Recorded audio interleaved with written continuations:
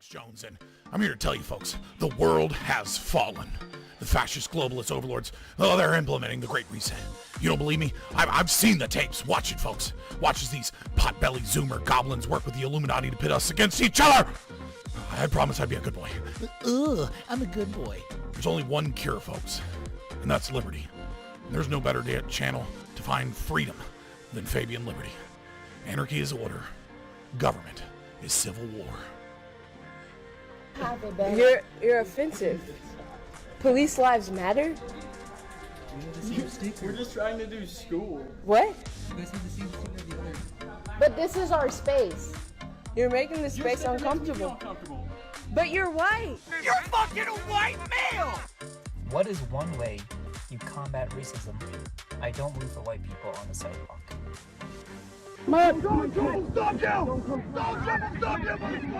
They want your wallets, they want your guns, they want the wieners off your sons. Democrats. Oh, we should film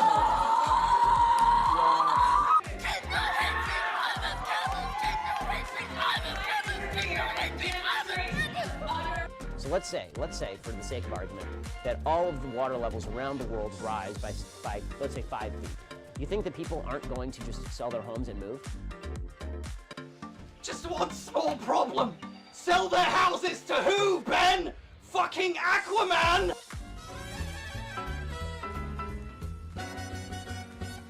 Vaccine!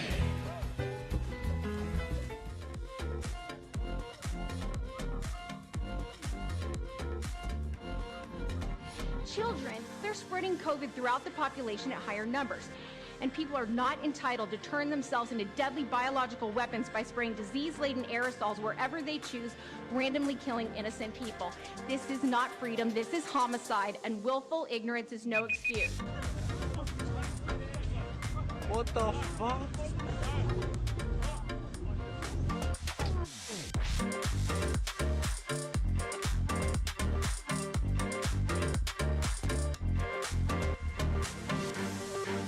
Highest margin of victory yet. It's really impressive. Though, I'm starting to think he might have had help from the Russians.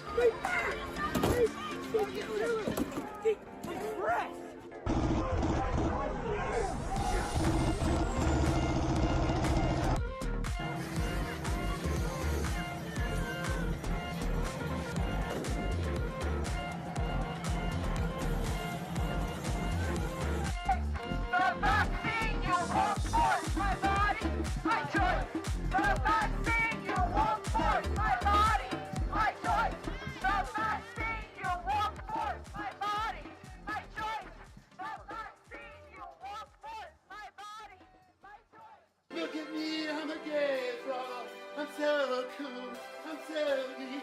I'll never have children and I'm sterilized. But the media says I'm totally cool. I'm a gay frog, I'm a gay fish. It's so good, and I think my daddy actually is. Ah! That was the right button. I meant to do that clearly.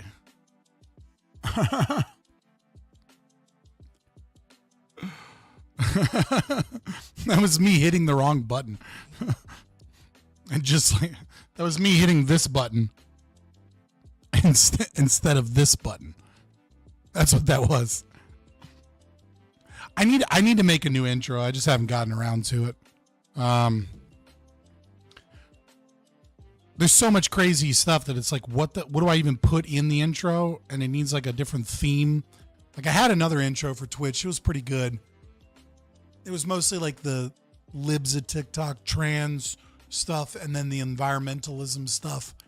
And even that like was longer than that one. Like it got out of control. My horse folder. First of all, if you're a streamer and you are putting shit like, and you're doing things on your computer that you don't want people to see, instead of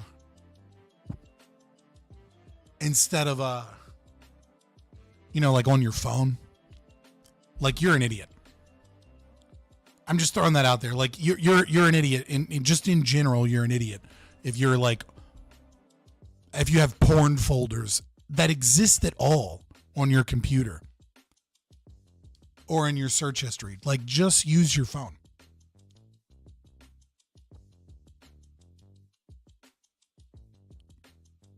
All right. I'm super. Hey, what's up, Rudy? I cleaned up the Discord a little bit for you guys. So, you know, I brought back Twitch clips, but I just renamed it stream clips. If you guys are in the Discord, please join the Discord. Oh, fair enough, Red Tornado. If you guys are in the thank you so much. Hell yeah. Hold on.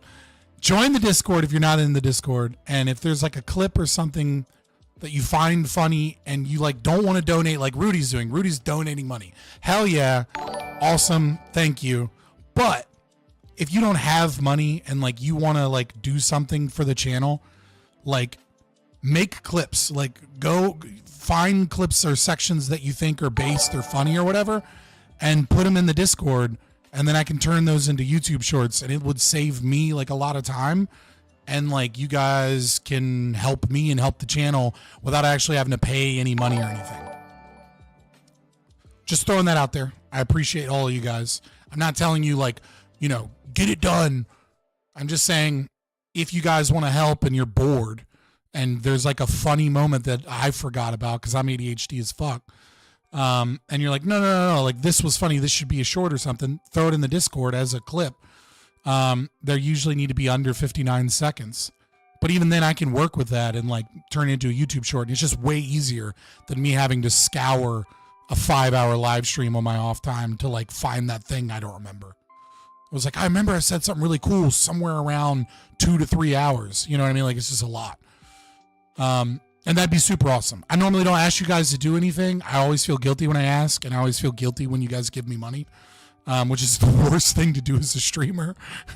Like, I shouldn't, but I just do. I always feel like I'm not giving enough to be worthy of any of that, but that would actually help, and it doesn't cost anything. I mean, it costs your time. Time is money and all that, but you know what I mean. But yeah, dude, I'm excited to see Prime fucking all sad and dejected and the people because Trump won. I'm liking a lot of things he's saying. I'm not liking some of the things he's saying. We'll see what happens. We'll see what he does. There's certainly some based stuff coming out of the administration, but again, you know, as with many things, you have to be careful with libertarianism or libertarian ideas, because how they are implemented can drastically affect what happens, right? Half libertarian measures can sometimes have disastrous consequences, right? Because we have a relatively functional, stable system that's circling the drain and getting less functional and stable, obviously. But it's built upon hundreds of years of somewhat functional system. And like when we bring in libertarian ideas and they're only halfway, they can cause disastrous consequences. I've talked tons of times. I'm not going to go back into it, but that's just how I feel. Like we have to be careful. We have to make sure that things are done right. And things aren't done and called libertarian that aren't really libertarian solutions. They're just some kind of like libertine thing thrown in. Or even worse, they're just like right-wing solutions. And they're like, this is libertarian. Like, no, it's not. But yeah, Computer Carnage. I'm happy to see you, brother. Yeah, I didn't fight the objectivism. I want you to know that. Like, I did not fight objectivism. I did not like be like, I'll never have any of these ideas. I genuinely was curious and wanted to know more and figure it out. I still have my issues with objectivism, right? I don't like Rand's original non-aggression principle. I still believe in argumentation ethics, in terms of what an individual can logically justify as an ethical system, right? I don't think it bridges the is-ought gap. I simply think it proves that that if you attempt to justify your system as ethical, that it falls into contradiction. You should have some issues with objectivism. It means you're a free thinker. I have issues with some parts myself. Yeah. Yeah. Fair enough. The Randroids really do bother me. I miss Wellspring, but it is what it is. I miss having somebody smarter than me to talk to. Is what I miss. Not to shit talk anybody here, but it's really just more a compliment to Wellspring. Here for the debate, Scott. Looks interesting. Who are the commies in the debate? It's the usual suspects. Let me see. There's Ghosty in there. I don't know if she's learned how to talk since the last time I did a panel with her, but hopefully, because usually she just kind of sits there and eats up the content, and then occasionally has like one left-wing dead brain idea. There's somebody else in here, but I don't know if they're streaming or not. It's Katsuya or something? Katyusha? I don't know who that is. And then everybody else is kind of the usual suspects. Admiral Gibbs, Doobie, Lactoid, Sociologic. No offense, I love my slow black ass. Yeah, I know Wellspring's so active. I just I told him off, and then he was like, "You will apologize or I'm done with you." And I was like, "Fuck you, I'm not apologizing." Yeah, I mean, I probably could have handled it better, but you should debate Liquid Zulu on objectivism if you disagree with any of his objectivist views.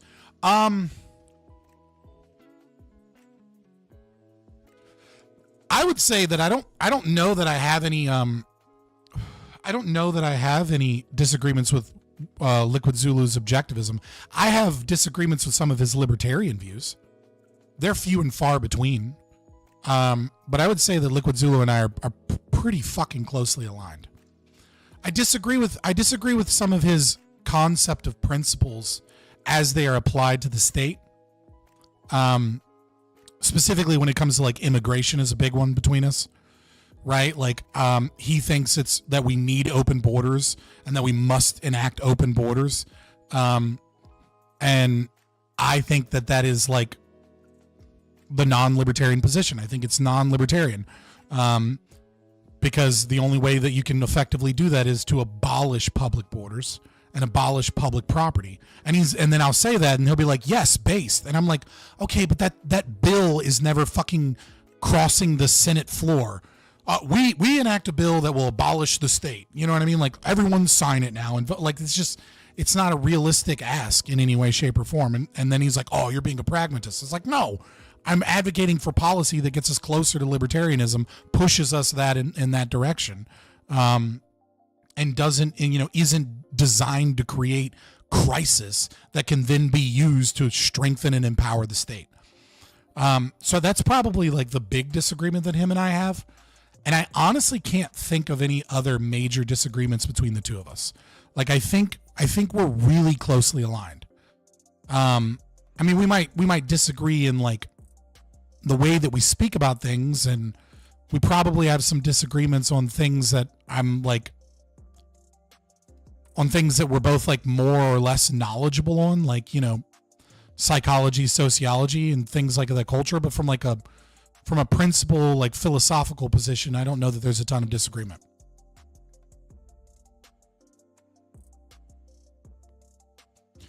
Who is the true final libertarian boss, Scott or Zulu? Probably Zulu. Zulu's more of a hardliner than I am, right? Zulu is less prone to tailor his speech to have a conversation where the normal people are, and is more no, I will stand my ground on my position, which I think just makes him a little bit more jagged and a little bit more rough. But again, that's more of a personality difference than it is a philosophical difference or anything. I've actually bit the bullet and taken up ANCAP label myself, though the sticklers here would call my political ideology voluntarist. What's the difference? I don't think there's really that much. I don't really think there is a substantive difference between voluntarism and anarcho-capitalism.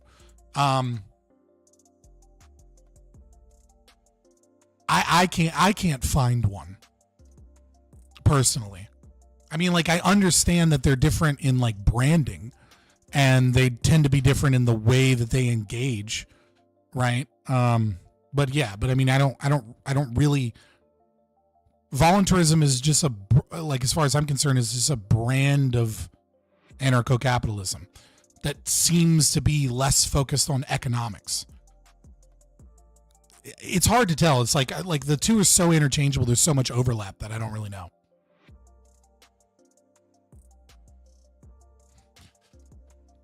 Anarchy and everything but name. Yeah. I don't know. You probably didn't hear this yesterday, Zulu, but like, I'm Zulu, Computer Carnage. But like, I kind of agree with Rothbard's unpublished writing, where he was like, he was musing the idea that maybe we shouldn't call ourselves ANCAPs or anarchists. Maybe we should just call ourselves non-anarchists, just so that we're not associated with like leftist, anti-capitalist, insane people that have like dominated the name anarchism. And so like, I kind of just like, I'm kind of chill. Yeah, non-anarchist. He didn't publish it. And so like, I'm kind of chill with the voluntarists, because it's like they kind of naturally took that path, where they were like, yeah, I want a different name to distinguish myself from like those commie lefties that pretend to be anarchists, that pretend to be for individual liberty and freedom, but really, like, when you engage with their axioms, they always lead to the inevitable conclusion of the creation of a socialist state.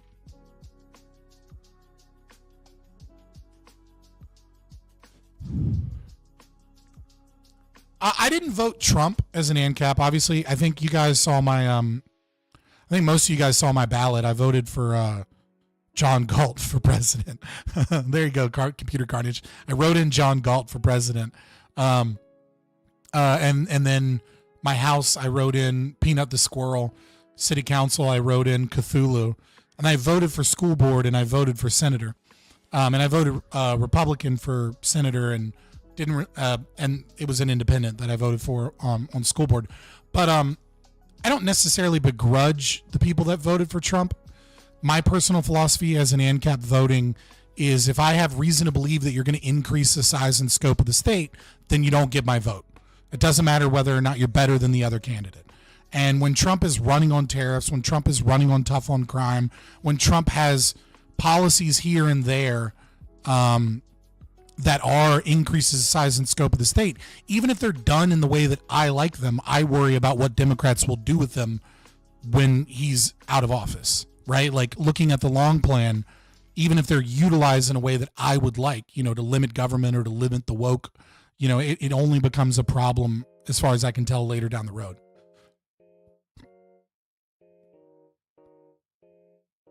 So like, I don't necessarily begrudge people, because the way that I see voting is, it to me, it's akin to, you're at home with your wife and kids, burglar breaks into your home, ties everybody up, puts a gun to your head, and then brings in two people. And person A promises that they're going to rape your wife in front of you and kill her. And person B promises that they're going to rape your wife in front of you, kill her, and then kill your children, and then kill you, right?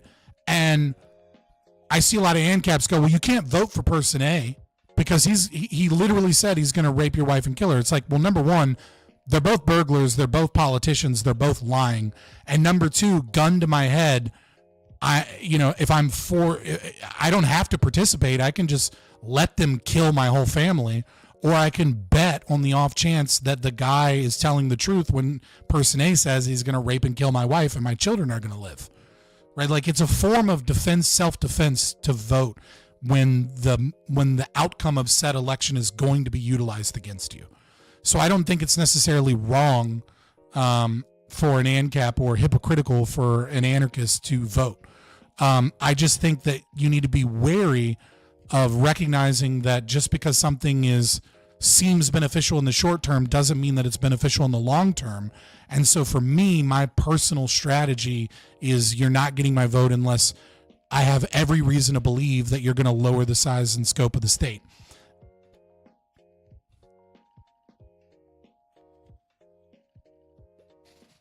Yeah, Computer Carnage said exactly what I said, but without the metaphor, right? Like, you're under duress. It's not a valid contract. I agree with Zulu, though. We can't keep running away from terms because we'll always have to do that when shit gets tough. So we are anarchists, fuck people who can't see that. Yeah, I mean, I still call myself a... yeah, dude, like the stream. There's 25 people in here and 9 likes. What the fuck is wrong with you? You guys don't have to give me money. You don't have to share, though you should do both those things, right? Make some clips. Give me some likes. You know what I mean? Just tell you it's a button. Just click the button. It's a quick little button. But yeah. Yeah, I mean, I'm still calling myself an anarchist, right? Like, you don't see me running from the term anarchist.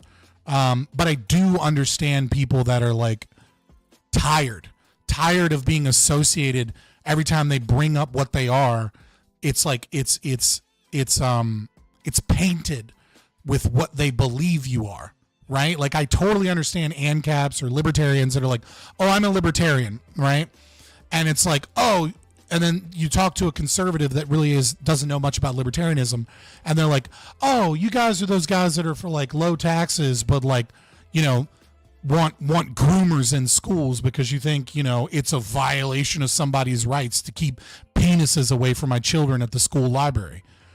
And like, fuck you, I don't like you. And it's like, dude, that's literally not me at all, right? Like, that's radically different from what I believe. And they're like, no, I've heard of you people.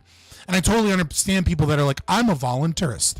And then they're like, oh, what's that? And then you have the opportunity, you know, to not be painted as such. But of course, it's a double-edged sword because then you have this whole new brand that you have to sell. And like you said, it's a never-ending goalpost where people infect it with like libertine ideology and subvert it. And then you have to find a new term and you have to kind of start all over again. So like, I mostly agree with Zulu on that, but I also understand people that adopt a different label because it's just easier in their life to explain their cause to people. Avaricionists. Ooh, I like that.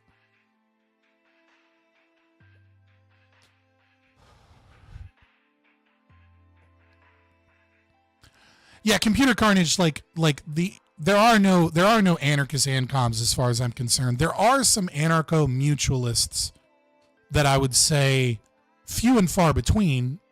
They're a minority, but I would say that there are like some anarcho-mutualists, you know, that are content with voluntarism, even if they themselves wouldn't necessarily isolate themselves that way. They would be perfectly fine with it because it's voluntary that they do that and you do your thing. Do you think there's any chance Trump will pardon Ross? I think Trump will pardon Ross. I don't, and the reason is because it's a piece of paper and he's already promised and brought it up so many times, right? Like he only stands to lose by not pardoning Ross.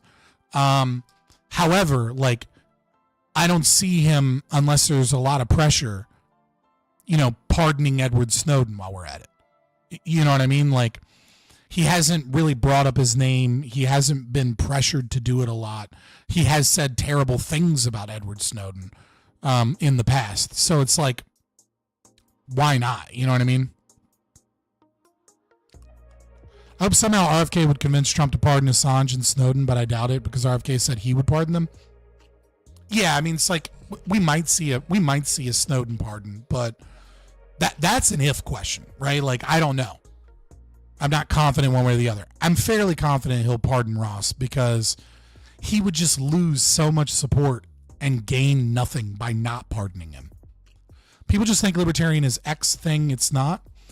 Sometimes, like, yes, that guy bans Asians and hates them from his store. I do the opposite. Both of us can be libertarian. Yeah, I mean, the thing about libertarianism is that it must be discriminatory. It is discriminatory. It has to be discriminatory. It cannot function unless it is discriminatory. Now, how that discrimination takes place is going to be based off of one's personal values. And what's weird is that discriminatory and discrimination has become a dirty word, and yet we all do it in our daily lives, and the state does it constantly. And so, I mean, like, to establish order, one needs discrimination. To make value judgments, you need discrimination, right? You have to say X is better than Z, right? That is a discrimination of Z.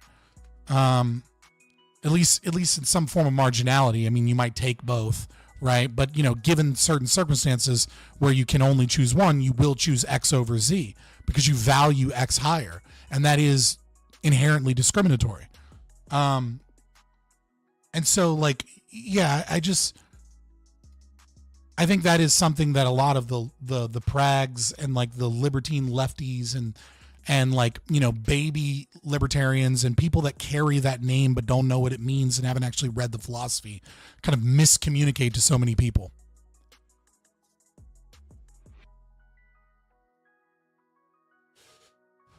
Oh, 100% computer carnage. NCOMs cannot be voluntarists if they have no ANCAP theory of property. Yeah, I mean, you can voluntarily choose to go live on a commune that is, you know, that is set up via contract to work, you know, as a we all share everything, and you know, and we have this democratic process where all of that occurs.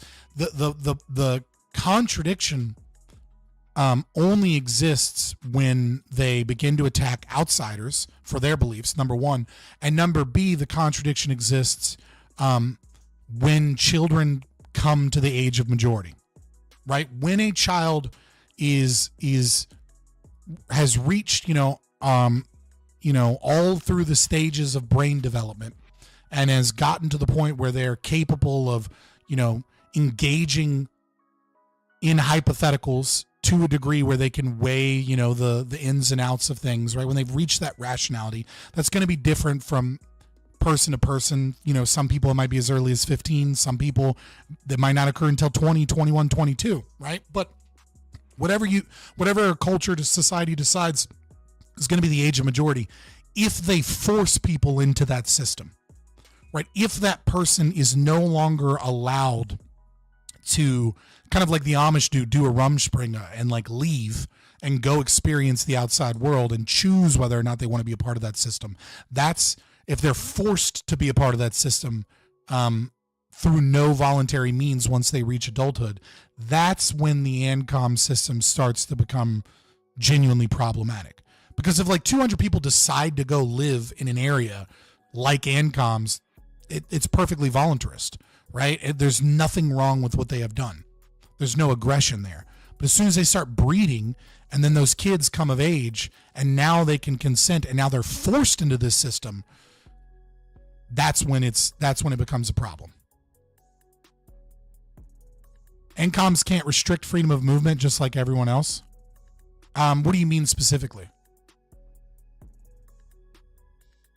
I don't know why you'd want to live in a commune under Ancapistan, but you could. There are always people that grow up privileged, right? And lack struggle and have some, you know, some soul searching, if you will, you know, however you want to describe that feeling of wanderlust, right? That want to go out and experience communal living or go and live off of the land, you know, et cetera, et cetera. So, I mean, that is just going to be a kind of a thing that will always occur. And so if the whole world becomes Ancapistan, you know, you're going to see those people go and live in those places. And some of those people will be there permanently. Most people, I think, will do it for a while and go, wow, farming with hand tools fucking sucks, right? And like they're going to go, you know, do some other things. But they might, you know, there can be valuable life lessons learned in voluntarily taking on some levels of adversity in your life that you might not have had, you know, as a means of better understanding yourself, better understanding where you sit, understanding your competence, etc.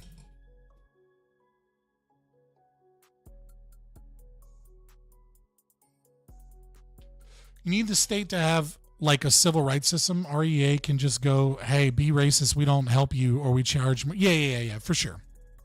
Yeah, I've said plenty of times, like, it is morally wrong, in my opinion. Well, not morally wrong. That's the wrong word. Ethically unjustifiable to force with violence, the white deli owner to accept blacks in his business establishment, right? It would be ethically unjustifiable if he had a no N-word sign on his window.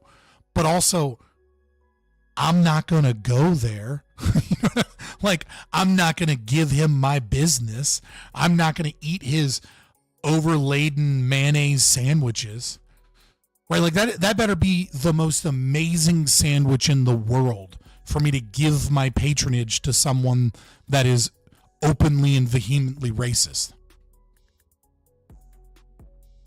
What happened to the Free State Project? Was there ever a chance? What went wrong?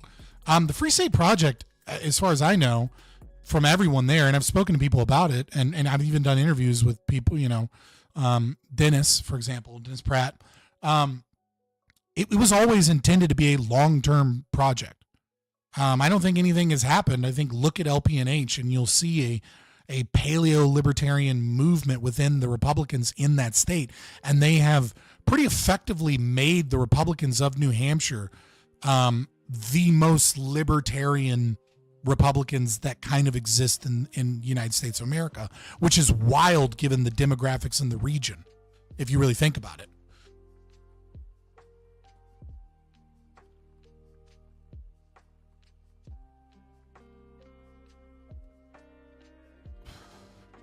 Hey, Scott, have you had an opportunity to read the Anti-Subjectivist Manifesto by Patrick Smith on the Disenthrall channel? I need to talk to Disenthrall again. I haven't been on there in forever. I need to DM him and chit chat, see where he's at. Has me rethinking objective law from a meta ethics perspective. No, he had DM'd me at one point in time too to talk about argumentation ethics. And then they just decided not to do it. And they decided to just kind of that they had enough information, which is fine, to release their kind of argumentation against argumentation ethics. I still think they got it wrong, but I haven't read the Anti-Subjectivist Manifesto. I know that you DM'd it to me at some point, and I bookmarked it, but I'm really ADHD and I forget shit, and I'm sorry. I don't really have a good excuse other than just the truth, and that's that. ESOP is better than co-op though. 200% market does it again. Yeah, I mean ESOP models tend to work until you go overseas. ESOP models tend to be pretty effective. So it's kind of a Fabian thing from the start. I don't know that they were necessarily Fabian so much as they just recognized that it was going to take a long time. So there was really no other choice.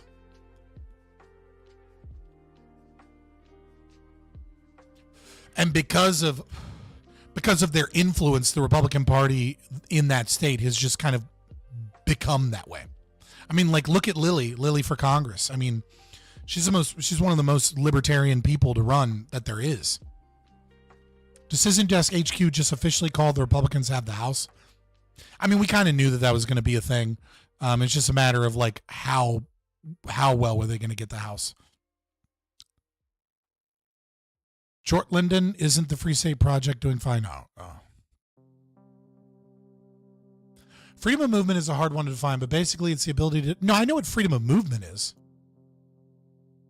My question wasn't what is freedom of movement. My question was ANCOMs can't restrict freedom of movement just like everyone else. Let me finish reading what you said.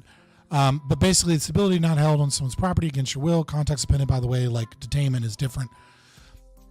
Yeah, I mean, but if 200 ANCOMs go out into the woods and they're and gain land, let's say by the first user principle, or maybe even they engage in the system and purchase the land from the rightful owner, right? And it's their land. And then they build a contract, right? Where there is one owner of the land, but there is a contract, that essentially is also a charter for anarcho-communism, in practice, right? But there is one owner, and that owner, can revert to the next owner in line or whatever, so that the contract is valid.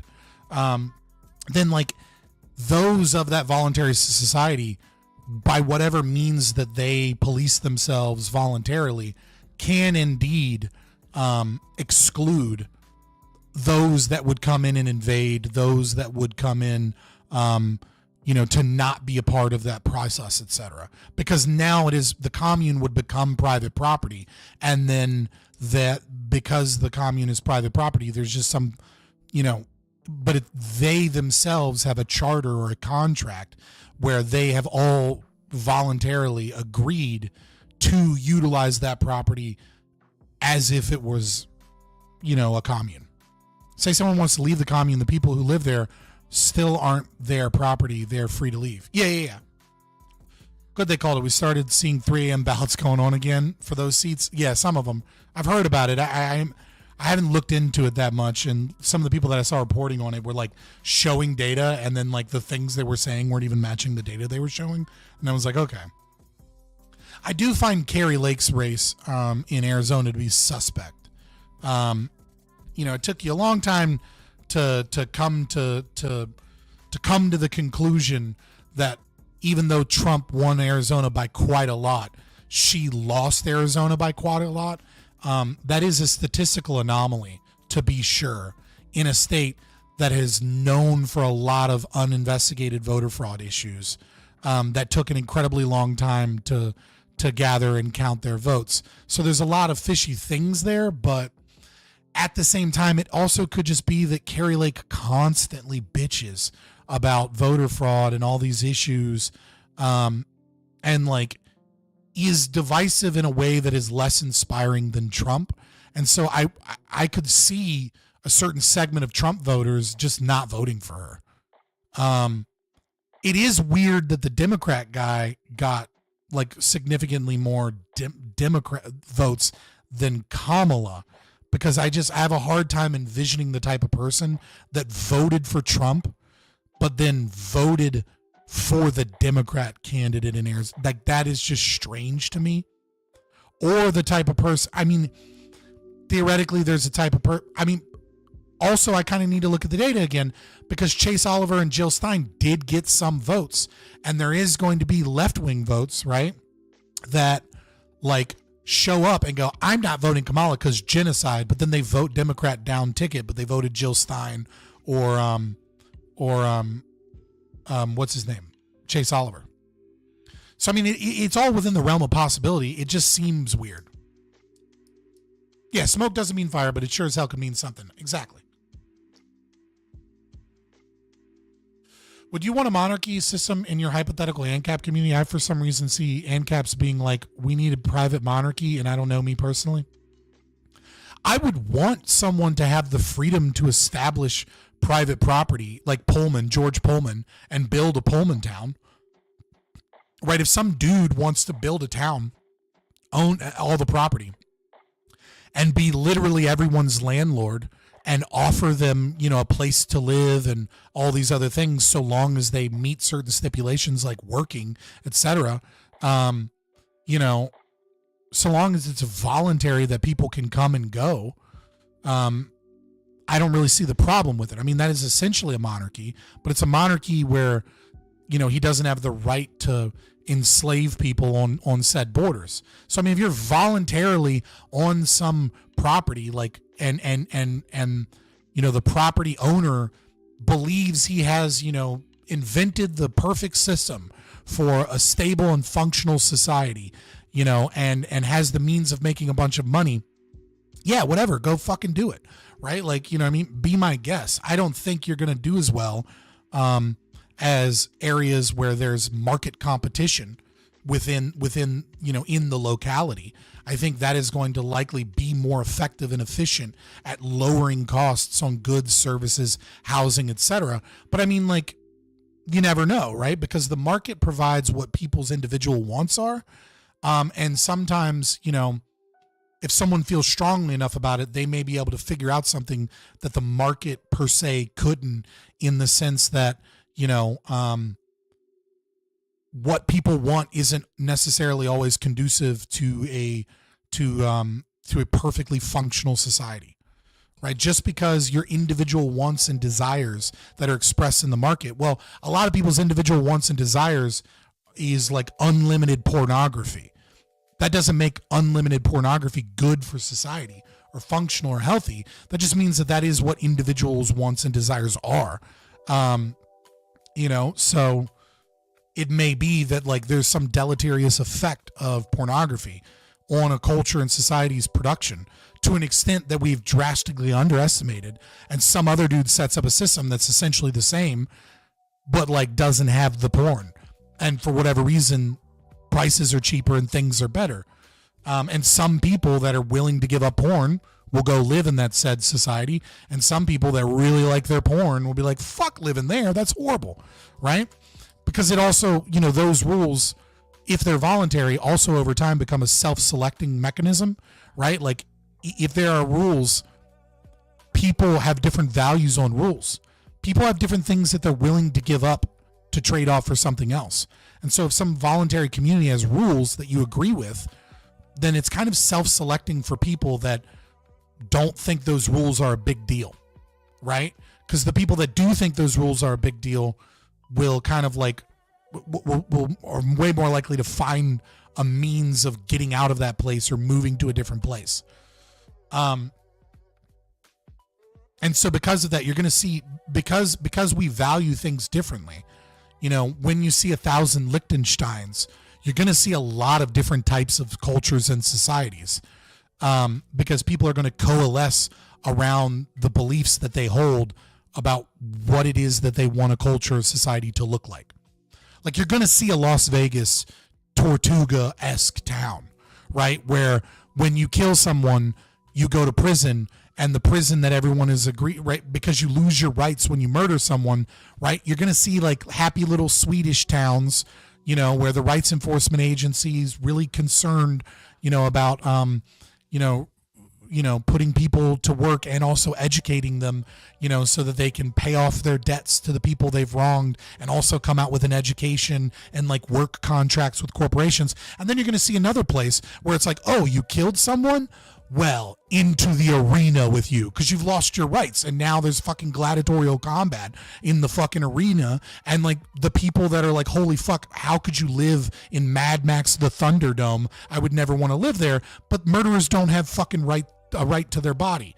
They murdered someone. So that society chooses to put you in the Thunderdome and sell tickets.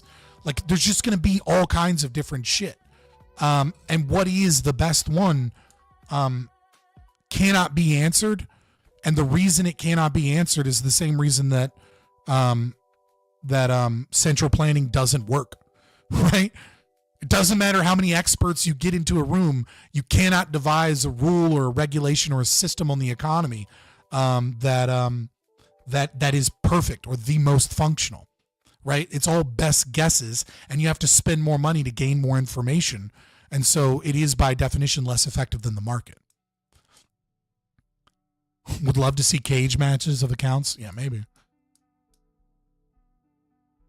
I understand that. I just wanted to know which voluntary government style would you prefer?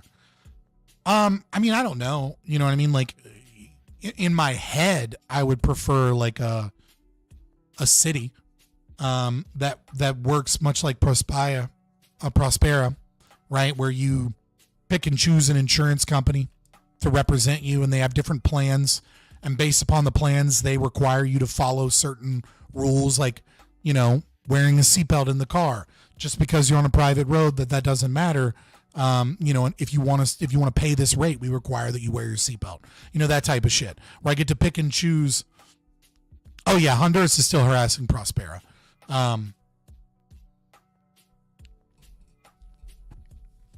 They just want tax money off of them. It's really all they want. And they want to blame them for like the economic failures of communists. Like they're almost completely separated economically. It's hilarious. What would that be? A rule by judge? No, it'd be like private insurance companies. And when there's a property dispute, you give them your insurance. Your insurance contacts their insurance, and then it's handled just like it is for car insurance. In the event that you guys can't reach an agreement, then you've already, before you signed up, waived your right to like Hatfield and McCoy the situation, and then an arbitration firm is brought in and they make the final decision.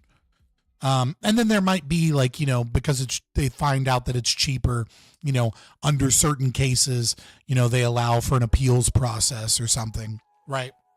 But ultimately it's decided through voluntary arbitration.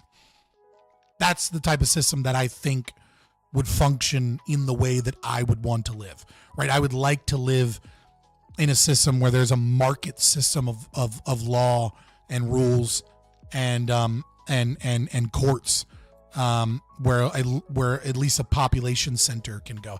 To me, it just seems like the most scalable system, and I like living around a lot of people.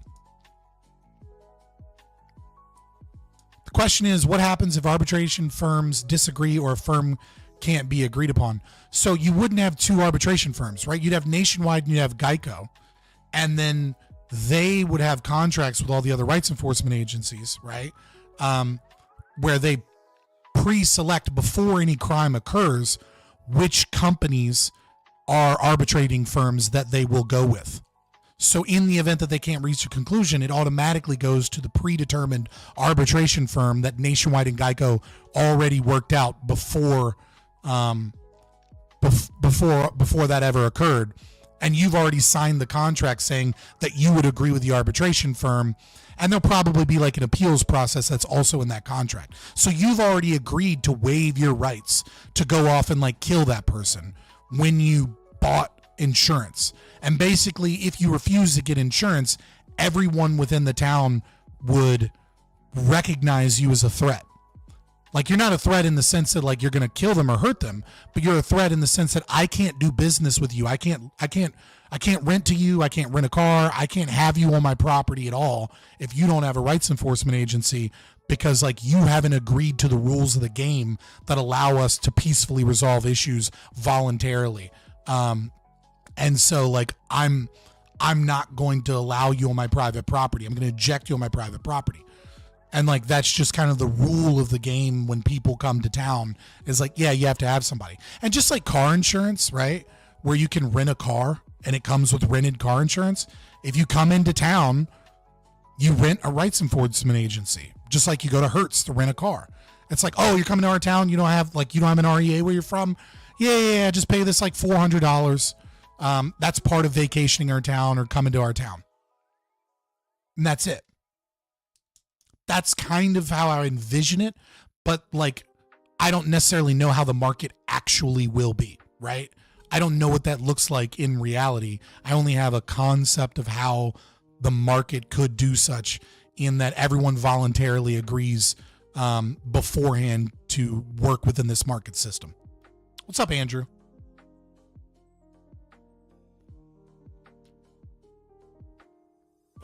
Pretty soon I'm going to go hop on this debate panel. Actually, let me check the Discord. There's no announcement as of yet in the Discord group chat.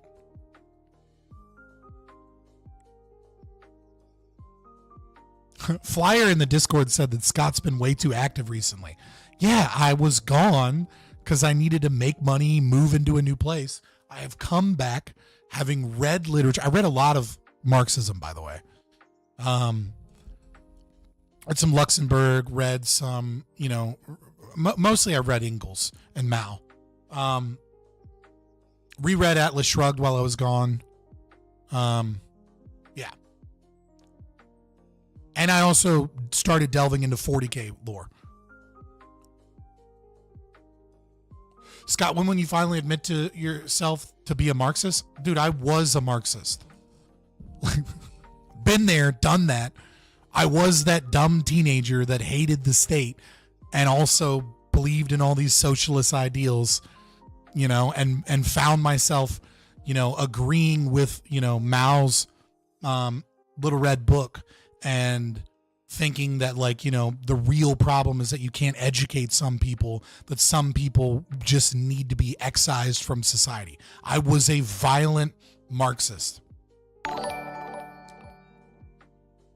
Then I started seeing the lies that that Marxists were telling. Did you see ANCAT's History of Libertarianism video? I'm going to write that down. But it seems interesting. I'll check it out. Dude, hell yeah, Rudy. What's good?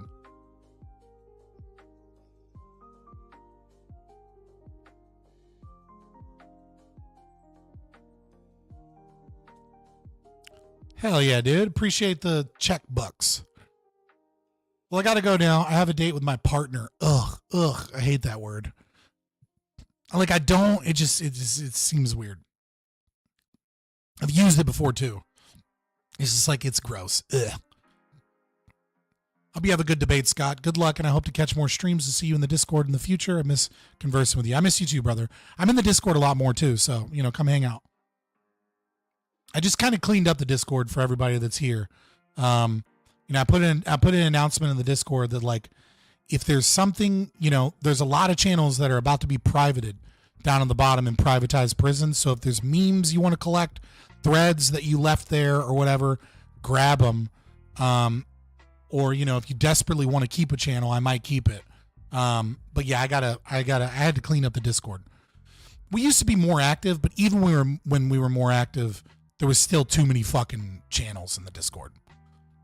I got overzealous with making a channel for everything when there didn't need to be. Yes, literally 1984. Deleting the channels. Trump picked Mike Walls as Nat's SEC advisor if you need factoids for the debate. No way.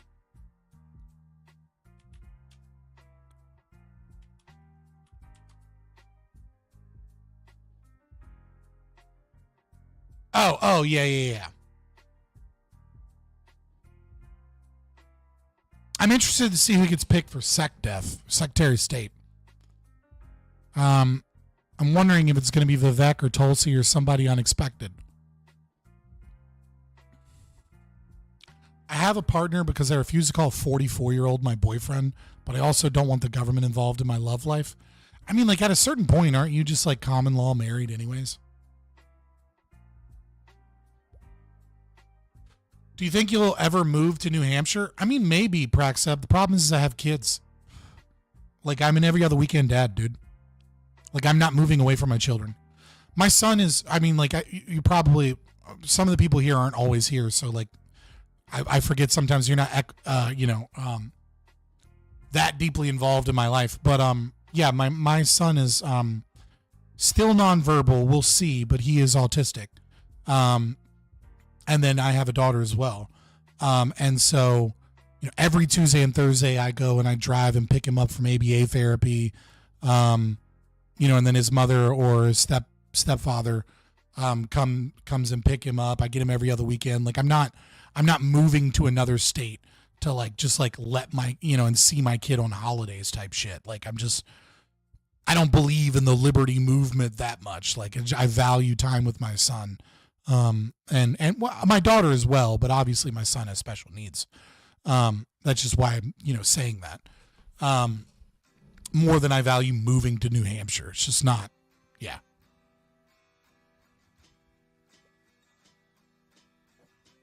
Trump is considering Marco Rubio for Secretary of State. All of these things are rumors. We'll see. All right. Let me, I'm going to hop in here and then I'm going to take a quick potty break.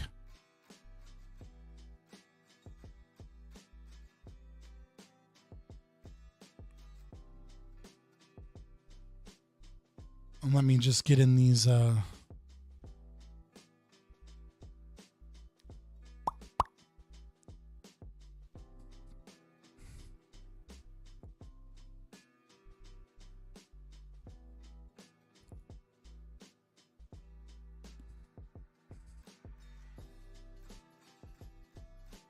but yeah, again, we'll see. And then we're going to get the debate started.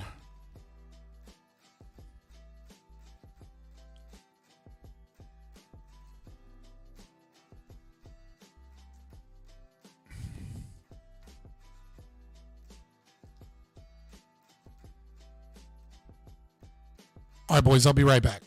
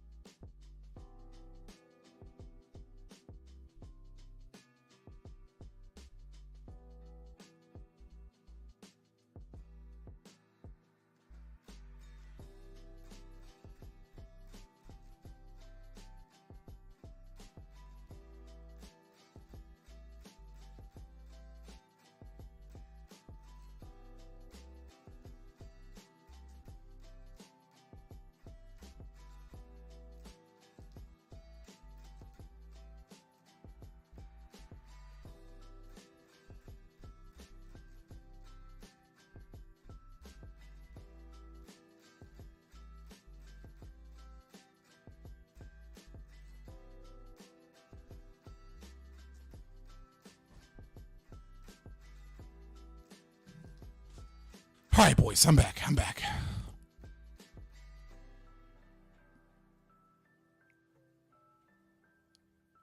Prime starts in 4 minutes. Yeah. Let me actually add everyone in the Discord while I'm here.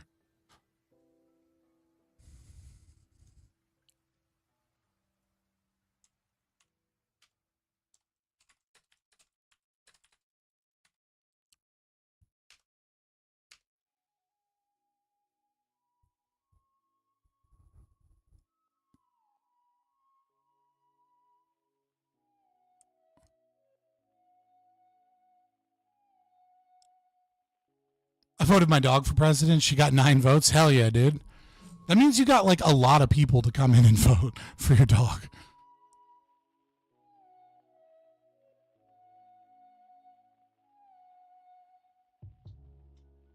Yeah, go join Rudy in the Discord. Like, why not?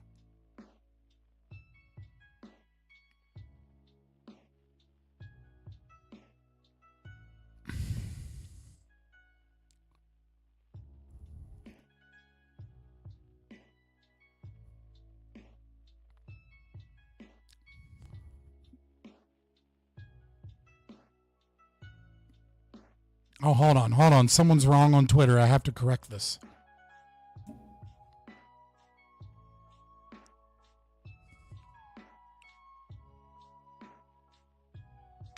Hello. Good evening.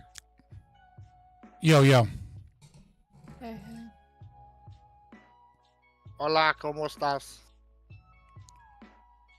Gibbs, don't you know that language is going to be banned soon? I was just about to say, man, Trump just got elected, all right? Don't speak that dirty slave language. You gotta be careful. No, Relax, he has until January. Language of champions. You notice Mexico's never good in the Olympics. You know why? I know exactly what you're about to say. Apparently. Because of the cartels. That I hope Trump cleans out. That's what it is. They're fighting. They're taking all the good ones. Oh my God. That is not what I thought you were going to say.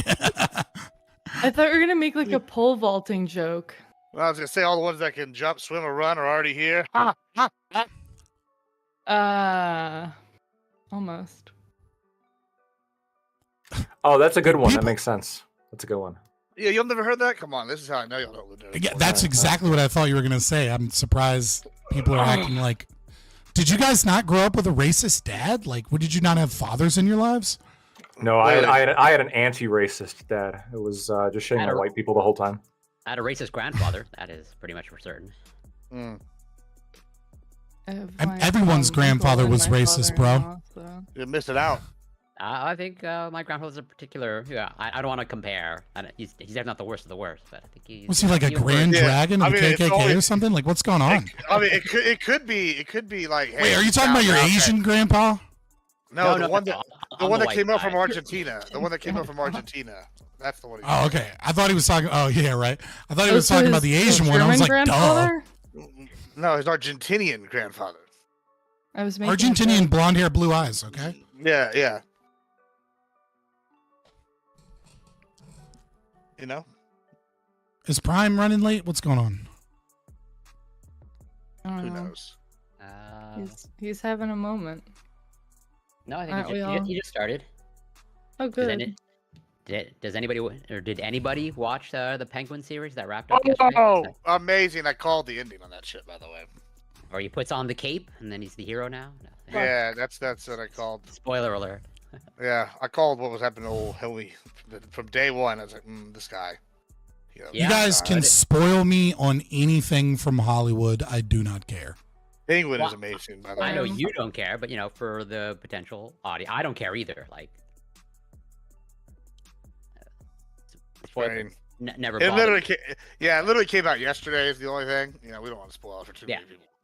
But yeah, it was a great series. I hope. Well, I think it's. I don't know if it's been said anything about a season 2, but I assume they're going to do one. But you're talking about the Penguin?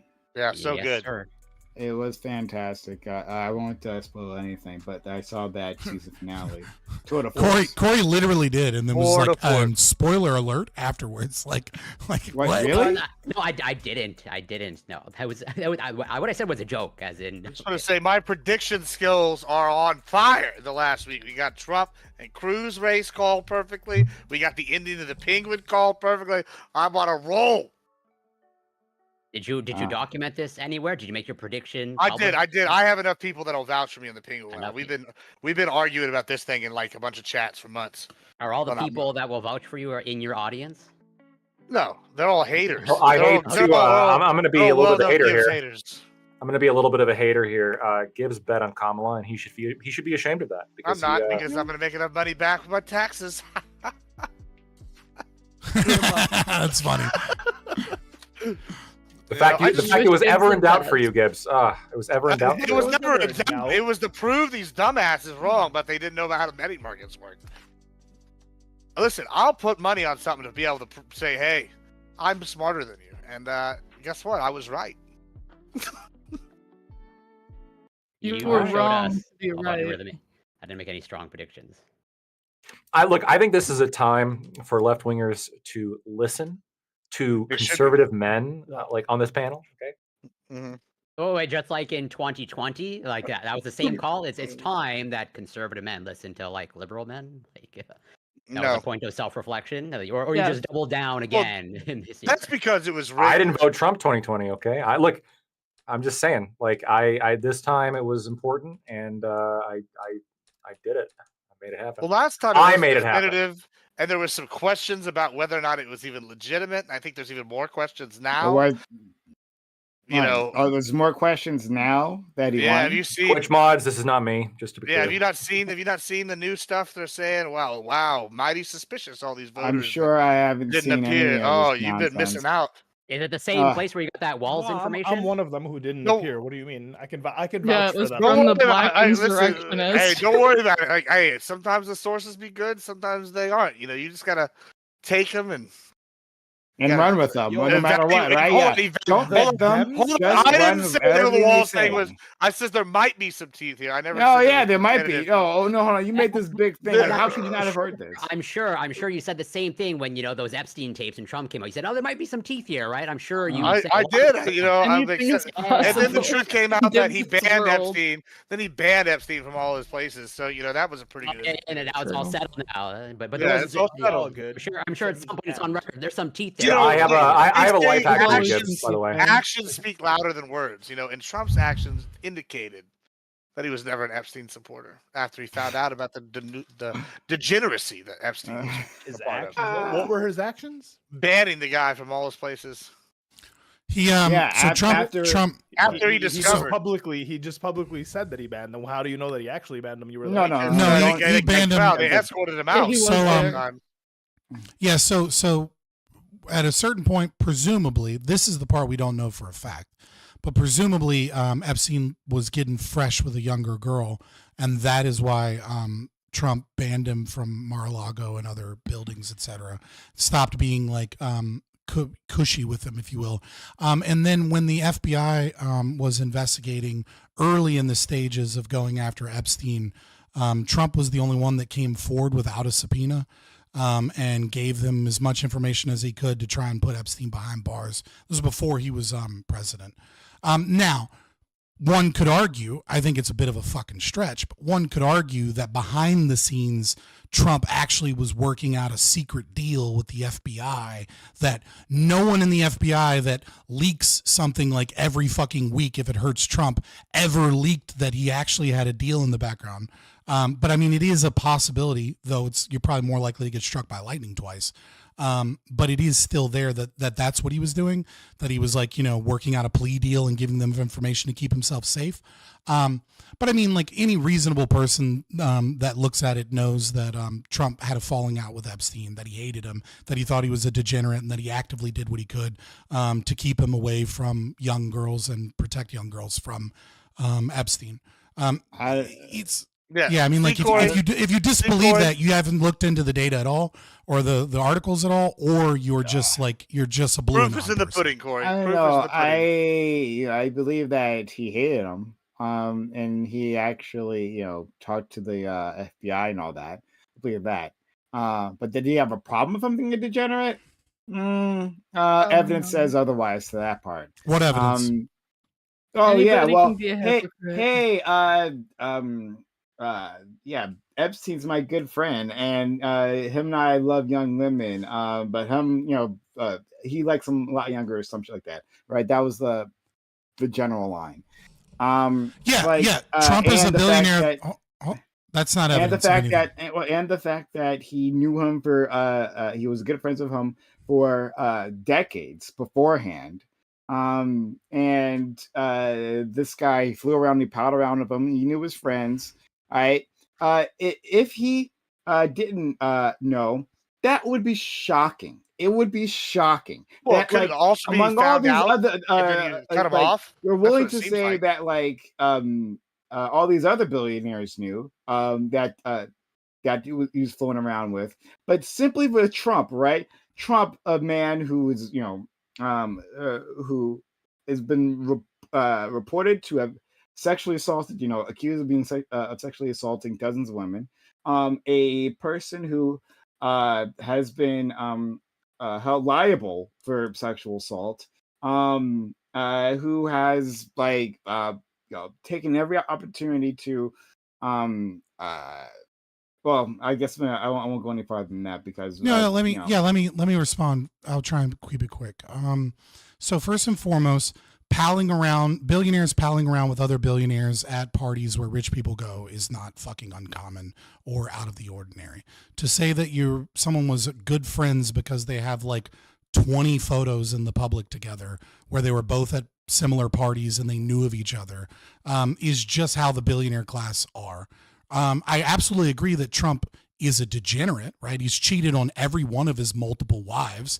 But that isn't the same thing. And him saying a comment like, oh, he likes them young, I like them young too, is not him saying, I like to fuck kids, right? That's him saying, I'm a billionaire that likes 20-year-old hot chicks, right? Even though I'm in my 40s. Hold on. Right? No. I'm responding to the points that you made. One second. You're not letting me finish the response. If you don't let me finish, 1 second. Sure. Then it's a gish gallop. Hold on. Calm down. I just wanted to say one thing. I didn't say that Trump engaged in it, right? That's something very clear. I never said that. I said that he knew. That's it. Yeah, go ahead. Right. The next one you said is he's been accused of raping dozens of women. An accusation against one of the most hated people in the entire world is not really meaningful in any way, shape, or form, right? Like that means nothing. But you did say that he was, that he was convicted. We're not convicted, sorry. Found guilty in civil case against Jean Carroll. Yeah. Right.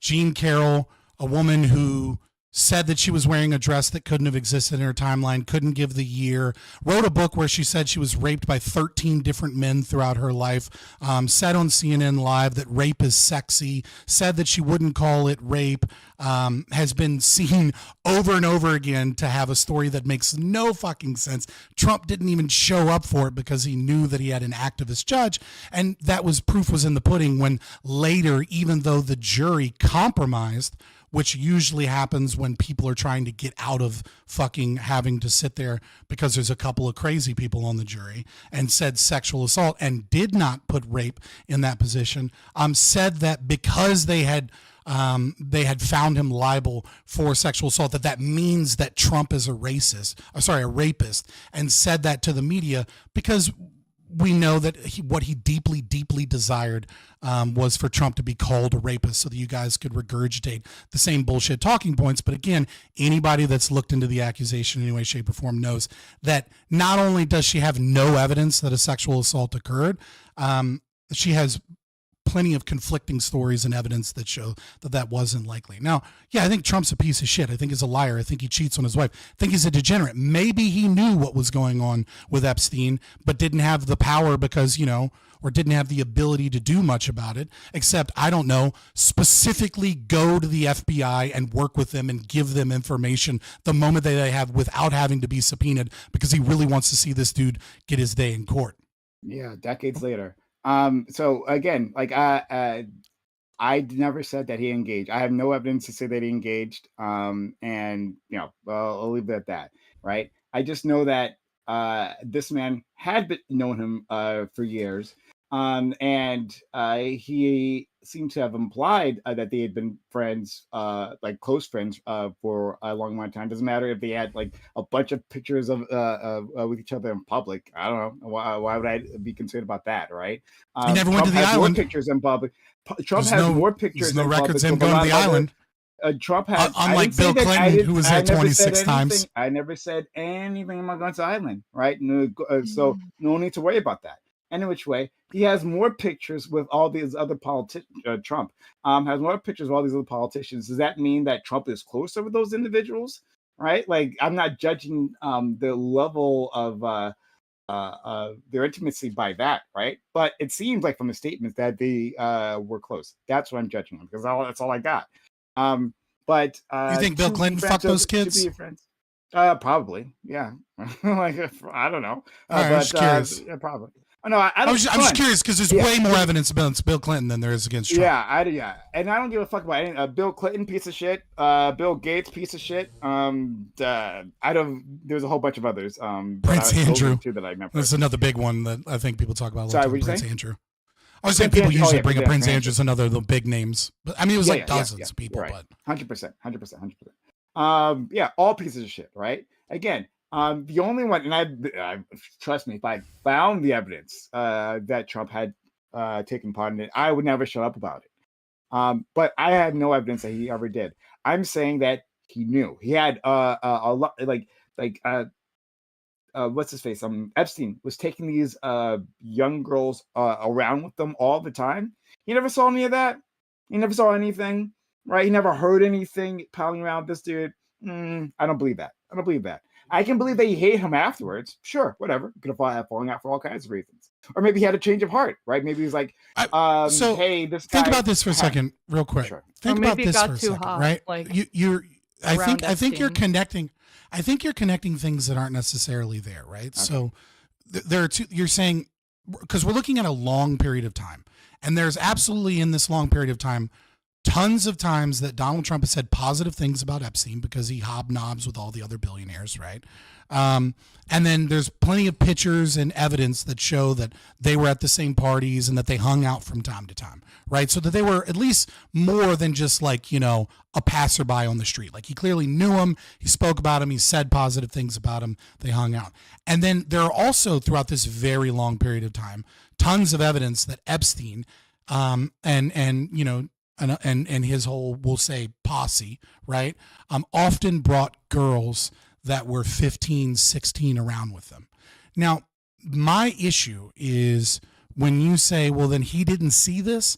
When we're looking at a 30-year period, why is there not a single photo that the media or crazy left-wing activists on Twitter can show of Donald Trump at a party next to Epstein and one of these girls that he has in tow with him in the same photo? That doesn't exist. Now, there is one of one of those girls at 15 giving Bill Clinton a back rub right before he hops on a plane. That photo exists, but there's not a single one of Trump. And I'm telling you, if there was a photo of just a young girl that we could prove was underage, Epstein and Trump in the same fucking room, you would see that photo every fucking day on Twitter. Right, like, and you would. So that photo doesn't exist. And what I would argue is most likely the case is that yes, he did ship around a lot of young girls, and he did hang out at a lot of billionaire parties. But I don't think those were necessarily always happening at the same time. I don't think Trump was probably in the same spaces where Epstein had a couple of young girls in tow. I mean, just to play with that for a second, like, if you go out like a lot and you take photos. Like, oh, night out. You take photos of, like, I don't know, random people that are your friends or whatever, and eventually you see these people in the same, like, social circles. Like, you would call these people your friends, But like, if you don't ever see them outside like the party scene, like how would you know anything about their like life? Like, really, like, you know what I'm saying? Like, I don't really feel like I kind of Prime's kind of got a little bit of a point, right? Like they're a But rumor I mean, mill hold and on. everything like If that. I go He on, if probably I knew go on, I there go was to some my shicey Instagram. shit. But hold on, if I go to my Instagram right now, and like they were like, oh, so and so is a like I don't know a coke dealer or works for the mob or something. Like, and okay, and I'm like in a like I don't know a photo or two with him like every other year, over a span of like 10 years, because he's from my like I don't know, like high school or something, right? And so I have like a 15-20 year relationship with this person and 20 years of photo.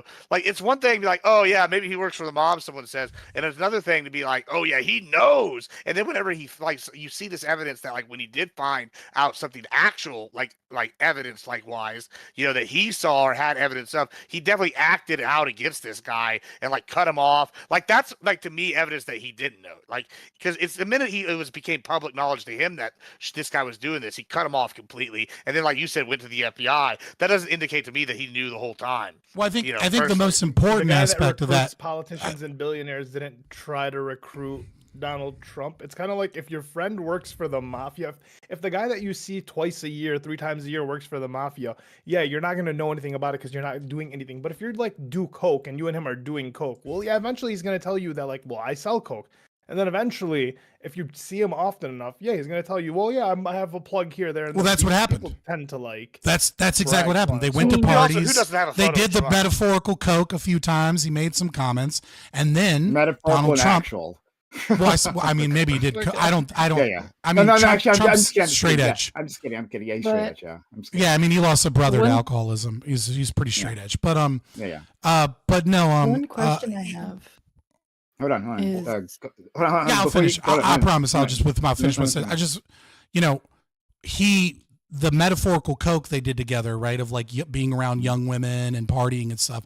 The moment that he started hitting on an underage girl and harassing her, Trump got rid of him. And it's important to state that this occurred. I don't remember the exact year. I'd have to go look it up. But this occurred before there was any big call against Epstein, right? This isn't like, oh, the writing's on the wall. This is like when Epstein still has a massive client list and is connected with all the powerful people, and it's financially disincentivized to go against somebody like Epstein. He did it anyways. Go ahead, Katya. Okay, so my question was just, is it, I mean, here's the thing. This isn't a case that I know every detail about it. But is it a possibility that around the time that he turned on Epstein, like he had whisperings or kind of been aware of like the type of things that have been going on for a while, but it seemed like other people would find out? Because it seems like Trump is the type of dude who wants to be the first person to break the news, because if somebody else does it, then he's implicated. I mean, but I'm not an expert on this. This is I brought that up earlier when I said, like, there is a small percentage chance that like he was working with the FBI because he knew a lot more what was going on, etc. My issue with that is you would have to believe that throughout all of 2016 to 2024, the same intelligence agencies that leaked 51 people saying the Hunter Biden laptop is Russian misinformation, the same people that constantly are in communication with the media and leaking things that they're not supposed to leak, so that it will hurt Donald Trump, would never have been able to find out that information from the investigation and been able to leak that. Like, nobody has. It's possible. Though. Right. That's what I mean, is that like if there was something on Trump, you can almost guarantee some whistleblower would have fucking came out. I 100% believe. There are way too many people that hate Trump in the FBI that 100%. Like that. Yeah, I mean, it is possible, but it's just highly unlikely. Well, yeah.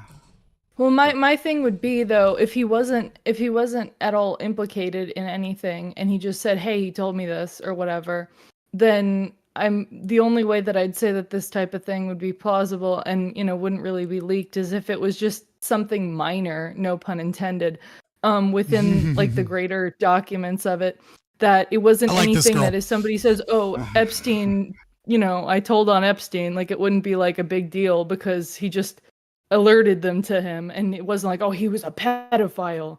So if it was like kind of a nothing burger as far as Trump's involvement in documentation, That could be a thing where it wasn't leaked. That's, I'd say, the only possibility there. Well, I mean, it's also possible. However, again, very unlikely.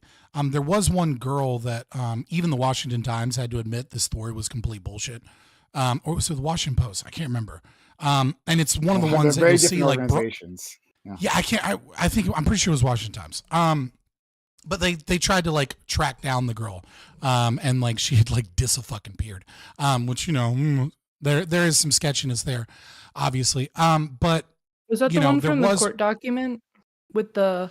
Yeah, like this came out in like 2016, I think, and like everybody looked at it, and the story doesn't match any.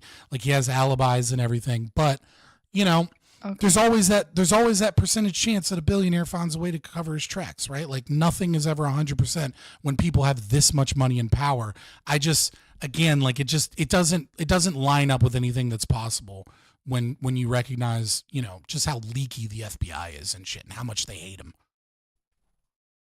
I also like to throw out there, like, this guy's like a financier, right? Epstein, right? He has his thumb in a lot of pies, and Trump's kind of the same way. I could easily see, like, Trump finding out or hearing the rumors, right? And he's like, well, shit, I'm already, like, into, like, me and my associates have, like, done business this side, but we need to pull out. How do we do this, like, quietly over time? And then when Epstein actually does something in front of him to where Trump's like, oh, you got to go, he's like, okay, at this point, it doesn't matter. Now I've actually seen it. I have to extricate myself completely. Like, I think there's something to be said for that. I think it's very likely that it's like, oh, do I want to ruin billions and millions of dollars in business over like a rumor? And then, oh, I saw him do it. Yeah, now I'm gonna take my business out. Whether or not, like, I'd be like, okay, if you hear a rumor about somebody, you can't get away from Epstein off a fucking rumor. Like, this guy has way too much money and power. Yeah, and like on top of that, I know y'all don't do it for y'all's friends. Like, say you hear a rumor about one of your friends, and it's like, even if it's spicy, you're like, no, they didn't do that. Or like maybe the first time, or you hear it like 4 or 5 times, you're gonna be like, oh, that's shitty. I haven't seen them do that. They've never acted this way around me, etc. Then when you finally do see them, you're like, oh, I need to evaluate my friendship. So it's definitely like that, I think, with billionaires who probably have business interests and associates that have like business. It's like all these webs, right? Like, like where they're connected. I don't think it's just that easy to be like, oh, I gotta pull out. I hear you. No, I hear you. I think that's a possibility as well. I'll say that. That especially if there is some financial entanglements, right? You have a reason to, ignore the rumors until like then it's in front of your face, and then like, all right, well, you're done. Now I got to do something. No, it's definitely a possibility. So I'll put that out there. But I think it's also a possibility that he knew and he didn't do anything for decades. This was like an open secret. We didn't have the media environment that we have now, right? And we didn't have the cultural environment where we had now, right? So it's a possibility as well that he knew. And then they had some other falling out because there's plenty of reasons why these egomaniacs would like each other and then all of a sudden not like each other. There's also a third possibility. And hear me out on this, right? Sure. Trump is a known degenerate. Trump is a known degenerate, right? I think we can all establish, even if you don't believe the rape allegations and all of that, you can establish that he said some weird shit, that he probably did show up in Miss USA locker rooms when he wasn't supposed to be there a couple times, right? That he did get recorded saying grab him by the pussy, and like when you're a billionaire, they let him do that, right? You can call him an alpha male, Andrew Tate, the other child trafficker, not Epstein, right? Like whatever, and it could be very possible, right, that given the culture and given what was going on and given the fact that he is a degenerate sick fuck, that like Trump doesn't really have a problem with you bringing around 16-year-old girls. But then he found out about Epstein's Island, and then he found out that it was like little kids. And then he was like, whoa, there's a big fucking difference than a girl that's like lying about her age by a year or two, but is a woman that's like at the parties with us. She wants to be here. I'm cool with that. But like your kid fucking on a secret island somewhere. Whoa, I got to get the fuck away from this. And then he's like, look, I may or may not have been around a couple of times when there was a 17-year-old girl that was doing coke and giving me a blowjob when my wife thought I wasn't at a party. But this kid shit is not the fucking same. You know what I mean? Like, so there is a kind of a middle ground area that might just be true. in that I regard. really like this one. Actually, I like this one a lot. Because it lines up with what we see in other areas, right? For Diddy, we had. I was reading this article talked about one of his. Who's going to be worse, Diddy or Epstein? Well, hold on, we'll work that in a second. But like Diddy, because he did it to black people. But but no. But reading one of the articles about like we'll just call them recruiters. Okay, I don't know the best way to call them, but they would go out and look for women to be part of the parties, right? And he had like and I might have the article somewhere. I think I might have saved it. But he had all kinds of requirements for their appearance, right? They couldn't be over like 140 pounds, right?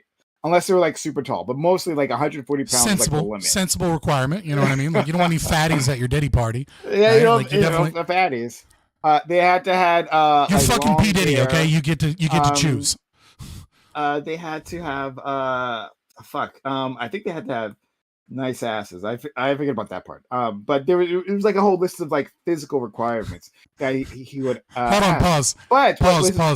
Pause real quick. I mean, the idea that they have to have, quote, nice asses means that at one point in time, because anybody that's seen Making the Band knows that Diddy had these people who was like, come here. All right, I got a slideshow of what is and isn't a nice ass. All right, and when I'm not going through this again. All right, see this ass? This is a nice ass. See this ass? That is not a nice ass. That also means one time he failed. Somebody brought somebody that was a real terrible ass. Let me finish the story, please. Right. But anyway, somebody fucked up. Oh God, let me finish the story.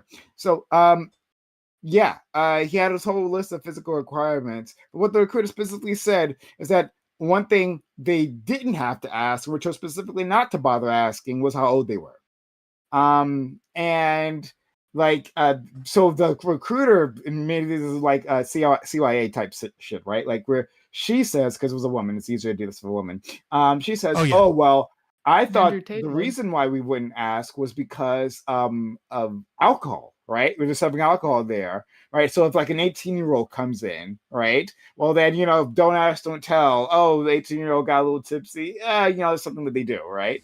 But it seems fishy, and then we know now that there are plenty of underage girls. So anyway, to connect it, yes, I like that theory because in that party scene, things are loose, and there's so much money. There's so much money, right? And like women like are drawn to them like magnets, right? And maybe someone doesn't get ID checked, and they get into a club, and it's like, whatever, right? Like she seems a little young to me, but whatever, right? I've had some young looking women around myself too, so you can just push that away until then you hear about an island with like kitty fucking happening, and then that changes. Right. So I'll put that out there. Right. All I have to say is, I guess the 140-pound weight limit makes sense because after you roofie somebody, you have to carry them around. It can't be too heavy for that. Well, Diddy's not very good at math, right? So he doesn't want to have to try and figure out the dosage.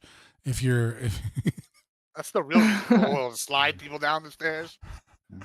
Yeah. No, it was really bad because they were like all the alcohol had been like pre-spiked. And like there's no dosage math there. Holy shit. Guess they had figure out if it was baby oil or GHB. The Lordy. the employees knew not to drink any of that stuff. And like just like pretty much every drink, even like the water too, I think. The baby oil was spiked. The baby oil, the baby oil itself? Mm-hmm. Yeah, that's why there was so much that's why there was so much baby oil. Is like that's what they figured out. Remember, there was like an insane amount of baby oil. 1,000. Right, and the reason is because that baby oil had been laced with GHB. So then I didn't know about that part. Right, so then you could get people to take the date rape drug just by like having baby rubbing oil. the baby oil off. They had like 3 different vectors to get this into the body of a woman. Like 3 different vectors. It's crazy. Wow. Woman is being very generous. All right. Pretty sure Justin Bieber got some fucking baby oil too. Well, we know Meek Mill did. That's true. Yeah, no, that's fair. No, and also Men are victims too, Prime. You fucking sexist piece of shit. Yeah, indeed. But no. Were they just like rubbing people down with the baby oil? I didn't read all these documents. Yeah, you don't. Okay, because when That's what you do when with it was baby first oil. said, I was like scared that people were like drinking it, and I was gonna be like, "Oh my god, is this like a shit yourself party?" Hulu in What the 2020 fuck? right now has like a 1-hour special each week now dedicated to the Diddy stuff. So if you check it out, there you go. There's your Really? Bro, yeah. 50 Cent, so it has 50 all Cent the, making a documentary called Diddy Do It is the most amazing thing ever. Yeah, 50 Cent. 50 Cent is my fucking hero, man, because he's 50 both Cent's hilarious an and incredible person. real. Like so he's just, petty. he's so real and hilarious. He's hated him for like years, and he's been He's trying hated to him go at- since forever. Ever. And he tried to, and he was saying that like, hey, if someone His can give moment me, now. he's like put out bounties for like evidence, like if you give me a tape of Diddy doing this or that, right? Or like like the general tapes that Diddy was taking, because Diddy, just like again, there's like a lot of Diddy parallels with party Epstein, tapes. right? Because he had cameras, and he was recording them for like compromise, right? Recording the guests so we could use that to control them. And Diddy put out, 50 Cent put out a bounty for those, right? Like anyone get hands Well, on he those. used to record the parties and sell the DVDs, like the Diddy party DVDs. They would get like leaked and sold around because they would make like party DVDs, like recap videos. Uh huh. Is that the So for the reason? record, the best thing Diddy has ever, I'm sorry, not Diddy, fuck. The best thing 50 Cent has ever said, I love this more than anything. Sometimes I watch this video again just to make myself happy. Is 50 Cent telling Floyd Mayweather that he will give $1 million to ALS Foundation if he can read a page out of a Harry Potter book. And then the cat, then the Cat in the Hat one after. He said, "We know you can't read all them words in the Harry Potter book." But did 50 So Cent would we hate? get- Did 50 Cent hate Diddy because he had knowledge that this was occurring but couldn't prove it? No. Or, No, he hated Diddy no, because he's I just a think dick. like Diddy slept with his ex-wife or I don't know the some shit history like- of He's just these a petty haters. guy. Yeah, he. Or Yeah, he, yeah, just, not- I mean, he he's not hates a him for a hero. bunch of Right. reasons. Yeah, he doesn't like it for a lot of reasons. That's for sure. Yeah, I mean, you know, He was vindicated. It's like- getting and then it's like pot Ja killed Rule's number probably 2. didn't help, you know. yeah. I don't True. think he's a hero in this story, right? He's just like he just happens to hate the correct person, and now he can leverage all those years of hatred. But I don't think he's like You hate enough Yeah, people, I you'll would- eventually be right. yeah, right. Like His eventually, hater yeah. radar is on point. Yeah. So I mean, he was right about Ja Rule. That's 2 for 2. You know, I'm just saying. What Yeah. did Ja Rule do? So Ja Rule's the guy he went on with fire fraud and all that shit and stole Oh the yeah. money that's for what like happened. the fake festival. Yeah, I don't know. Yeah. I don't know what he hated Mayweather for, but I mean, he was probably right there too. yeah. Mayweather's a dickhead. He's like a Yeah. known dickhead. So I'm sure. I think were Mayweather friends was just they were talking friends shit. previously. Him and Mayweather were friends. Yeah, they had some kind of falling out. Yeah. Mm. Yeah, there's pictures. I do remember seeing pictures of them together, like showing off like their money. Like they had like There you go again with the fucking pictures. Sorry. There you go. Maybe they messed up documenting everything. No, Jesus they were friends. Christ. They were friends. Yeah, And yeah. So were him and Ja Rule are friends too, and they phoned. Beef What the happens. fuck are these Yeah, I people mean even it's a good doing? reason to be Ja enemies, Rule right? has friends. Well, Surprising. Yeah, still. Dude, he's so petty that when Ja Rule got out of prison, 50 Cent went and bought on his coming back tour as many tickets as he could, almost the entire concert, and bought it so that Ja Rule had to do a fucking concert to an empty venue. Yeah, Like just that is how petty 50 Cent is. 50 Cent is my fucking hero. Okay? Like I That's love hilarious. 50 Cent's like It was like level just the of first 2 pettiness. rows or some shit. Yeah, and he was like the only guy in there, and he's like clapping for him. Yeah, he was up front clapping with like with a bunch of empty seats. But it looks embarrassing. It looks embarrassing when the videos come out and the stage is empty. Yeah, optically, but it's like, you can Optics matter a lot in hip hop. Well, he man. got paid for Rap. one tour, but the rest of the tour is gonna fail. You got roasted, and it's an empty stadium for all the photos. No, people are gonna not buy those tickets. Was he really? No, was he really? I heard about the. No, he the- wasn't the there. buying. He wasn't there, but He wasn't there. Okay, yeah. No, he just made that him would do have it been great. to an empty section. Yeah. That would have been great. Just him actually just like- Should have just been sitting in the middle, just like by himself. Nah, he probably would have got shot if he would have done that. Yeah. Yeah, I have Okay. to stay away, steer clear. 50 Cent has been shot enough times, right? I don't think he's trying to he risk knows it how too to. much. He learned how to So- dive this time. Don't Sure. show up at the Ah, shooting. darn. So, hey all. This is every roundtable, which we do Mondays, 8 p.m. Eastern. We got a great group of guests here. Let's start by introducing them. Thanks for being here. Lactoid, how are you? I'm doing good. How you doing, Prime? I'm doing all right. I'm trying a little bit of slightly different lighting. It's probably not even noticeable, but might add a little bit of depth. You look a little so- darker. Turn down the Like I mood mean, like the lighting. room looks darker. You look just as white, but yeah, Like sure. some purple, maybe? A little bit Yeah. of It needs purple. that Yeah, well, bisexual lighting. not purple. It actually is. It's red and blue. It's the bisexual lighting. That's right. Trying to steal my swag, Very little bit. It's just it's tad, right? What's your first? brother. Every star needs a little bit of bisexual lighting. Always goes way too far. He was hoping to do it just a little bit at a time, a little bit more, and hoping no one would notice. Absolutely. Slightly yes. more bisexual over time. It's got bi-curious lighting. Just a little bit, but I'm probably not going to move the light, so too lazy to do that. So it's probably going to be this way forever. I'm Lactoid. You can find me at Lactoid TV, Twitch, Twitter, and YouTube. Absolutely. Thanks so much, friend. Next, we have our friend Scott. Happy to have you here. Scott, how are you? Happy to be back. I'm doing all right. Having fun, getting busy.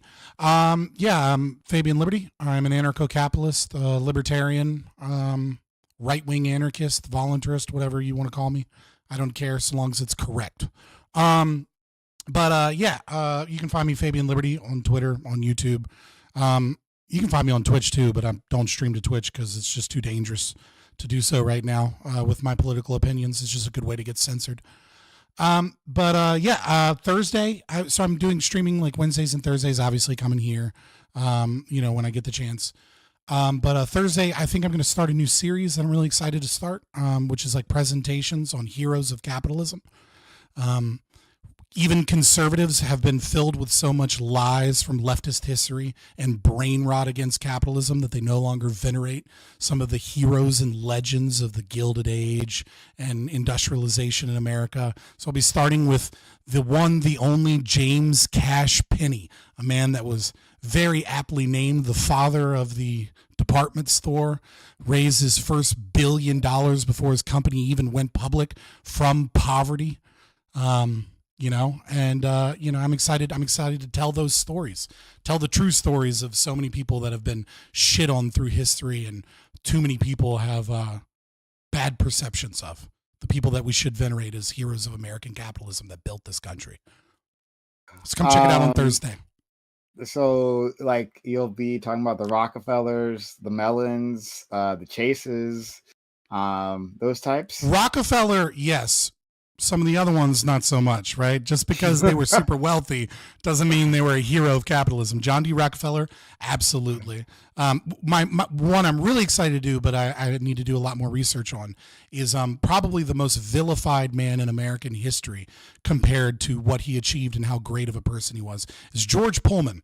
The massive amount of lies that the labor unions and the left-wing historians have told about Pullman because of the Pullman strikes is just utterly deplorable. A man that built an entire suburb of Chicago and offered poor farmers who had nothing the middle-class lifestyle of homes and indoor plumbing and food on the table every night and an education for their children to work at his railroad in the beginning of the burgeoning of capitalism. But because he raised rent when there was a depression going on, he's the most evil person ever. I like to talk about that. Gil, is good to hear another perspective on these individuals. But that sounds interesting. I look at that. Let's go to our friend Corey. Corey, thanks for being here. How are you, friend? I'm doing very well. Thank you for having me. Always appreciate and I'm grateful for the invite. You can find me on Twitch, CoreyCam84, Twitter, X, Instagram, YouTube. And just like Lactoid, I'm a socialist Canadian. Indeed. Thank you so much, friend. Hey, I was wondering, do you guys, by that I mean Canadians, do you have like a like a Black History or like a Black Canadian History Month, or did you guys do that type of stuff there? We just piggyback off of you, actually. Okay. Basically. So yeah, go ahead. No, pretty much just like we have Thanksgiving. I don't even know what the origin of Canadian Thanksgiving is, but it's like a different date. But like, just like most of the holidays, we just like leech off of. Just like today. Well, in Canada today, it's Remembrance Day. I think for you, it's a Veterans Day. Veterans, Yeah. yeah. I mean, this is still a historical day for us, but from a different perspective. But yeah, It was called something before Veterans Day. Was it Remembrance Day here? It was. We had a It was different name for Armistice it. Day. Armistice. Yeah. Thanks. But I mean, like, so in February, do you guys do like a Black History, like for Canadians? It's like in our calendars, like in our Canadian calendars, like it's there. At least most of the versions that I've seen. But Okay. like, I don't know that. I don't know that it's like, yeah, I don't know that as much like content creation goes into it here or whatnot. Like, or whatnot. So it's on your calendar. So it's on. They just celebrate whenever Justin Trudeau does blackface. Like that's when they decide to start the month. Every 20 years or so. It happens every year, so they just kind of wait for it. Yeah, I'm like wondering, like if you guys celebrate, like, because you guys are, the it's not the melting pot, it's the mural. What was it? I can't even remember. Like this goes ways back to like. No, it's what you guys. We call ourselves the melting pot. You guys call it the mural. Come on, guys, someone help me out with this. Like we're Canadian. I don't know, bro. Call themselves. Oh, guys, come on. Someone in chat, you know what I'm talking about, all right? The Canuck cornucopia. No, it's not the melt. America considers itself a melting pot, right? Where everyone like throws in whatever makes. Right, it's too cold for a melting pot in Canada, though, so they had to come up with something else. Together to create America, right? New pot. It's those murals that are created out of each individual, like a small piece of rock or something, and they put them all together and make a picture. Not a collage. It's a mosaic. Mosaic. You don't know this, Corey? Like, it's not mural. Whoa! You were not saying anything close to mosaic. You're saying I said mural. I said I was like a mural. I guess that's a kind of similar idea. Yeah, they both start with the letter M. In my mind, conceptually, a mosaic and mural. Anyway. Thank you, Ghosty, for helping me out here. But anyway, like the idea is it's rather than like you mixing and becoming American, it's like all these little individual like ethnicities or stories, right? Make a larger whole without like losing their specific identity, which I thought was all right. You don't know, Corey. You literally don't know. Okay, no, you're wrong. Like I'm pretty isolated here in the true Canada of Quebec, and I'm also isolated to the Anglophone community because I'm also not French. Okay. All right. Well, we'll leave that there for now. I'd like to hear from other Canadians what their experiences there. I really want to hear from Black Canadians. All 15 of them. All 15 of them. Let's go to Drake is one, right? So there's that. Getting loose with the definition of black there, buddy. Yeah, we're looking for a diamond, for a straw in a haystack, right? So we'll take what we get. Hey, Gibbs, thanks for being here. This has been taking a long time to actually get through this. Gibbs, thanks for being here. Hey, it's good to be here. I'm excited for these topics today. It's gonna be fun stuff. I'm Admiral Gibbs. You can find me as Admiral Gibbs. Fantastic. Katya, first time being back here in a while. Happy to have you. How are you? I am good. Just been really busy lately. I don't know what to say besides, so I was a poll worker for the election. So I was at the I was there for 16 hours and then I got back and then obviously the rest of the night happened. So, and then I got really sick afterwards. Just like I caught like the flu, and so I've been having like a trash week, but I'm doing pretty good now. So you can find me on Twitter as Premier Katya. I post about electoral politics despite having an ideology that I feel like people don't think is real, which is market socialism, but whatever. She caught Trump derangement system. Who says it's not real? It's real. It's just bad. System. It's a symptom, but like, yeah. So syndrome, whatever. Well, I don't have it, so I wouldn't know. But anyway, happy to have you, Katya, and it's been a while, so we're happy that you made it back. Let's go to our friend Ali. Thank you, Ali, for being here. Oh, thank you for having me, man. Always a pleasure. Look forward to these on Mondays. Scott, great to have you back. I feel like we missed you. The rants are amazing.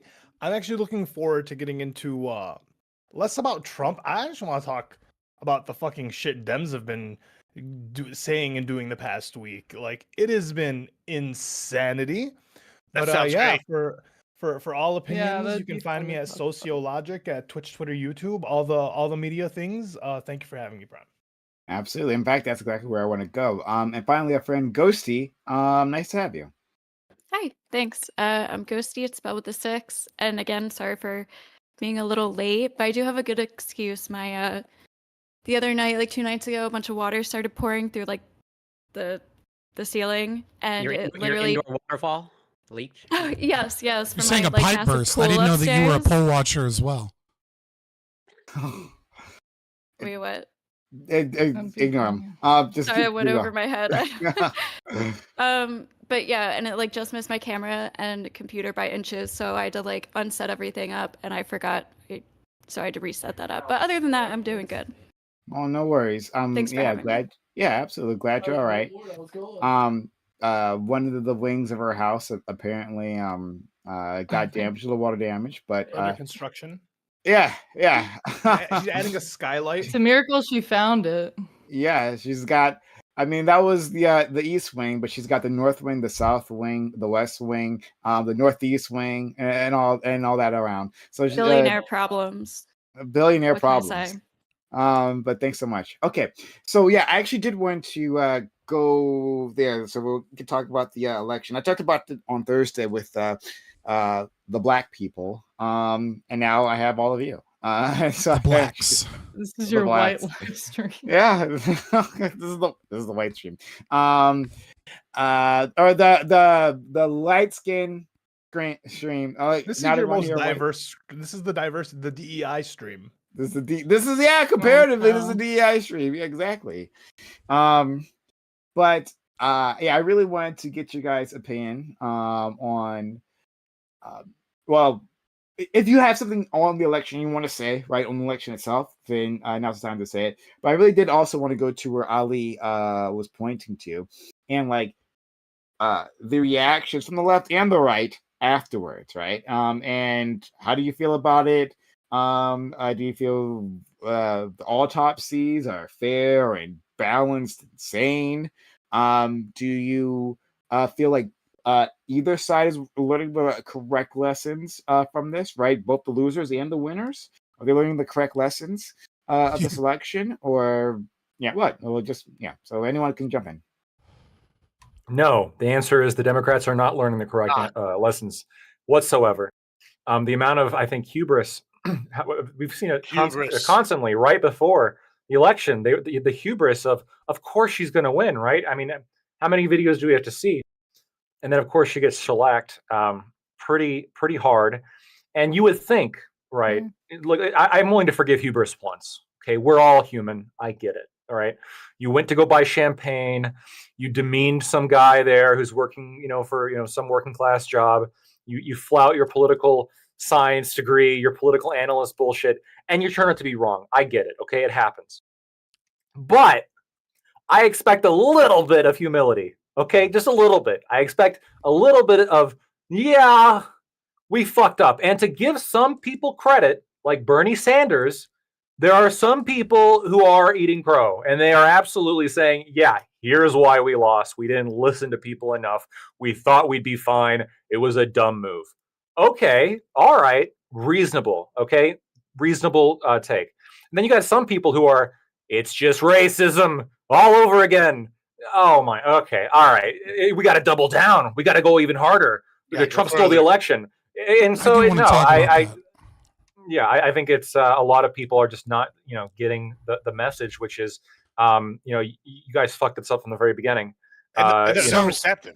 At least since the Her no report, humbleness. you guys have fucked this up at least since the Her report, and they're just not going to learn the lessons necessary. They're going to let the DNC rule their party with an iron fist, and it's going to fuck them up, probably And again, sometime pretty soon.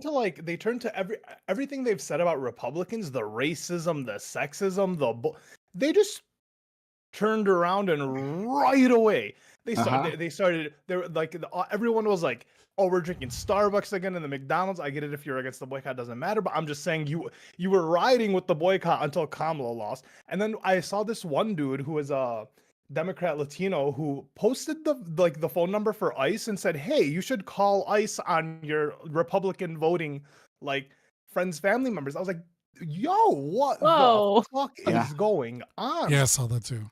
So no I humility, think no humbleness. Let's go to Gibbs. Gibbs, Scott. I was gonna say, on top of that, there's an absolute rejection of what seems like reality from a lot of them, right? Like you're like, okay, you'll go in here, and they're like, oh, we don't want to give anybody their flowers, right? I get not wanting to be told you're wrong, and I know it's hard to tell someone else they were right, but it's like an outright rejection that someone might have been right. Like today.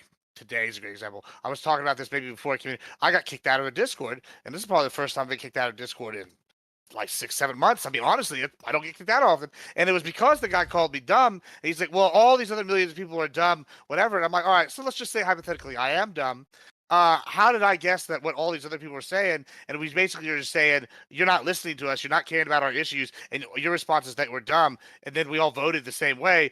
That's why you lost. And he's like, well, if you feel that way, then you're not. I was like, well, who's dumber? The guy who's dumb or the guy who didn't listen to all the dumb people and went out and vote? It's you. You're the dumbass. And so it's just this outright rejection that there's any possibility that their stats could be wrong, or they were looking at the wrong data, or they weren't listening to people. I've heard people go, well, even though we lost, the stats still say the data still says I'm correct. And it's just no, it doesn't. You're wrong. Just accept that you were wrong, and let's analyze what y'all did right.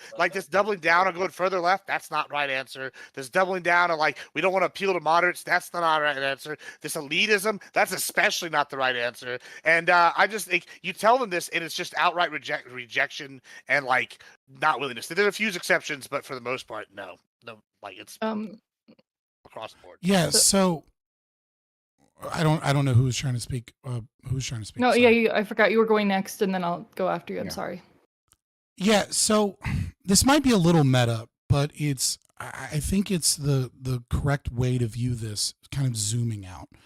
And that is that the left is less grounded in reality. I know this okay, that's such a provocative thing, but it's just true, right? The leftist philosophy holds the concept as one of its axioms that contradictions can exist in reality. If you don't believe me, then you haven't read enough leftist philosophy. It's just true. I mean, that is kind of the whole process of historical materialism or dialectical materialism, however you want to say it. But that doesn't mean that the right is somehow magically, grounded in reality because the left isn't, right? I mean, the right has plenty of its own issues in not being able to see, but there is this kind of factor where you have, the midwits is kind of the coalition of the left, right? You have the slightly higher than IQ, college educated individuals tend to be your Democrat voters, and your slightly lower IQ tend to be your conservative base. And there is this, to what so many people are saying, there's so much hubris in this and, elitism in this because you're 6 IQ points higher than the Trump voter. And yet there is something to be said about wisdom and about being engaged in reality, right? There's something to be said about, working people that the Democrats have completely abandoned, right? The working class has been abandoned and left to the populist right. At least, maybe not by Bernie Sanders, but by most of the left. It has been, a game of identity of, you should vote for me because we need a woman. You should vote for me because you're a woman. You should vote for me because, you're black. You should vote for me for these reasons, as opposed of these are the struggles of the working class. And so when the right is engaged with what are the price of eggs, right? And the left is engaged with, in my worldview, it's totally true that Trump is going to make pregnancies, mandatory, and like all miscarriages will, result in women dying, and, insanity. And I think the problem with the leftists, especially in this situation, is that they start with these false axioms, and then they are self-referential. It's like a map copying problem, right? Where they're not checking back in with reality. They're checking back in with their own echo chamber and their own team, and they're kind of collectively gaslighting each other. And then what ends up happening, just like when you copy a copy of a map, is every time you copy a map, the map gets a little less accurate, to the point where it just starts creating islands and like changing the coastlines, because they're not checking back in with reality. And I think so many people on the right are like, hey, you lost massively when you were considering, when all of your experts were like, oh, Kamala's got this in the bag. You know what I mean? XQC spent $700,000 betting on Kamala Harris because Destiny told him that, oh yeah, Kamala's winning for sure. That's happening. It's like $10 in his world. So I don't know. $700K is a lot of money to basically anybody, really. But this is the situation I'm seeing is, and that's why they keep referring back to the axiom. You're seeing the map copying problem occur in real time, where they go, oh well, it's just racism, it's just sexism, it's just it's like they can't fathom that the average conservative that isn't ideologically possessed with these axioms of like the culture war, that they're like, oh, well, it must be that they're transphobes. And it's like, yeah, dude, like 4% of the people that voted on exit polls said that like anything cultural had anything to do with it. It was the economy. It was the economy, stupid. Like, it really is just conservatives with normal jobs grounded in reality going, this person is saying crazy shit and not talking about my suffering and my problems that I'm having. And they're trying to gaslight me and telling me that wages have kept up with inflation, and that like I'm crazy for thinking that the grocery store prices are out of control. Just quickly, Sean on YouTube gave a super chat, 10 Canadian fun bucks, much appreciated. They said I didn't have to bother reading their super chat, but happy Remembrance Day to you too. Let's go to Katja, and then Ali. Yeah. So. Oh, and then go. What I have to say about this is, yeah, I mean, I definitely feel like I do understand why we got into the position that we did, and I kind of feel vindicated because literally, well, in an annoyed way, I'm annoyed because literally the day afterwards, the best takes from people who are saying, oh, we should have done this, we should have done that, is shit I said we should have done years ago. Like dealing with the media as far as having better alternative media on the left. Like, why does the right have all these podcasts? They've got the Daily Wire. They've got, those types of companies. They got Turning Point USA. Where's our Turning Point USA? Missing in action. Hollywood. Where you guys have the media? MSNBC. Yeah, wait, Katya. Joe Rogan has been Democrat, liberal, pushing the whole time. Literally up until this moment. That was a big problem. We let him lapse. What the fuck happened? Kamala didn't show up. She lost the middle. This is the problem that I've been seeing. Is like we keep blaming the voters for not voting, for voting third party, for not. No, it wasn't our fault.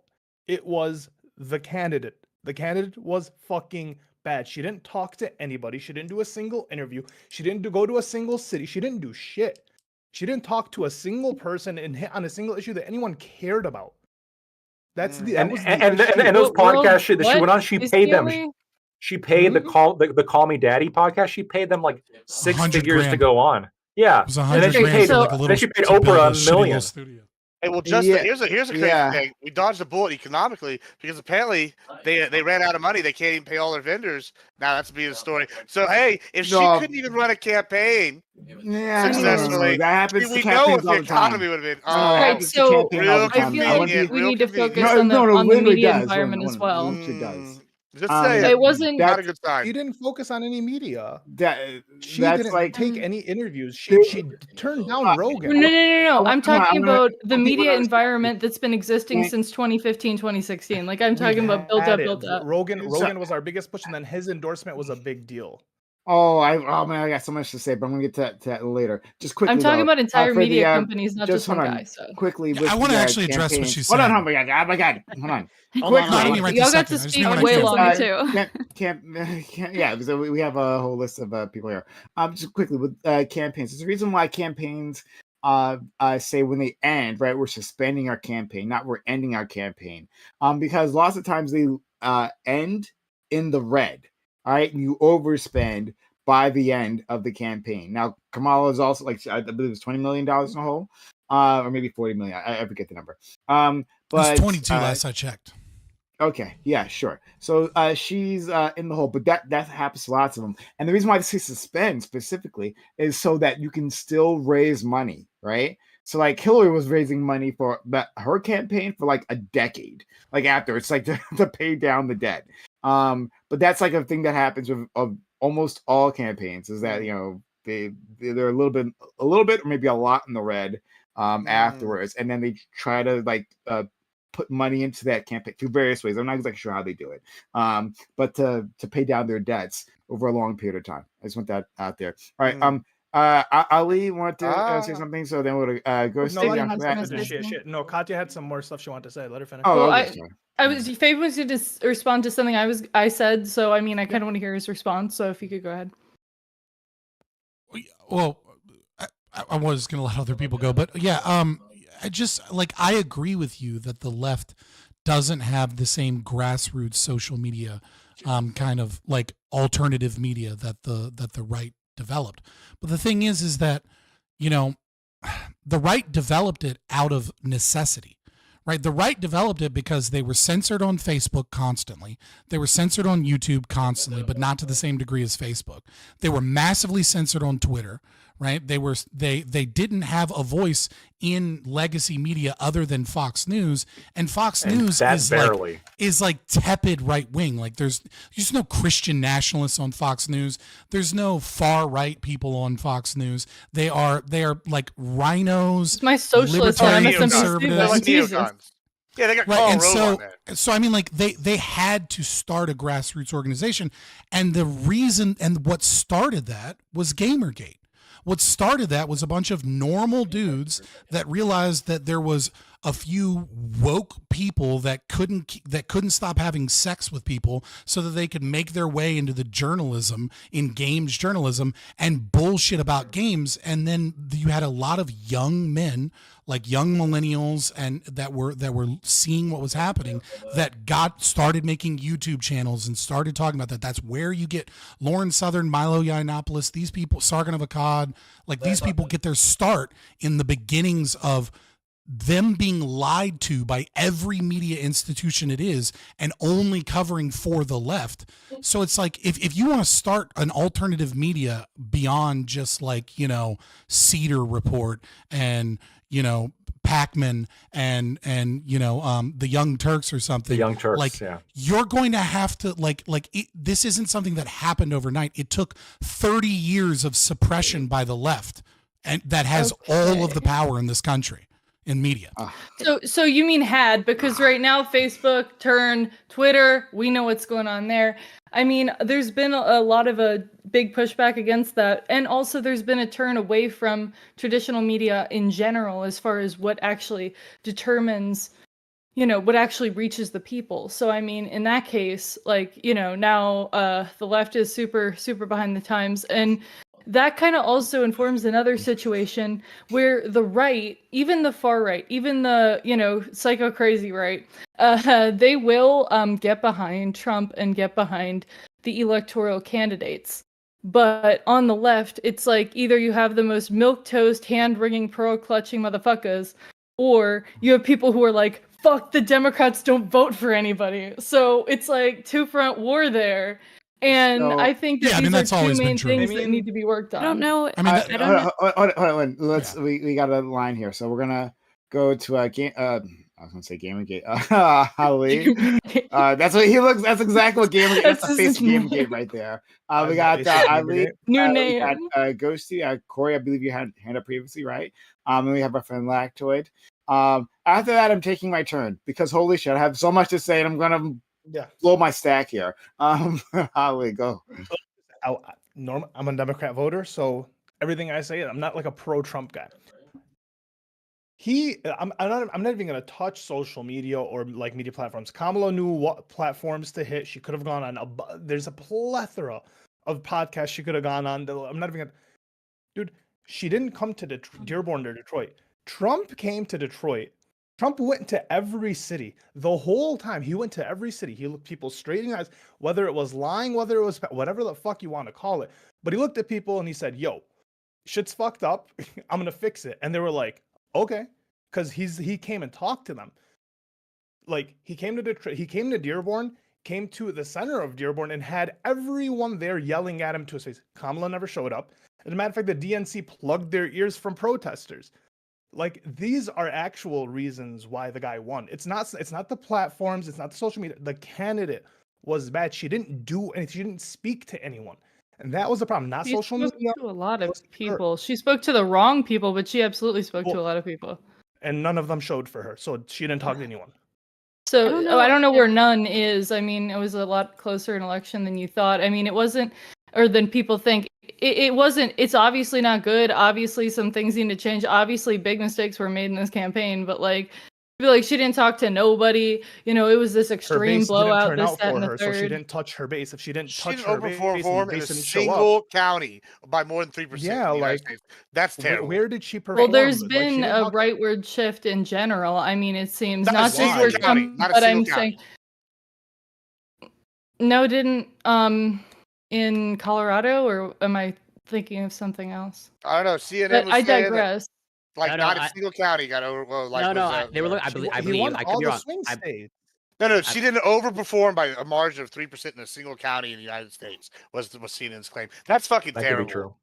That's fucking terrible. So I don't know if CNN's it's claim. like these smaller. I mean, they're not really small, but these like this media culture war that we have on the internet right now is really that much of an impact. I feel like the majority of voters are probably older and not really like watching Tim Pool and like shit on YouTube and stuff. She also wasn't a great candidate. The Biden dropout didn't help. She wasn't good at like interviews and stuff. But I think the big issue that really like made an impact is the kind of left's demonization of the Republican voiced issues without providing solutions to those issues. So Republicans have been complaining about corruption, inflation, immigration, and like kind of radical wokeness. And instead of the left like addressing these problems that Trump has very effectively convinced voters he will solve, we kind of like demonize them and reject them. So we're not like providing our own solutions to these problems that a lot of people are openly speaking about. And Trump, whether or not like you think he's kind of offering bullshit, he's not actually offering solutions. The way he's actually like kind of marketing or branding himself or speaking is effectively working, and it's not happening on our side. Well, yeah, because our side, I feel like our side needs to get similar figures. Because I mean, a lot of politicians on the Democrat side are boring as fuck.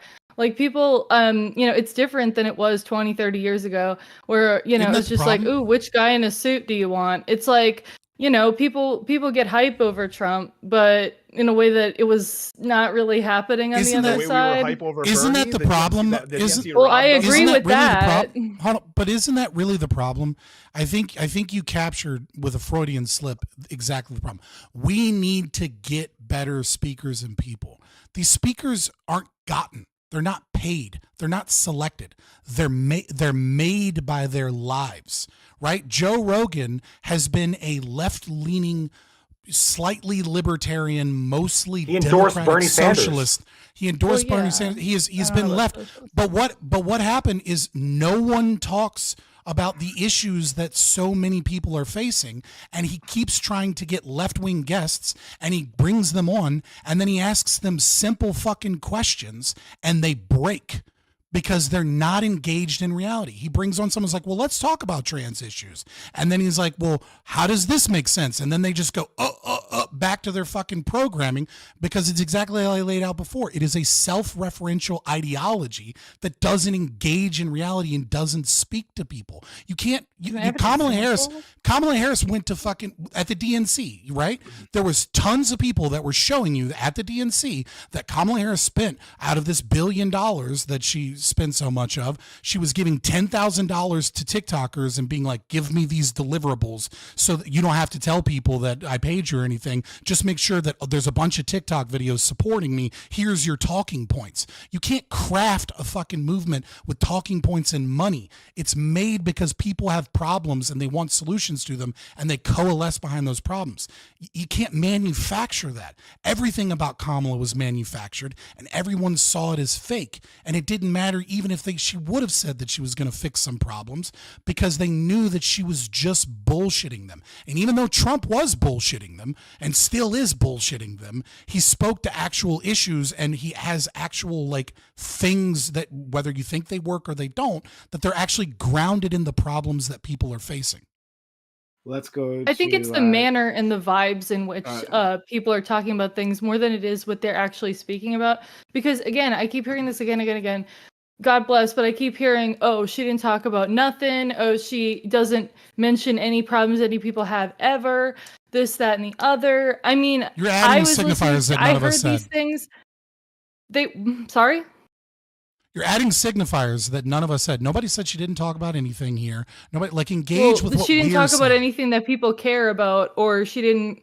You said that she didn't. Engaged. I mean, like, look at the border thing. Like, how many times problems. did they ask her specific numbers in that interview, and like she wouldn't give a specific answer, or like, and this is multiple interviews. They'd be like, "What's going on the border? Can you give us specific numbers? How many?" And she'd be like, "Well, that's complicated." They're like, "Okay, just give us a number to start the conversation." She wouldn't even do it. It was like 2-3 interviews, and like, or you go another one. They'd ask her about her economic plan. She'd be like, "Well, how many times did you hear that she was middle class family? Yeah, how many times did you hear fake numbers? Fake numbers are better than She was really bad at answering questions and interviews for sure. I mean, let's go to Corey, and then Lactoid, and then me, because I'm gonna blow my top.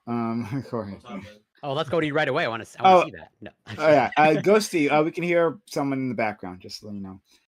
Go ahead, Corey. Well, first, I think maybe Gibbs, you might have been a victim of misinformation or, misleading clipping. But although to be fair, like Kamala did outperform in only 58 I out watched of all like the 4,000. No, I'm talking about your claim that she didn't. I posted the article. The article's in there. 3%. You said by a margin of 3%. The article's. Hold on, I posted the article. It's there. I could be mistaken. I didn't, but and also again, to be fair, at least from what I've seen, she did overperform by more than 3%, but only in 58 out of over 4,000 counties. Okay, I put it in the chat. Damn, get fucked, Gibbs. Yeah. Anyways, just do your. The source is in there. The source is in there. I'll double check it. It's the same clip. You posted one photo of the thing, and I posted the full video. I don't want to hear that I got debunked. Oh, read that. Readers added context. Community notes are there for a reason. Okay, we can go through this another time. But either way, at the end of the day, she lost, and arguably maybe a landslide, but I don't think it's as bad. At least from what I've seen from the most updated popular vote, it's just a difference of 3 million. I think there's a danger of clearly mistakes happened, but there's also the mistake of overcorrecting. Bro, a Democrat losing the popular vote is a big is. I agree. Since that has that's a landslide. 20 Losing the popular vote by 3 million is a landslide. I said arguably a landslide. As far as conservatives are concerned. Yeah, did I not say arguably a landslide? So I'm pretty sure I said that. Right? Can I? After you're done, can I restate? Hold on. No, I do want to move forward. Sorry. Go ahead. And so there should be, let's say, soul searching on the Democratic Party. What the actual answer is, I guess we'll find out. But there's the potential of going too much in the wrong way. And there's also the argument of this is just how it's supposed to play out in terms of I think not Lactoid, Scott was right, and probably Lactoid would share the same sentiment of the economy plays an important part, and a victim of inflation. That seems to be happening all over the world in terms of many incumbent leaders are just not winning elections, and it's probably destined to happen here in Canada. And so it's soul searching should happen, but also don't overcorrect as well, and just focusing on the economy. I agree. They're not focusing on that, and there is absolutely a touch of elitism in the Democratic or among liberals. Absolutely, as someone with credentials and a college degree, those people tend to look down on people without a college degree. That absolutely happens. Sorry, one thing. We all have college degrees. What do you think? I don't know. Corey, in what way could the Democrats overcorrect? For example, like going too much, like because there's the argument of like they should just like reject, whatever the wokeism and all that racism stuff, and like I think that's true, but I don't think they should like ignore it completely. Like yeah, we're just going to denounce every aspect of this, and like yeah, they shouldn't focus on like identity politics, but also they should ignore it either. There's a balance to be struck. Like at the end of the day, like did the Conservative Party do soul searching after 2020? Like no, and there's arguments. They did. There's arguments to be made. Obviously. Well, in retrospect, okay, I don't know if you were saying you would say you were asked absolutely. So you would encourage Kamala to run again in 2028. Like they ran the exact same. Yeah, exactly. Are you talking to me? No, I'm talking to the other people. Okay. Where That's no. There's the that's argument. what happened. 2020, no, 2020, like trans. Hey, then I'm next. Don't ask questions you don't want answers to. You ask a rhetorical question thinking that you got it dunked. Exactly. So and now you're mad that I'm answering. He's wrong. You're wrong on this. So you do understand what rhetorical means. I'm posing questions, but it's a mischaracterization. So I'm glad your comprehension of the English language is intact. Just calling you up for it. Yeah, it's a shitty tactic. Okay. Come on. Let me go. Okay. And so there's the argument to be made that yes, the DNC is like ideologically captured, okay, and maybe held hostage. But I think the same argument can hold true with the RNC, and it's held hostage or captive by Trump and MAGA Republicans. Like it's the same thing. Okay, let's go to Lactoid. Okay, I got a couple of points written down here, and I'm feeling good, so we'll see how good I can make them. I've heard. I'm not going to call you out, Corey, for this because I think you're a genuine guy. But one of the things I've noticed is that people have said this multiple times, whereas it's inflation. You know, there's a trend of leaders losing around the world because of inflation. Okay, it's an understandable point.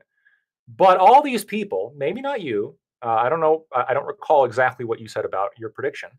But all these people were telling me that Harris was going to win by a landslide, knowing that all these other leaders were losing because of inflation. So the question is, like, did you actually appreciate that inflation is going to like sink Kamala's ship, or you were lying when you were saying that you weren't, or is it that you actually didn't know and there's actually other things in play?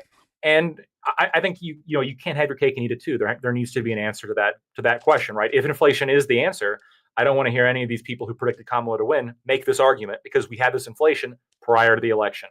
And then on top of that, the people who think it's not inflation, okay, fair enough. Let's go through a little bit of the things here, right? Kamala Harris was a weak candidate. You don't get to have alternative media when you control the media. At that point, it's no longer alternative. Legacy media is owned by the left and has been in this country for a little while now.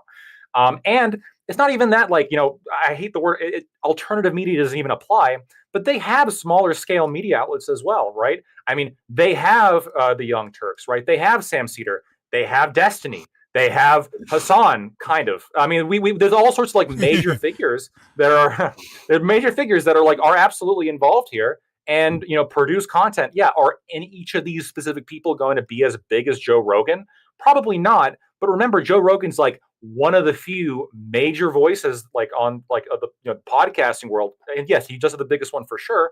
But again, he was a Bernie Sanders guy beforehand. You guys fumbled that ball. You lost that ball. Why did you lose that ball? Maybe it has something to do with the fact that Kamala Harris didn't even bother to show the fuck up when both Trump and JD Vance did. Did Kamala show up? Did Walz show up? Why didn't they show up? Yeah, why? Fetterman and did. Elon. Fetterman did. Oh, sure. Fetterman Give showed Fetterman. up and then stumbled and basically admitted that Joe Rogan's belief that the left was importing voters not only was happening, but that it's a good thing. Hold on, they're going to lose Fetterman too, right? I'm serious. Like Fetterman is he's a left winger, but like he is pretty open to like. He's saying already shit. gone. What are you talking? Well, yeah, sure. He's on. Okay, last point. I want to disagree a little bit with what Scott said and what you guys said about like the culture war. I do think the culture war matters to some extent. I think that you guys do like the left sort of dominates the perspective and has since 2014. I've got a lot of data to show this, just in terms of what legacy media tends to focus on. Like racism, sexism, etc., tends to be like over focused on for sure. especially compared to before 2014. I didn't say it doesn't matter for the record. Sure, you're right. But maybe just to explain then something you said before, you said like only 4% or something said that it was critical to them. And I agree. People tend to probably not. I think they're tied. I don't think you can separate them. They're going to be tied, but I think like even if they weren't, just in terms of like what people are reporting, I think that the culture war gives, like we're talking about, like I think Katya, you said like there's a vibe before. I think the culture war is something that generates. How people perceive it, yeah. Right. I think the culture war is something that generates that vibe, right? Yeah. There's a general vibe of this guy is for you or against you, and this woman hates you or is for you, etc. And the culture war, I think, plays into that vibe and plays into the general trustworthiness you associate with somebody.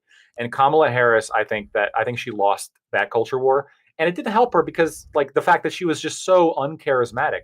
Like, if you're really charismatic, you could win the culture war, right? You could play it. And I think Obama did, but Kamala couldn't. Well, I think when I say they're tied, just to clarify what I was saying earlier, right? Like, you're a white man, right? And you have and you live in, some town in Ohio, right? That used to be a manufacturing base, and most of those jobs have shipped farther south where there's less union controls or have shipped overseas. And you're like, please, I need to know, like, what am I going to do? What are we going to do about the economy to keep food on the table, etc.? And you go to look at the left and you're like, well, what are Kamala's policies? I'm like, well, fuck it. I'll go to her website. I'll read the policies. Let's just say there's this unicorn voter that actually does that. And every single economic policy she has a second paragraph that basically says, yeah, but we're talking about black people, not for the whites. Like, we understand that blacks are the ones that are actually affected by this, not white people. And it's like, oh, okay, so you're running a campaign targeting black people, saying that black people need all this help. Your economic policies are focused towards righting the wrongs of slavery and Jim Crow and oppression of the whites against blacks. And you don't actually have a vision for the economy as a whole, because you can't even put on your own fucking website a single economic policy without tying it towards identity politics that aren't about you, the white guy. And then you go to Trump, and Trump's not saying, I'm going to bring back the whites. Trump is saying, I'm going to fix the fucking economy. And it's like, so yeah, the economy is your main issue, and the culture war isn't the main thing you're voting on, but they're tied together in that aspect. When someone can notice that, like, you're being consistently talked about as a problem because of the color of your skin, and the issues that you think are most important to your family aren't being addressed by that candidate. So you might put the economy is my big issue, but the culture war plays a role in that. No, I'm going next. No, I'm going next. I'm going next because I can't allow you guys on doing this for me. So I got to do it now. Holy shit. Liberals, not leftists. Liberals, not leftists. I'm the only liberal here. All right, let's go. I'm the only liberal here. Oh, whatever. I don't care. None of you are liberal except me. I don't care. I don't care. But anyway, so you guys keep talking about like the media is owned by the left, but like let's disambiguate what that means. Is it the left writ large, or is it liberal media? If we're gonna say it's liberal media, then I can agree with you. Yes, that's liberal media. None of those institutions are liberal. Talking points, right? And liberal. They're both left to me.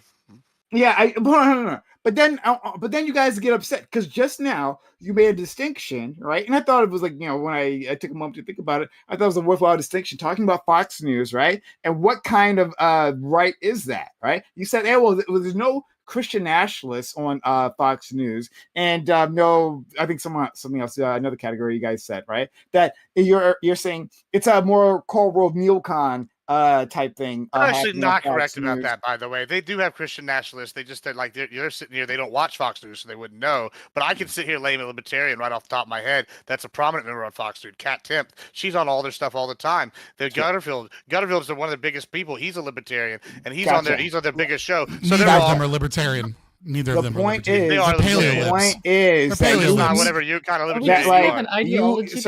The point is that you guys can make these distinctions on the right, and it's important to make distinctions, right, on the right, to understand like who you're talking to, right? If I think for instance, I think Scott's a Christian nationalist, and I approach him as a Christian nationalist. Well, I'm not going to make much headway because I have his ideology wrong, and I can't actually communicate with them. Right? So when we're talking about the national media, it is not leftist media. That's crazy talk. That's crazy. It's liberal. How do you define leftist? And liberal? I'm curious. I would say I'm the only liberal. So can you give me a definition of liberal and leftist and why you think that these are separate? Because when I say leftist, I mean that they are undergirded by leftist philosophy, right? Just because one person is more leftist than the other because they're a full-blown communist versus, let's say, a Rachel Maddow that buys into queer theory, which is explicitly neo-Marxist, that buys into critical race theory elements that is explicitly neo-Marxist, that is Marxism brought in via Antonio Gramsci's prison papers, countercultural hegemonic strategy in the Frankfurt School to bring this into the social domain. So what the fuck are you talking about when you say those aren't leftists? It confuses me. Give me your definitions. Okay, sure. Well, I'd be talking about more economic leftists. I mean, in terms of social, well, yes, average people. An average person thinks a leftist is not you. In terms of I guess the social discussions and the cultural war type thing, then there is more mixing there happening, but that perfectly fits in within the liberal matrix, right? Like the liberals are fine with taking on these performative culture war fights because no power is actually given. The economic structures don't actually change. What leftists actually pushing to change actually are the socialists and the communists and the whatnot. But that's not the standpoint you ever get from. You're describing Marcusianism, right? Like you're describing Marcuse. You're not describing liberals. You're not describing Enlightenment values of freedom of speech. Please. I'm talking about leftists. I let you finish. Cool. Let me finish. I got a whole bunch of points to go through here. All right, we'll talk about. We can talk about this. You're asking these rhetorical questions. That's why Scott is talking. Right. So I think the problem is no. Can we use colloquial definitions? Stop. Hold on. I'm gonna continue on. All right. So yeah, liberal media, not leftist media, and that is very important, right? And so you guys mixing. Well, you have. TYT, right? TYT is online. That's left, right? Yeah, I would call that leftist or progressive any which way. They don't make call themselves leftist. But progressive media, sure, but they are in opposition to the liberal media. These two don't get along. They don't agree, right? And like most of what TYT talks about is how bad the liberal media is. That's where most of their fire ends up going. Because they don't actually represent the vast majority of Americans, at least in my opinion there, but other people might disagree. But in any case, so like let's make that distinction. Now there is some liberal alternative media, right? Like Pod Save America, right? Those guys definitely liberal alternative media. Yeah, they certainly exist. But there's that. And how to grow that. So Katja was talking about like how do we grow this media on the left. Again, we disambiguate what we're talking about here. To do that, right, we would need like politicians and leaders, right, like IRL leaders to come on these shows.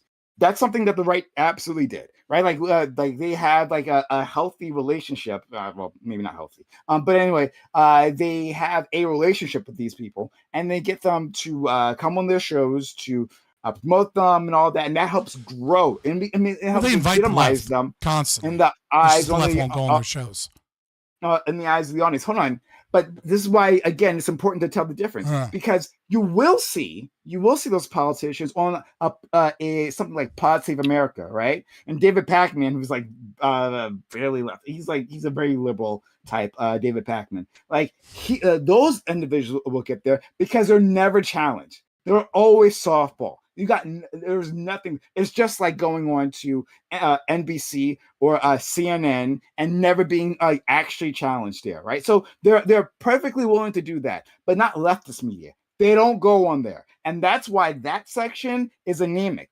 I've literally been talking about this for years on this specific thing. Like if AOC, going to say it right, AOC is pregnant. I said it. She's so obviously pregnant. We all know. I don't know. Don't care. AOC. Just tell us already. All right. It's not by me, so What, is he the father? But in any case, You heard it here first. It was left. I'm just saying. She was glowing a week or two ago. Now all of a sudden she's gotten a tiny little bit chunky. She's asking about right-wing media outlets and podcasts because she wants to listen to right-wing podcasts. Me, holy crap! You wouldn't get me to stop shutting up about that. If I actually pulled AOC, I mean, let me tell you. But the AOC and the squad in general, right? They're supposed to be progressives, right? They're supposed to be leftists. Where have they been on leftist media? They haven't.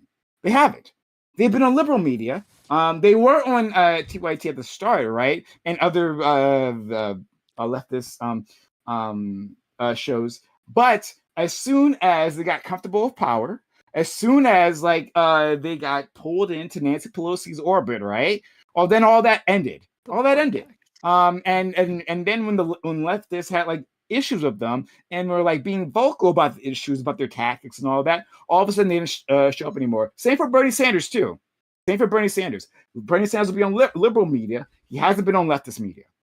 There's a difference here. And if you ignore that difference, then you're ignoring what's actually happened. So I get it. I get on the right that you guys don't necessarily care so much about these differences, but those differences exist. That's and not if you don't fair. understand that, then you That's lefties are all the same to us. You know that. Hold on. No, that's not fair. You know that I obviously understand that there's a difference.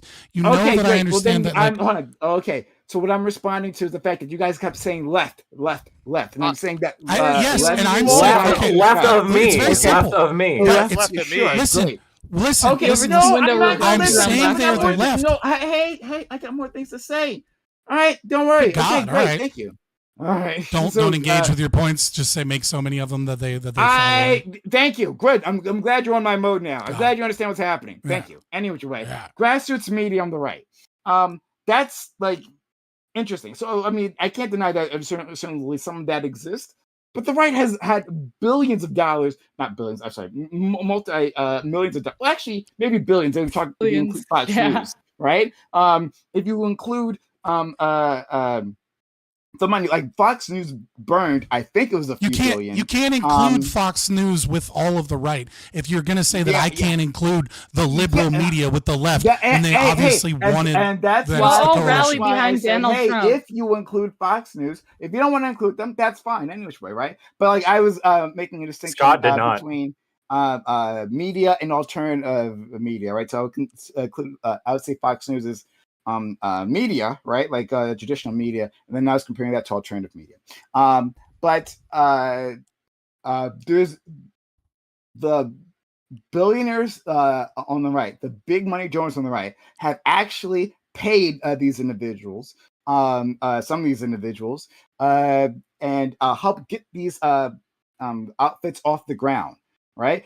Dave Rubin is a perfect example of this. Dave Rubin, who had left the Young Turks, and he was a failed comedian. All of a sudden, he shows up on this channel, right, with excellent production value straight from the start, with a mansion very soon after that, if not immediately, very soon after that. He shows up and starts pretending he's on the left, and I don't know, I'm a lapsed leftist here, but what's happening there is crazy, right? And the right makes so many good points. It makes so many points, but I'm actually, he does this whole little song and dance. We do. Thank you.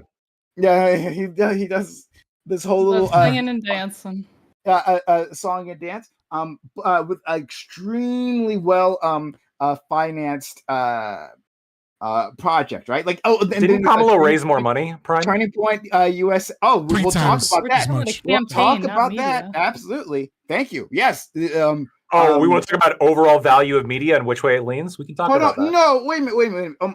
But lactoid. You are confusing. Liberal for leftist. My bad.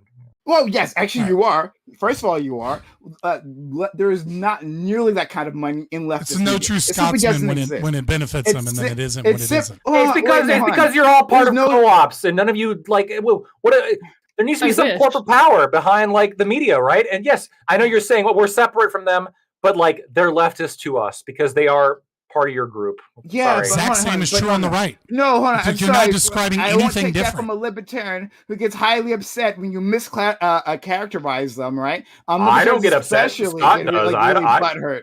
Scott called me a socialist, and I took it in stride. Okay, I don't get ass pained about this. He is a socialist. I've done it a bunch of times. I respectfully disagree. I respectfully disagree. Yeah, sure. But I'm not going to get my panties in a twist about it. Okay, sure. Anyway, hey, I see your hand, Gibbs. Like I already see that. But fuck, what was I saying? Getting things mistaken. They were saying. Turning Points USA is another outfit, right? Plenty of money coming in from big Republican donors. That's the thing that's happening. And there's no equivalent on the left. There is on the liberal media. You get corporate sponsorship, but the leftist point of view is to deconstruct the power of a billionaire. Right? There's like one or two who like had given, but you have to remember, like the leftist message undermines their power, their position. So you won't find a lot of them here. On the right, which venerates these individuals, right? Not maybe all the libertarians, maybe not, maybe ANCAPs would say differently, right? But on the right, in general, the corporate friendly right, yes, you will find plenty of billionaire money, but it's the same thing on the right. It's exactly the same thing on the right. Like Nick Fuentes was fucking. I don't like him. I don't like his ideology, right? But he would be an example of people that sit beyond what you would consider the center right perspective, obviously. And he was banned off of every social media platform. I agree. He wasn't given a voice in a ton of different places. Like you're describing a process that happens on the left, and that also exactly happens on the right. Hold on. And I said when we some say people on the right as well, right? Yeah. But when we say yes, the left dominates it, then all of a sudden you go, oh no, those are liberals. It's something totally different from the left. The left is this other small thing. So it's like, okay, so you're saying that Kamala Harris doesn't have a coalition of the left, that there's actually this centrist Democrat party and centrist Democrat billionaires, and then there's this tiny little pocket of oppressed leftists, but the right is this big coalition, but they're all the right. Like you can't. Oh, no, you can't. No, I literally did not say that. I said the opposite. I made pains to say the opposite. I made pains to say, hey, I didn't say that right you literally said that. I'm talking about the logic of your argument. There are many different segments there, and I said not at the very start. Well, yes, I recognize there are some grassroots on the right, but there's simply a lot more money sloshing around there. I didn't say everyone has access. There's to it. way more money sloshing around on the left. That is an insane thing to They say. use There's it more. poorly. Not when we're It's talking how about. it's Not when we're used. talking about. No, when we're talking about. Right, not when you corporate magically media. separate the left into multiple categories. Yeah, then there's not more hold on. money. But then you'd have to do the same thing for the right. I'm not being unfair. I agree with you when we're talking about corporate media, right? On the Corey, you can. Corporate media on the left. Then yes, there's a lot more money. Agreed, right? Overall, right? But when we're talking about alternative media, so maybe I didn't make that division clear. So maybe that's my fault. So let me be very clear. When we're talking about alternative media on the right, yes, far more money. Than you'll find on the left. Right, because they don't have, because the left has the like you're talking about, like legacy media is the left. If you turn on your TV, it is left-wing talking. It's liberals, yes, indeed. I agree. I've said that already. Okay, right. Understood. Yeah, but they're not leftists. You are right. You are right in saying that the right's money is in alternative media, but that's because that's the only media they have access to. The right doesn't have whatever. access to legacy media. I didn't say otherwise. Did I say otherwise? I don't know why. CNN Newsmax is alternative. Okay. Citing It's on CNN cable. as the Come on. right's media is fucking wild. Barely. I didn't. I said they hold water from time to time. I didn't say they were the right's media. Having a patsy I'm on not every now and then so that you can strengthen your own ideas is not fucking right media. I mean, no, yeah, I'm not like talking we about saw. Just to be clear, we did see. And I think we're talking about like putting all this money into the alternative media space on the right. I think a lot of it actually did have some to do with Gamergate. We had Steve Bannon who saw like the energy that was there for Gamergate and thought that it could be harnessed. He talked about this. It's like, yeah, I watched Gamergate. Like I was in these discussion rooms and I realized, yes, there's something to tap into. I think he raised money to actually do just that, to find individuals who would do just that. But again, not saying that there aren't some people who came up and did it by themselves, put up themselves by their own bootstrap. Maybe Lawrence Southern was one of those people. I don't know, right? I'm not pointing out which one some news guys the ones on the right in that case. But just saying that there was specific plans made for that. Okay. Joe Rogan, not left. Joe Rogan, not left. Not anymore. Joe Rogan is He populist. was. Joe Rogan is a populist, right? So Joe Rogan, not left. So you can say, well, he endorsed Bernie Sanders. Do you see what you're doing? Hold on. You're separating the left into every category Oh my and God, not doing it to shut the up for a right. second. I literally just started the point. Because Maybe, you all rally I behind literally Donald just started the point. Let me say the point, and then maybe later you can respond to the point if you want to respond to the point. Okay. In which way? Joe Rogan, he's a populist, right? And you say, well, Bernie, he endorsed Bernie. Well, yeah, because Bernie is a populist too, right? And this is a credit to Bernie. Bernie's message appealed to people across the political spectrum, right? So people who would not have voted Democrat otherwise were going to vote for him. They were attracted to his message. And the Democrats, sabotaged Bernie and killed that possibility. Katya, I see your hand. They saw that and they sabotaged him from actually being the nominee. And that was a loss. That was a huge loss. Mm-hmm. And that's why we're in the situation we're in. So, like, going back to, I forget who said it previously.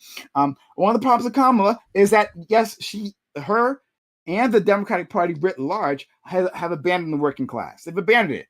They talk about the middle class all the time, right? Talking about like we want strong middle class policies or whatever the fuck, right? But they abandon the working class, and we see that in the election results. The working class has absolutely fled, and we might be seeing a permanent political realignment towards the right of the working class. Now, I don't think the right has anything to offer them. I think it has zero to offer them. All they have is resentment to offer them. There's nothing. We got the Mexicans too this time. Yeah, you did. It's amazing. I have a video clip about that, and it is. Don't forget the Native Americans too. What these voters, but it doesn't matter. It doesn't matter. I'm not going to be yelling at the Republicans are the party of diversity now. I'm not. Republicans are the party of joy. They're the party of joy. But yeah, so well, now you are, I'm sure. So in any case, right? It's Democrats who have lost them. It's not simply because of racism or sexism and that nonsense, right? I mean, that actually does play a role because we live in America. Absolutely, racism exists here, right? Even Black Joe wants to deny it. But there is definitely a fact that these people were gettable. Bernie was proving they were gettable. They were part of the Democratic coalition previously, but they've abandoned them, and that was a problem. Then finally, actually two things. One, Kamala, like she had like a plan that was like a small she had a concept of a plan for like maybe some sort of race-based priorities, but like Kamala went through great pains to not run as a Black woman or as an Indian woman or as a woman in general. She didn't want to do any of those identity politics. Yeah, actually, she didn't talk about that shit at all. She went out of her way not to do that. Absolutely. On the right, they just like say this all the time, right? Oh, she's running on identity politics. She literally was not. She saw what happened to Hillary Clinton, and she was not going to do the same thing, right? So there's plenty to criticize Kamala Harris on, and don't worry, I'll do it, right? She's a disgusting genocide apologist. And she did the same thing. She lost, and I'm glad. She lost. Fuck. You are right. The Hillary Clinton you are right hot that sauce in she. my bag swag when she was pandering for hold different on. black Sociologic. States, Sociologic. Yes, she said. I mean, yeah, she definitely washes greens in her bathtub because she's black. But she was matching the accent of the state that she was in, depending on. Dog, no, I hate that shit. That's just code switching. It's fucking natural. Yeah, politicians do that all the natural. time. Whatever. People do that all the time. Like fucking. Yeah. It's stop. Code switching is just a thing. Not when Tarantino does it. It comes across as very awkward. She might be a little bit more egregious about it, and maybe it's played up to a certain degree. But no, the thing here is that like when the Republicans say, right, that Kamala Harris ran an identity politics campaign, they are not saying that in her canned interview responses and written speeches that she was constantly running an identity politics game. What they are saying is that Kamala Harris has a campaign, right? Discord servers, Kamala HQ, tons of paid media outlets. And yes, she sent her attack dogs to play people that were paid by the DNC to play identity politics while she pretended to be above it and pretend to unify, and everyone knew it was fake. Like when they did that photo op with her niece at the speech, and they had her niece sit directly underneath her so that they could take a picture of her with her black braids. And then Dana Bash was like, "Oh, don't you think that photo, really represents something about, black women and what it means to be black and what it means to be woman for?" And she was like, "Oh, well, I'm actually running for everyone." Like you have a campaign that is intentionally putting a message out there so that she can look like a unifier. Yeah. Wait a minute, hold on. Your example, she took a picture with a family member? It was a That's not what I said. No. I don't understand. Then help me understand. No, there's a photo, right, with her giving a speech at an event. Okay. And then her nieces sat in the middle in the front row. And then they hired a professional photographer to specifically take a picture that they were going to put out as part of their media blitz that was like her with her braids from the back of her head looking up at Kamala at the future, right? And then they utilized this in multiple interviews where they were like bringing up this photo and how powerful it was as a woman and as a black woman and what it means. And then she had a canned response about like, yes, of course it does matter and that would be a great thing, but I'm here for everybody. What I'm saying is, yes, you are correct that in her speeches and interviews, she wasn't like, you need to vote for me because I'm black. What I'm saying is her fucking policies mention identity multiple times, that she has a paid campaign where they gathered $1 billion, where they paid social media influencers. I mean, DNC had a Discord server where they had thousands of people specifically working on how to manipulate community notes program so that they could tell lies and bullshit on Twitter on X without being community noted so that people would believe these things. They had a massive campaign and tons of people working, and many of those people that we know are paid, that are big like Twitter accounts, etc., were pushing identity politics, but there's plausible deniability. They are trying to force identity politics while acting like they're not playing identity politics. All right. That's an interesting perspective. All right, fair enough. But anyway, the point is not to defend the Kamala Harris campaign. Like, again, fuck her. I'm glad she lost. I'm not glad that Trump won, but she's a filthy genocide apologist. And she got what she deserved. But anyway, finally, there's and then I'll go to Gibbs. Was it Corey, then Katya, and I have my headphones on. I'm just using the restroom. Sure. There seems like to be a loss in like 10 million or so votes. Like the difference between Trump and Kamala might be like in the end like 3 million votes or something. But like there's missing votes from the previous election. People who just like didn't come out this time. And my vote will be one of the missing ones, right? I actually did submit a ballot, but I didn't vote for It's all your fault. It's all on you. It is well, that's what they'll do. They'll blame when she lost. That's like the like there's a difference here. She missed out on a bunch of votes. Yeah. It's not that he won. So well, I'll hold off on that because there's some interesting data about like the swing states, and about like the vote breakdowns there. So I'll hold off on exactly what happened there. But in any case, the point is that the Democratic Party, this has been going on for decades, right? At least since Bill Clinton. Some people say since Jimmy Carter, but the realignment of the party away from the working class and towards the middle class, and really, honestly, the moneyed upper class.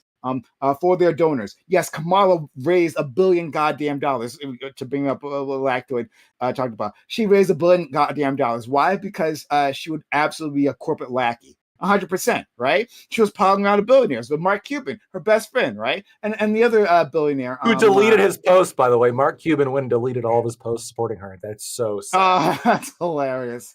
Yeah, but that's how shallow his support was, right? Like, oh, now that Trump is in charge, he'll go and suck Trump's dick. Absolutely. He didn't give a fuck about any of that. The only problem with Trump is that Trump is a bit rude for him. That's all. But like in terms of economically, well, he's perfectly fine what's going to happen there. He would have been happy with Kamala Harris. Kamala Harris has shown time and time again that the only thing that matters to her and the party in general. I don't. Mark Cuban does not want tariffs. Kamala Harris.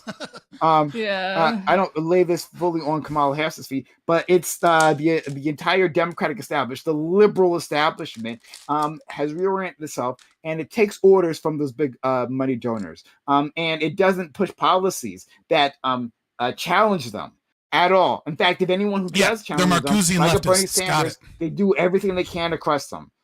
So I'm just saying there's a difference here, and that I believe this was maybe not this election because Biden got out too late. It was Biden really fucked Kamala Harris 3 ways to Sunday. It's really bad. But I believe that if this had been a more of a normal cycle, that Trump was imminently beatable. And the Democrats have dropped the ball in so many ways. Okay, now I'm done. So we're gonna go to Admiral Gibbs, Corey, Katja, and yeah.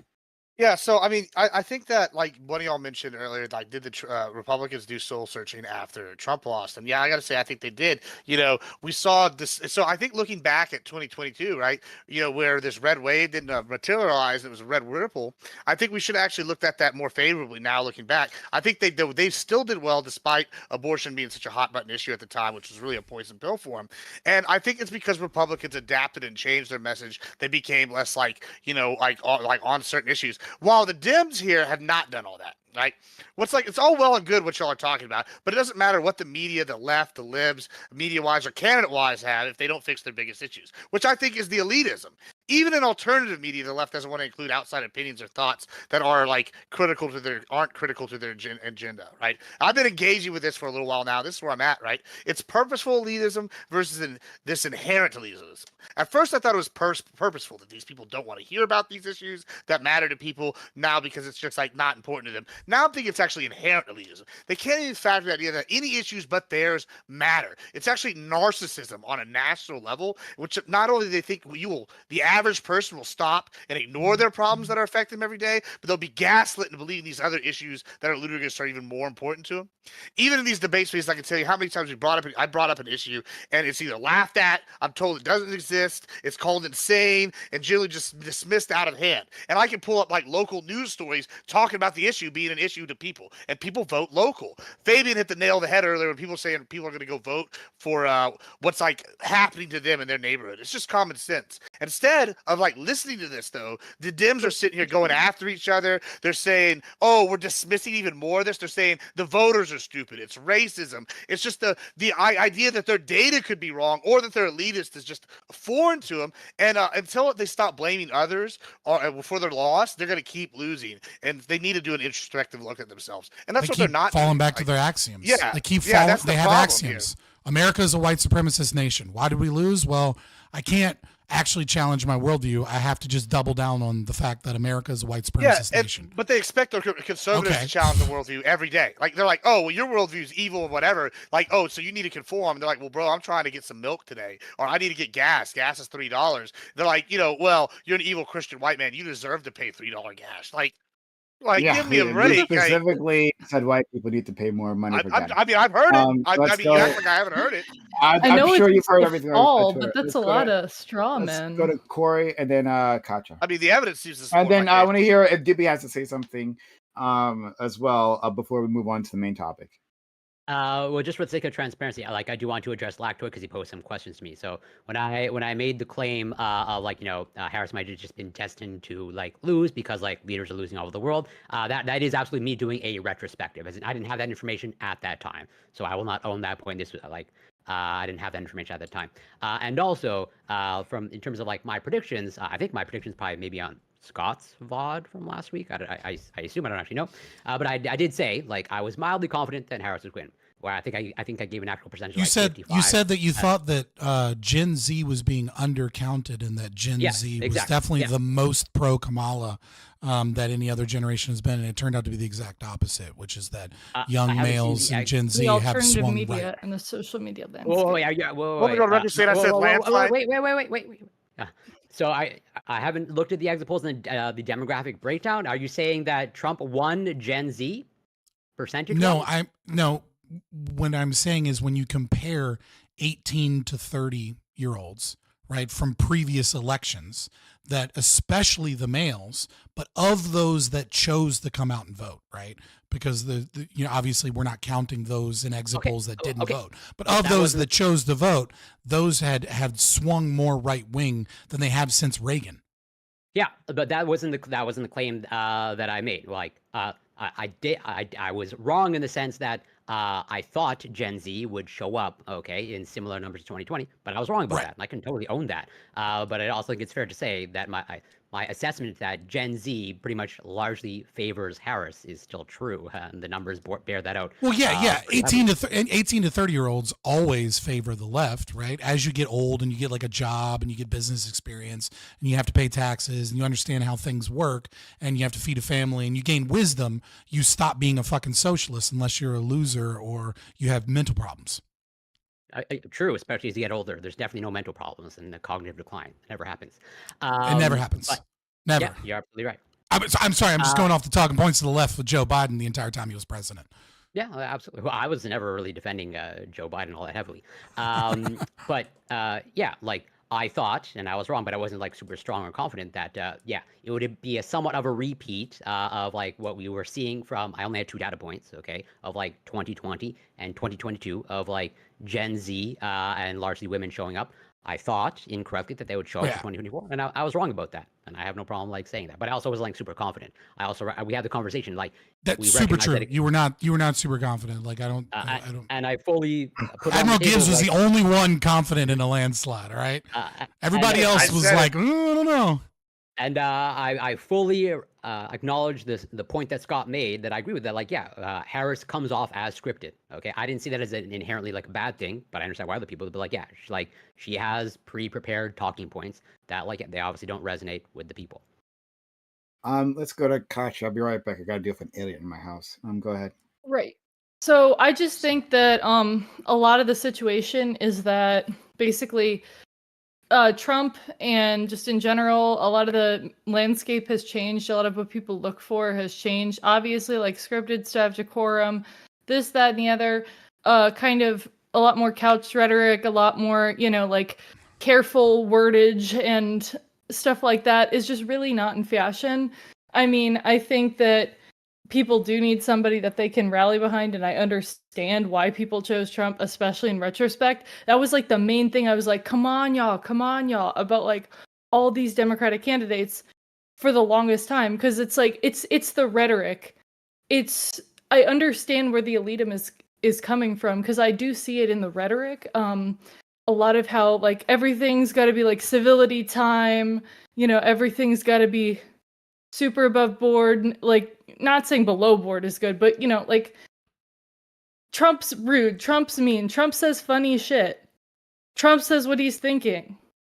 I see the appeal there. Plenty of people do, and irregardless of if what he's saying is true or if it's going to help the people have that perception. And I think that that's something that was majorly discounted by a lot of the left and Democrats in general. Well, Also, to piggyback off, oh, sorry, I was going to piggyback off. no, what I you was said just and going to kind of address agree. lactoid. I'm sorry. So No, go. yeah, I in regards to your thing that you said earlier about the incumbents or whatever. Yeah, I'm going to answer to kind of What did I say myself again? with that argument with the incumbents losing. Corey Oh, just with the addressed it. inflation? Okay, sure. Yeah, with the inflation. Yeah, I was kind of a little bit America tunnel vision. I actually had no idea that these incumbents had lost. Well, I here's the thing. No, I didn't have no idea. I had no idea on the aggregate. Like I would hear, oh, somebody different won in this country. Oh, somebody, okay. I never put the dots together. So, I mean, once I figured that, I was like, oh, okay. Well, hold on real quick. I think the reason why you didn't know is because they didn't tell you. And, by the way, I don't even know if it's true or not. I haven't fact-checked this claim. It could be true. Seriously, it could be true. It could be true that incumbents were getting shellacked because of inflation. It's just possible. Well, they were for some reason. But potentially. But I don't have a list in front of me of which leaders lost their re-election campaign because of inflation. I just don't have that. Date of an exact date on why. Like I have looked at like European some of the polling data, polling or election results recently, and there's like some surprises, but not all of them. Like there's a lot of countries in Europe where like the incumbents did win, and you absolutely do see this now. I think the question is like if it is the case, well then that's interesting, I suppose.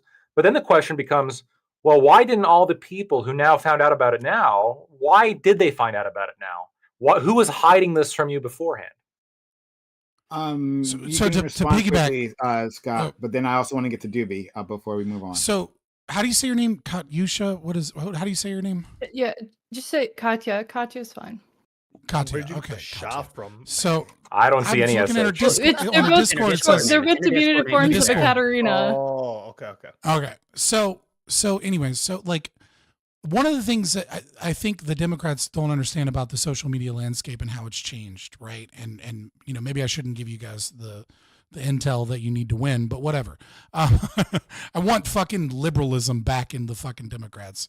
You know what I mean? So maybe if you come back, I'll vote for you. But so one of the things that I think people don't understand is that like, because one of the major changes in the social media landscape is that when you give interviews and you go out on podcasts and you do all of these things, right? People online are doing these reaction videos and they're talking about the things that have said, and they're seeing videos from multiple different sources.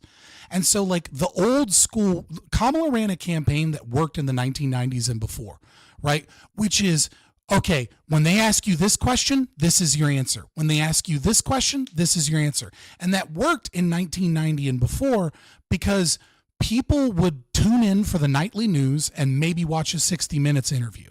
But now that your Univision interview and your 60 Minutes interview and your, Call Her Daddy podcast and all of these multiple sources are there, what you see is the people that are politically engaged, they just roll their fucking eyes and go, oh yeah, I was born middle class. They hear you say the same 10 talking points over and over and over again, and they know that you're fake and that you're full of shit and that nothing that comes out of your mouth is the truth.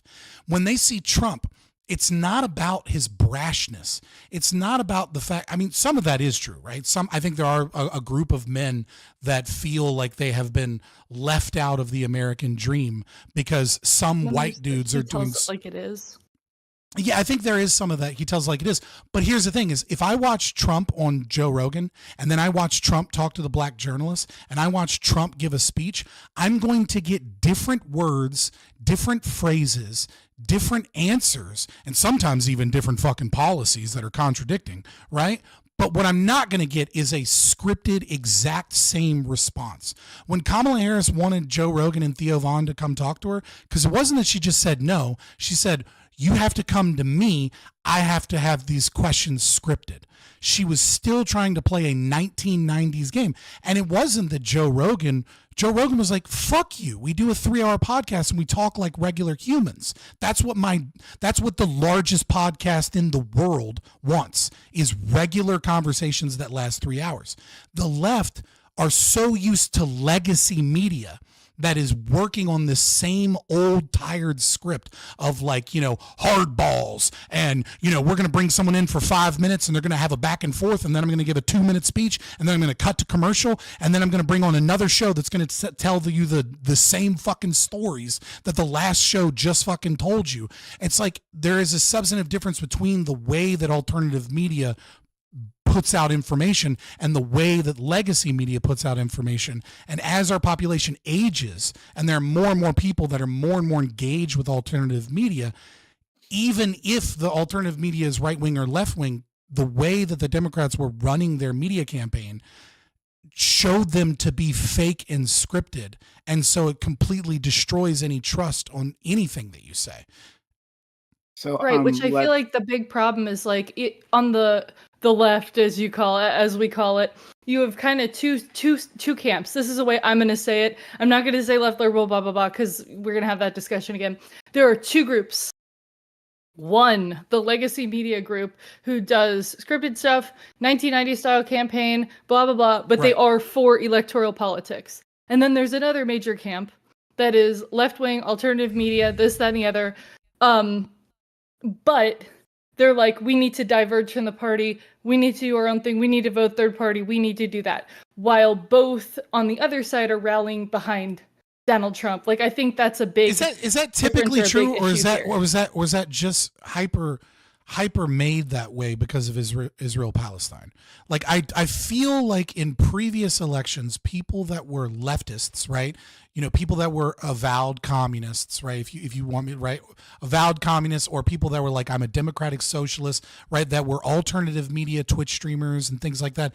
They would still tacitly support the Democrats because the right was evil. And it feels like, maybe I'm wrong because this isn't necessarily my echo chamber, but it feels like that shift and that split and that like, I'm glad the left or I'm glad the liberals lost is bigger because of the Israeli-Palestine conflict. This election I agree that it's bigger, definitely. Yeah, it's definitely always existed.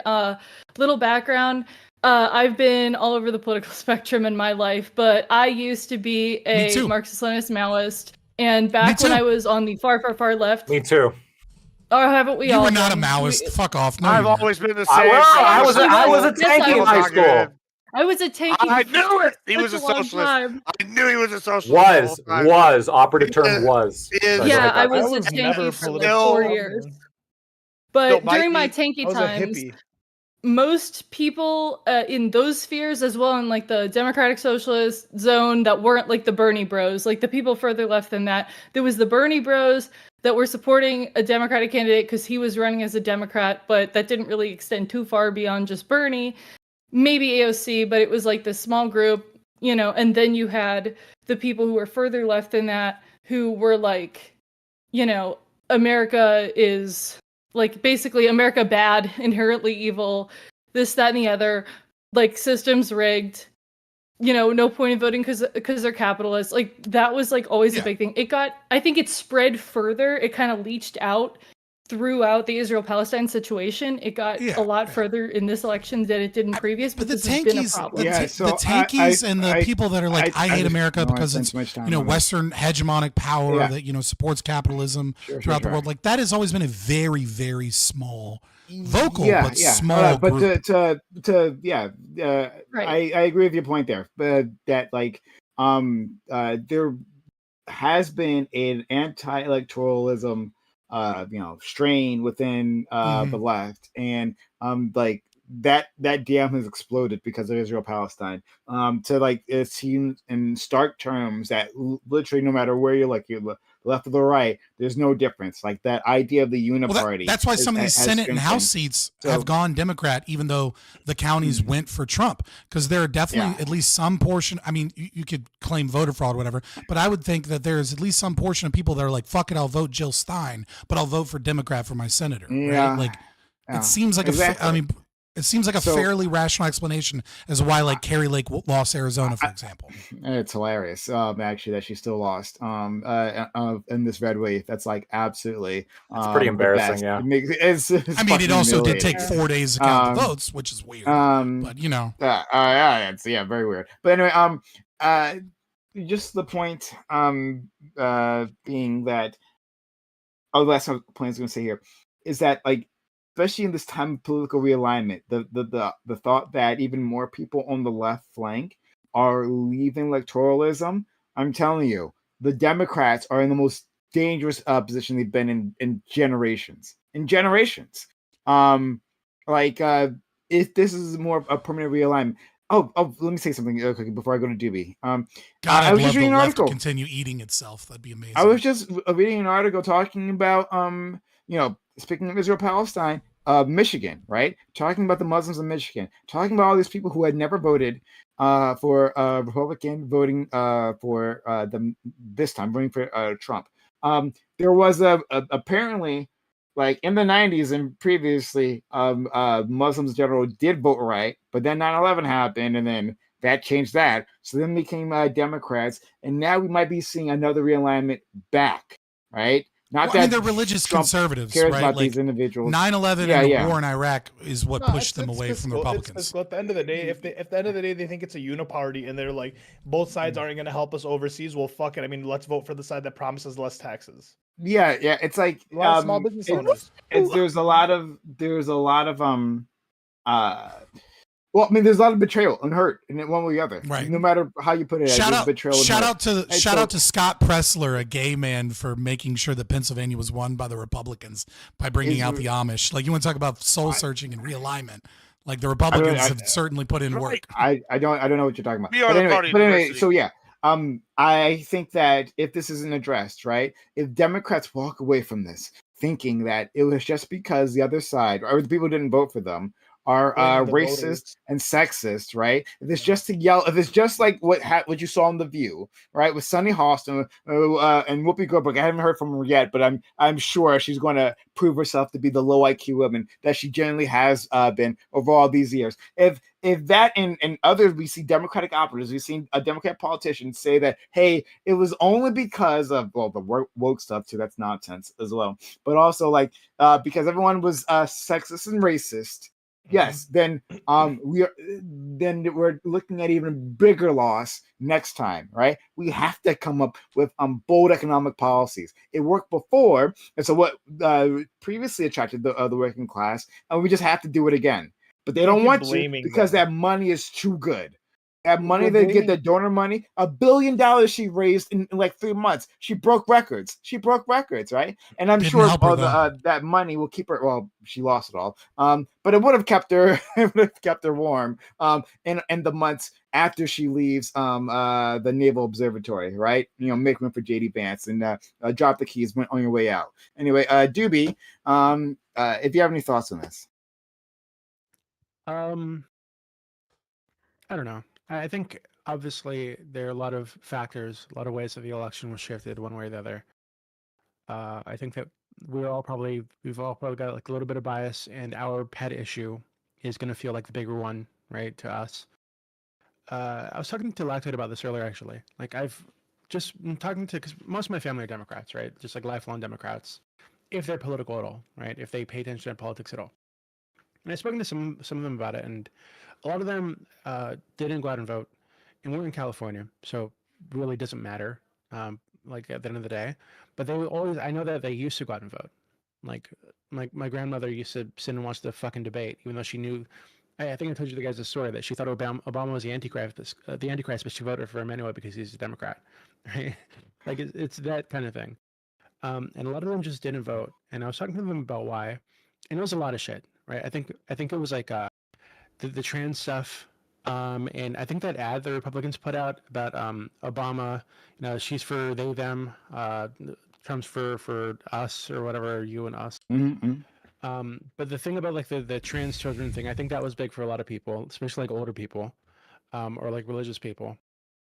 I think that for younger people, like my cousins that I spoke to, and like some people that I know like around my age, who either didn't vote or they voted third party or they voted for Trump, right? And these are not like Republican people.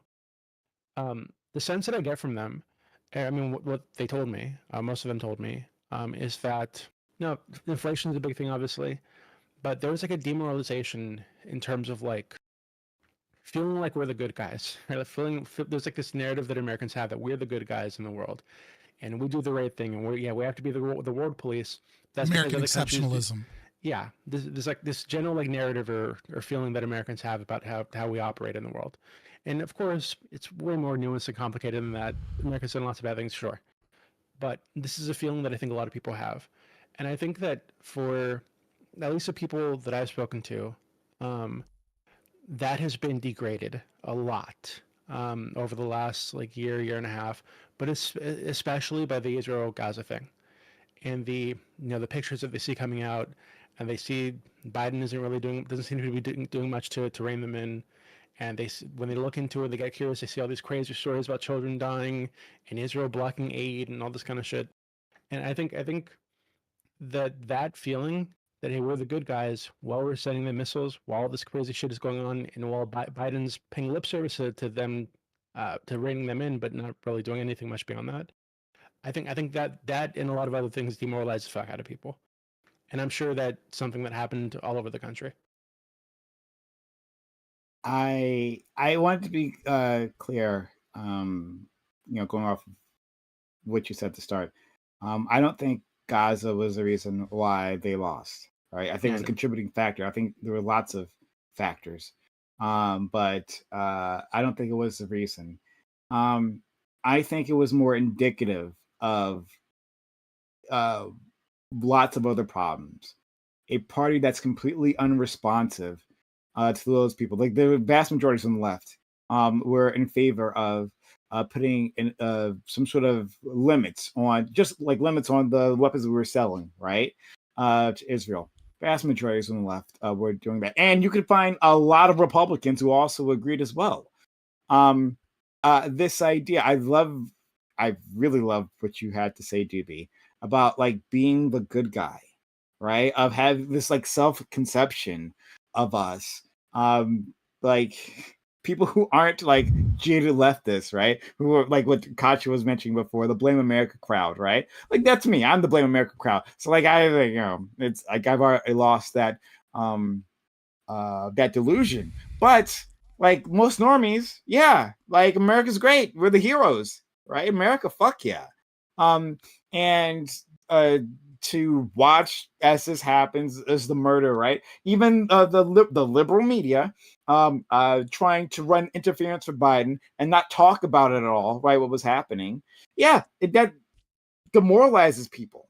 It demoralizes people. But even beyond that, like I said, so I don't think Gaza was the end all be all. But like, just like they're unresponsive there, they've been unresponsive to the working class. They've been unresponsive in terms of like providing healthcare, right? Healthcare costs are still skyrocketing. Like the insurance ACA, right? The insurance mandate, like this. People remember that. People also remember that, like during Biden's term, they lost the child tax credit, right? That was a big thing. It was really helpful, and that was gone under him. Now, apparently, he made some movements to try to get that back, but the Republicans didn't really. The Democrats didn't really fight for it. They didn't really fight for that. There were so many things that they dropped the ball on, and people just feel like they're not being listened to. And yeah, I don't know. Yeah, 95% of Democrats and Republicans don't give a fuck about you, and a lot of people I think are demoralized. And then when Trump comes out and says things like they're only after me because I'm in their way, they're after you.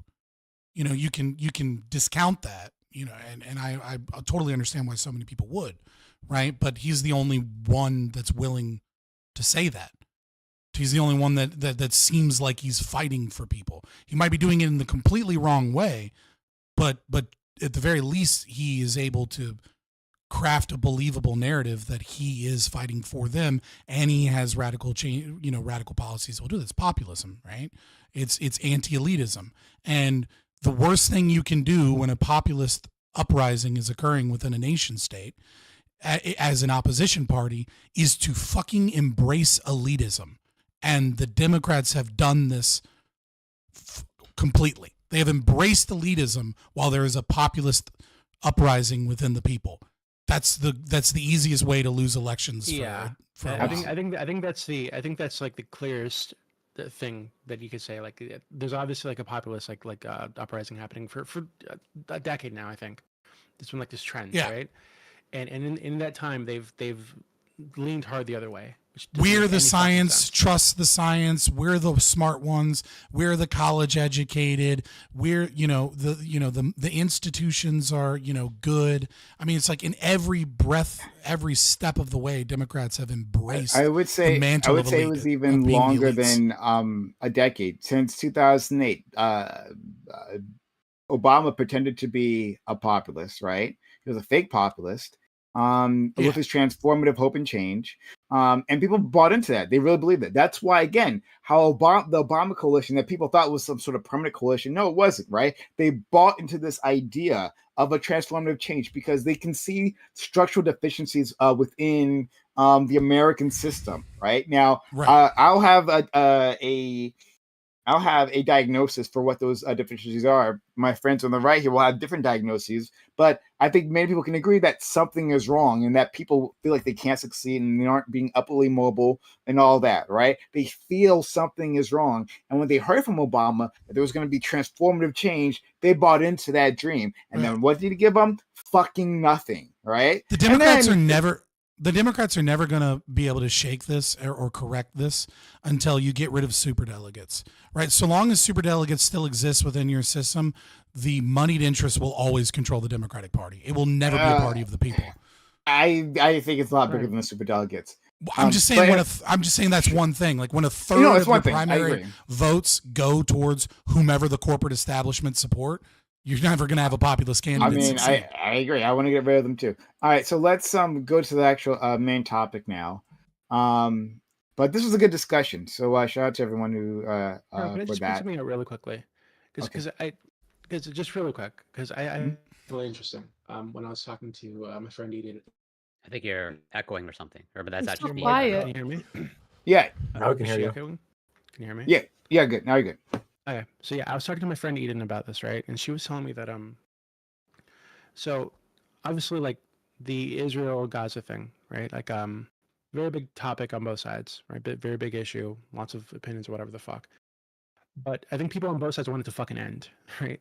And with Biden, there's been the sense that like it's just gonna fucking drag on forever, and he's gonna pay lip service, and then nothing happens, right? And that's basically been the fucking game for the last like year, right? And Bibi or Netanyahu seems to want it to keep going, right? Probably because he's worried about the corruption trial and all that kind of shit that's coming after the He's working war's with over. Trump too. He was. Yeah, and this person, they're very like pro-Palestinian, right? And they don't like Trump, but for them, the fact that Trump had a fucking timeline, like a deadline, right? That he gave Netanyahu apparently. There's like sources that that Trump gave him to like December. Right, or I'm sorry, to the day he gets into the office, which was like January. To the day he gets into the office, to end the war, right, to end it. Like just that fucking glimmer of hope that there was an ending coming, right, was enough for them to want to vote for Trump, right? Like so, it's not like these people are asking for the Democrats to give them a lot, right? When it's like, hey, yeah, you got to boycott Israel right now. It's like it's just some kind of movement to let you know that let them know that they're being heard. Like that's it, and it really felt like Kamala couldn't even do that. Absolutely not.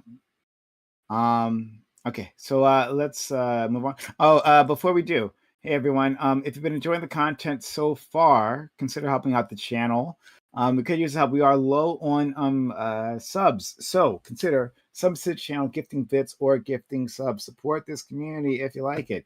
If you find yourself showing up here, on the regular, consider supporting the channel. If you are a sub, if you sub to the channel on Twitch, of course, you get ad-free viewing and you'll get our emotes, and you'll be keeping us up around for another day, another week. Sub to the channel, gift bits or gift subs. Renew your sub if you got one. We'd love to have you around. We thank all our people who've been sticking with this community, but we do need your help. So consider subbing to the channel, gifting bits or gifting subs. On YouTube, you can hit us with a super chat. I have been keeping track. We got a super chat earlier, and I read it in a timely manner. I want you all to be proud of me. But yeah, consider supporting us so that we can do this. Also, hit the follow button. If you haven't done so yet, hit the follow button, or the sub button on YouTube. Support us that way. Thank you for following Fry Karamaba. Fry Karamba. Oh, like I Karamba. There you Fry go. Karamba. Okay. You got there. Took me a while. It's taking me a while. It was a struggle. But thank you for hitting the follow button. Okay. So let's go to the topic. Now that Trump has won re-election, many people on both sides of the aisle are terrified as to what might come next. Trump has made promises including jailing his political opponents, hobbling departments such as the FDA/EPA, and even mass deportations. This brings up the question of whether people within the administration should resist. Would it be ethical to ignore mandates or undermine policies that a bureaucrat disagrees with? Should people slow walk orders in an attempt to run out the clock on this of this administration? Or is it wrong to interfere with the agenda of a democratically elected government, especially one with such strong popular support? It seems like Trump is going to go to war with the administrative state. Whether it's there's lots of stirrings about this, and we can talk about like those indications. But in any case, even if that's not his plan, let's pretend it's not. A lot of people have moral objections to what he's going to do. I mean, like he was talking about. I'm not sure if it was him, but maybe his nominee. I think it was Tom Holman or something like that. We'll get to know his name soon. The immigration czar, right? Tom Holman, yeah. Yeah, thank you. Talking about, hey, why don't we we'll be deporting whole families, right? He was asked like, how do you keep, if you're going to do mass deportation, how do you keep families from being separated? I was like, yeah, we just deport the whole family, so it's not a problem, right? And they're talking about using military bases to hold these people as they use military planes to send them out of the country. Kind of sounds like a concentration camp, but we'll see. But people are going to have, whether you agree with them or not, they're going to have a moral reaction to this. And some of those people are going to be within the administration. Now, maybe you agree. Maybe you agree with everything that Trump is going to do, right? Maybe you're like, this is what should happen. All right. Well, then you can just pretend it's the opposite. Pretend it was an actual factual communist, not Kamala Harris, but who had gotten into office. All right. But pretended someone who, hated the America you loved. Maybe it was going to hobble the Second Amendment or whatever, right? I don't know. Pick your boogeyman. But once an administration is in power, right, and they have come in with popular support, absolutely, Trump has come in with a mandate. Once they're in power, should the people within there, should they act on their own consciousness? Does that make sense, or is it wrong to resist in such a manner? All right, so let's go around the and let's keep it quick because we went a half hour overtime on the last topic. So Lactoid. Yeah, so I don't value democracy inherently, but I do value the Constitution and I do value stability. And I think that stability has some certain prerequisites. And I think the first prerequisite here is that people not violate the law when it comes to hobbling certain administrations. So to the extent that any kind of hobbling is illegal, no, shouldn't do it.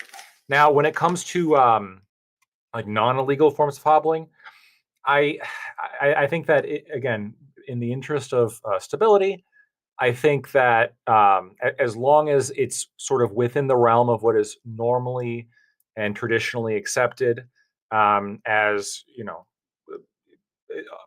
obstruction of the game plan, basically, of the alternative party, probably okay with it, right? You're going to see the filibuster come into play. You're going to see, you're going to see these things happen, and I think that's fine. But what I don't want to see is something wild happen, like, I don't know, electors betraying their vote to Trump and voting for somebody else, or something like that. I mean, that would just be, I think, antithetical to the Constitution and the foundation of the structure of our country. So I'm okay with obstructionism to a certain extent, as long as it's not illegal and as long as it doesn't violate longstanding traditions of what is accepted to be obstructionist. So I just want to expand to make You sure said keep it brief, just to be clear. Yeah, I know. And I was going to ask you one thing, and then kind of keep this idea in mind when you guys are answering, right? Okay, so let's say he puts Scott Pruitt again in charge of the EPA, right? Just pulling out there, a guy who made his career out of suing the EPA. He's a Republican, right? He made a career out of suing the EPA on the behalf of corporations to stop any sort of environmental initiatives, right? Of the Obama administration. Let's say he comes back in and he says well, I want to get rid of the rule that mandates this level of a chemical in the water, right? Some BPH or whatever, right? I don't know, make it up. But basically a pollutant. He says, we shouldn't be mandating this anymore. I want to get rid of this rule. And the bureaucrats slow that down, all right? Let's say he has to go through a certain number of steps, and they do everything they can to slow this down. Do you think that's okay? So answer that quickly, and then we'll go down. Yeah, as long as it's not illegal and not outside of the ordinary for what these bureaucrats normally do to slow things down. The problem is, especially with a couple changes to jurisprudence here. I mean, these administrative agencies have lost a lot of their power, and I also think that you could see a lot of those bureaucrats, if they do start slowing shit down, they could be replaced pretty quickly. But we'll see. Okay, Scott. Yeah, so pull this up real quick. I like this quote from Frank Herbert because I think it the author of Dune, because I think it adequately describes kind of the left's feelings here, where you have so many people from within the state and so many people calling for this stymieing of the democracy that they always support. We love democracy. We have to vote for this person for democracy. We support democracy. Oh, the wrong person won? Well, then we will use the institution of the state as best we can to stop the mandate of the people and the mandate of democracy, because the left doesn't believe in democracy. They believe in power. When I am weaker than you, I ask for you for freedom, because that is according to your principles. When I am stronger than you, I take away your freedom, because that is according to my principles.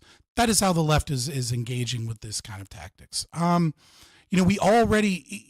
is very incumbent upon the right, I think, to stop in tracks what we are seeing within our institutions. And I think that is part of the reason why Donald Trump was elected. We already have vanguardism, within the state. We already have critical theorists and Marxists that are, you would call them neo-Marxists if you prefer, because they're, mostly cultural, that have infected the bureaucracy of the state. It is undeniable that these individuals are there.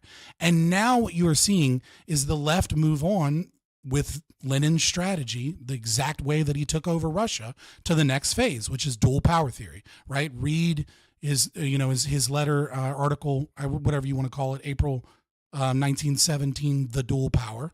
And this is exactly how Lenin says that you foment the revolution, or the communist revolution, is that you utilize those of the vanguard party that are within the state to slow down, make the state less efficient as we begin to build up parallel institutions. We use them to stop the will of the state, and then we attack how inefficient it is and how wrong it is and how bad it is, while we are also simultaneously slowing down the state, for example, individuals in the intelligence community, FBI, et cetera, that are, avowed, leftists in their thought. If you do not pay attention to this and you continue to allow this process to continue in the way that it is, you will, these are the building blocks of a second, of a communist revolution. Is it happening more slowly? Absolutely. Are there more roadblocks than there used to be in the past, especially when, monarchies existed and the state was more stagnant? Absolutely.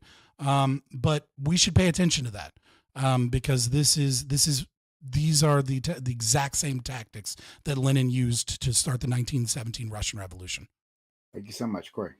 Okay, I'll try to keep it actually brief. I largely agree with like 80% of what Lactoid said, so I'll echo that. If you feel something immoral and unethical is happening, do your best to resist legally and within your principles. But if you can't do that, then yeah, you just got to respect the will of the people. I'll leave it there for now. Thank you so much, Gibbs. Yeah, I mean, as long as you're not doing anything illegal, I feel like you should be allowed to do whatever. However, that being said, I think that people need to take accountability and understand that part of the reason that Trump was elected is because people feel that the government's inefficient. And if you're holding up the process for what people voted for in general, that's going to be seen as inefficient. And that might lead to much more purging. Like, that might actually lead to a further purging, that wasn't necessary if, someone like Elon Musk is actually put in charge of Doge or something and goes in there and starts cleaning out places. It's like, oh, the ATF, totally gone, right? He comes in, he's like, oh, EPA, they're upholding, all these bureaucratic rules that stop me from getting this thing unrestricted. All right, we're going to clean all these people out. And so I think people need to realize that by resisting, they might actually make the problem worse for themselves. But I think as long as they're not doing anything illegal, they should. Thank you. Katja. Yeah, so I think people should kind of take kind of like a word out of the playbook of previous administrations that have done stuff like this and tried to slow walk stuff, hobble stuff, all that sort of stuff, because this has happened many a time in American history. There is a lot of precedent for, kind of trying to keep stuff stable while it be a little bit inefficient. I mean, I think that these massive changes, I understand that these huge bureaucratic changes are like a real source of instability. So I understand why they might want to keep that to a low roar, especially if, Gibbs said that they might, resistance might be worse for you and this, that, and the other. But if where you're going, if your ultimate destination is really bad, and we hope there's a limit on the term, because, obviously we got 4-year terms, and then what? Then hopefully we have another election. I'm betting on that happening, but I know a lot of people are skeptical. But if you know that there's a deadline, you want to try to slow it down as much as possible, which I think, as long as we're working in principles of the Constitution and we're not going against what's legal, as Lactoid said, as Corey said, I'm going to say that that's perfectly fine. And sure, go ahead. Try your best. Play the game. Okay, thank you. Let's go to our friend Ali. There's playing the game, which I think, they're going to do, and I think that's fine.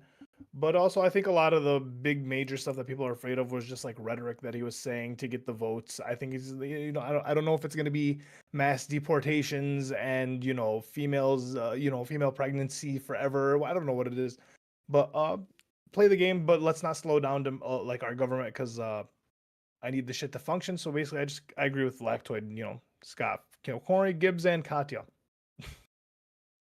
Okay, let's go to our friend Ghosty, excuse me.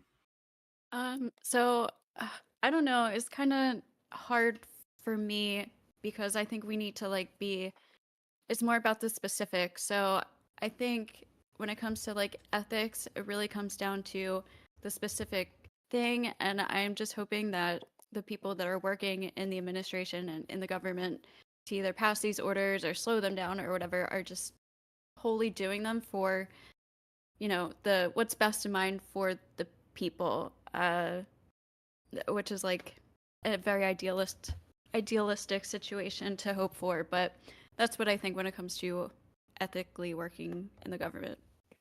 Thank you. And finally, our friend Diddy.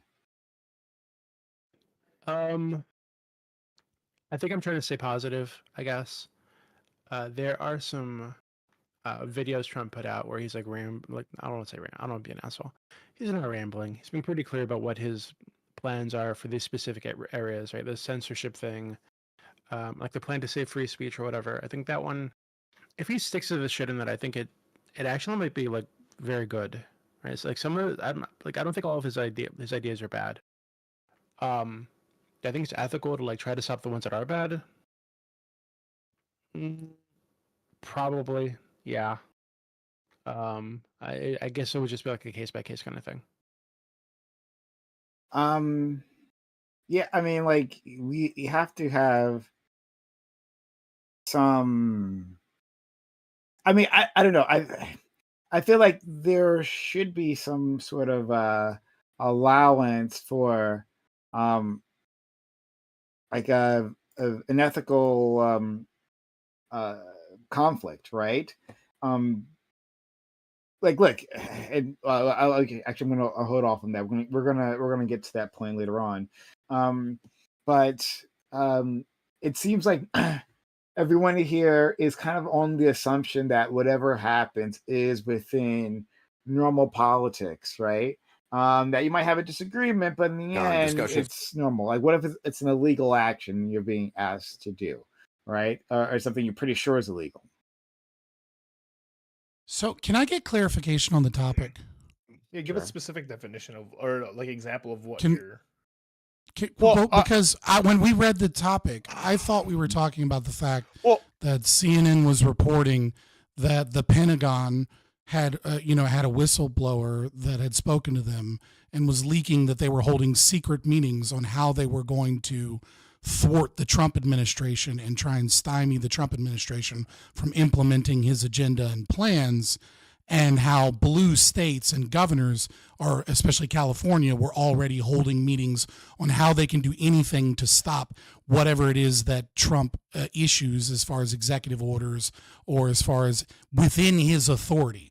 It seems like everyone is picking up on the topic, and maybe I was misunderstood the topic as like, is it okay to like sue the Trump administration and lock them up in the courts and, try and keep him from going against the Constitution, or, engage in lawfare and use other things to try and stop his agenda by legal means? I was under the assumption that we were talking about Scott, like the Pentagon and like the security agents and people that have already committed treason, saying that they're already actively planning additional treason. Scott, you're not wrong. What you're saying is part of this, right? Because my understanding is the overall topic is like obstructionism. And so if you have people like in these administrative agencies that are like, yeah, we're going to like try to withstand the Trump presidency. Like my philosophy is, I think the exact example that Prime gave before is like, what if they're like, there's orders given to the ATF to like, violate the Second Amendment, or in some ways that you and I would agree would be violative of the Second Amendment. Like, yeah, I think that you should resist that, but obviously there's a limit. Like, you can't break any laws to resist it.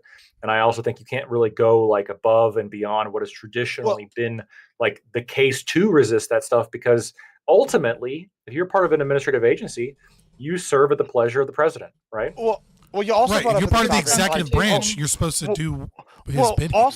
Also, the topic y'all brought up, how I noticed Tron included that it was such like a large landslide electorally and in like the popular vote, and I think there is something to be said for that too. Like, okay, say I could resist, right? Like, say like I don't know, I'm a low level. Let's use the EPA example, guy again. Well, I could go in here and I could like slow up this thing that I believe in on this like certain chemical being slowed up.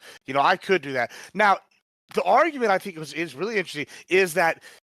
Does my narcissism and my belief like entitle me to be like, hey, I could sew this up legally? Does it entitle me to go and do this, even though part and a major reason why that the like people have put Trump in office is the economy, but it's also economic excess, and like we want to buy the government that's just waste, and which part of this would be wasteful. You're going to be wasting taxpayer dollars by slowing this process up, when part of what he's trying to sell is efficiency. We're going to fix XYZ. Like, do you have this moral right to be that narcissistic and like do that? I think is also it depends on the issue, gives, because everybody can say that, right? Yeah, sure, but like, yeah, I mean, what issue? Like, okay, if it's like I'm taking your Bill of Rights away, if we're starting concentration camps, sure, I don't think anybody's gonna argue. But like, what level does that stop? Like, where are you like not? I mean, like you have if you work in the executive branch, you have done two things. One, the first thing you have done is you have put your hand most likely on a Bible, potentially a different religious text, and you have sworn to uphold and defend the Constitution against enemies both foreign and domestic, right? So if Donald Trump issues an order that is, explicitly violative of the Constitution, right, you are no longer in the domain where your job requires you to aid him. Right. But if we're talking about administrative bureaucracy grinding to a halt as people do everything they can to make the government less efficient in order to stop the mandate that is supposedly given by an individual, then I just have to ask anybody on the left that agrees with that, since when did you abandon we have to do this because of our democracy? Because you clearly don't give a fuck about democracy. Now, me personally, I fucking hate democracy. Democracy is dumb because dumb people get a say, and they shouldn't have a fucking say, right? It should be your private property and whatever it is that you want to do because I'm an ANCAP, right? But if you tell me that you believe in democracy and then you are okay with the Pentagon holding secret meetings on the best and most effective way to stop Trump's agenda and to find ways to stop the executive, I want to know what the fuck is in those goddamn meetings, and are those meetings seems far. Right? Are those meetings like, hey,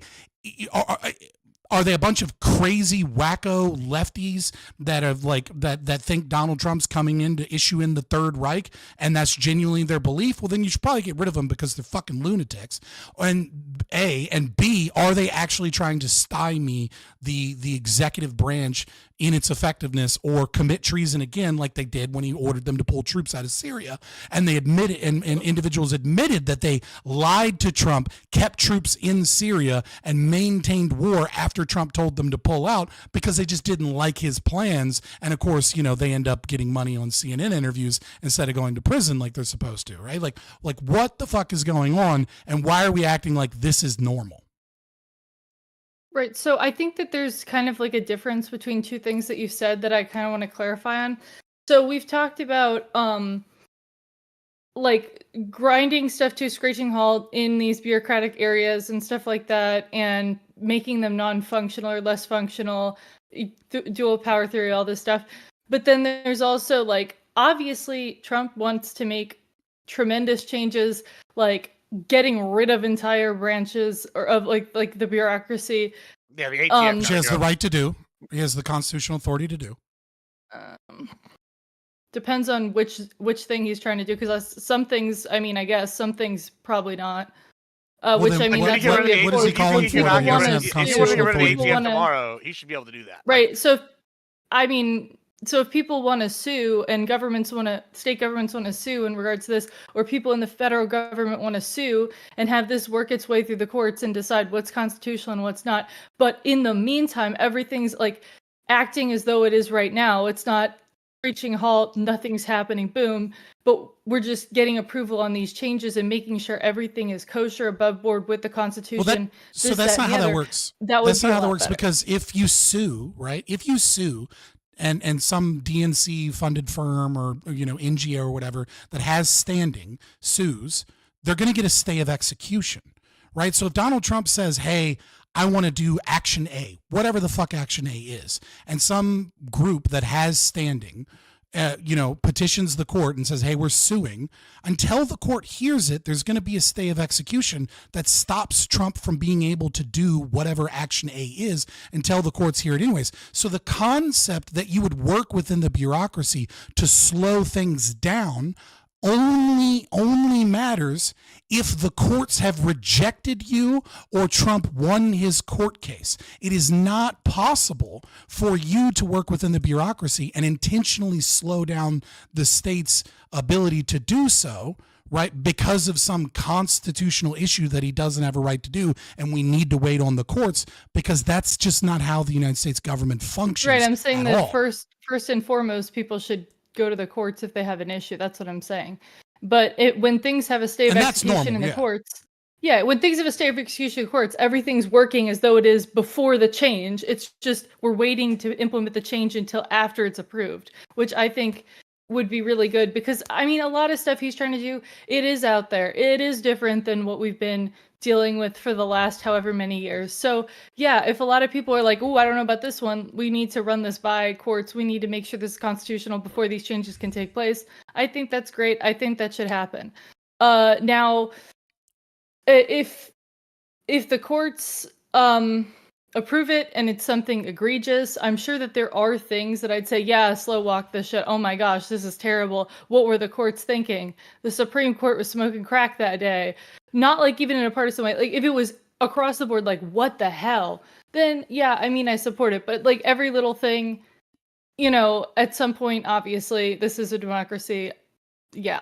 Yeah, I think like a good example is like this RFK taking over the health department or whatever. Like if he has no background in public health or any experience like that, so if he goes ahead and makes a decision, makes like a bad decision that experts are disagreeing with and stuff, and for some reason there's some like legal loophole that allows him to do it, would it be ethical for people to kind of stop, not allow that to happen? Well, hold on. Wait, hold on. Right. The elites have decided that RFK is not qualified to be making those decisions. Oh, by the way, the Democrats are the party of the people.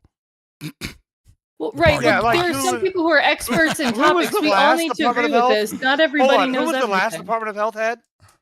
Weren't they kind of controversial?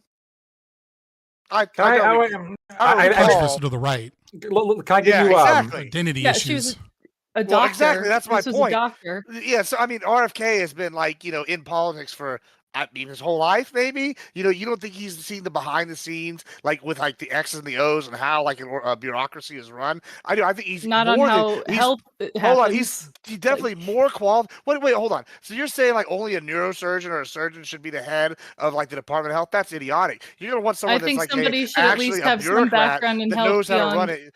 Well, yeah. you fucking lost the election. Let me steal, man. So if you biased. lost the fucking election, so if you believe in democracy, right, then shut up and go ahead and bend over and take the power of the state being used against you violently, right? I don't fucking believe in democracy. I think it's fucking stupid. Damn. But I have principles that are fucking consistent, right? So if you if you want to ever utter out of your fucking mouth that you think democracy is good when the will of the people overwhelmingly support a ticket that has this person that is already, very rarely do presidents run Not and it's obvious who the fucking FDA head is going to be, right? Like that's not a normal fucking thing. People voted knowing that RFK was going to make America healthy again, whatever the fuck that means, and so and already knew that he had several policies. Right? So this concept that like the experts disagree, we ought use a legal loophole to stop democracy is fine if those are your principles, but don't ever fucking utter that you believe in democracy. You believe in power so long as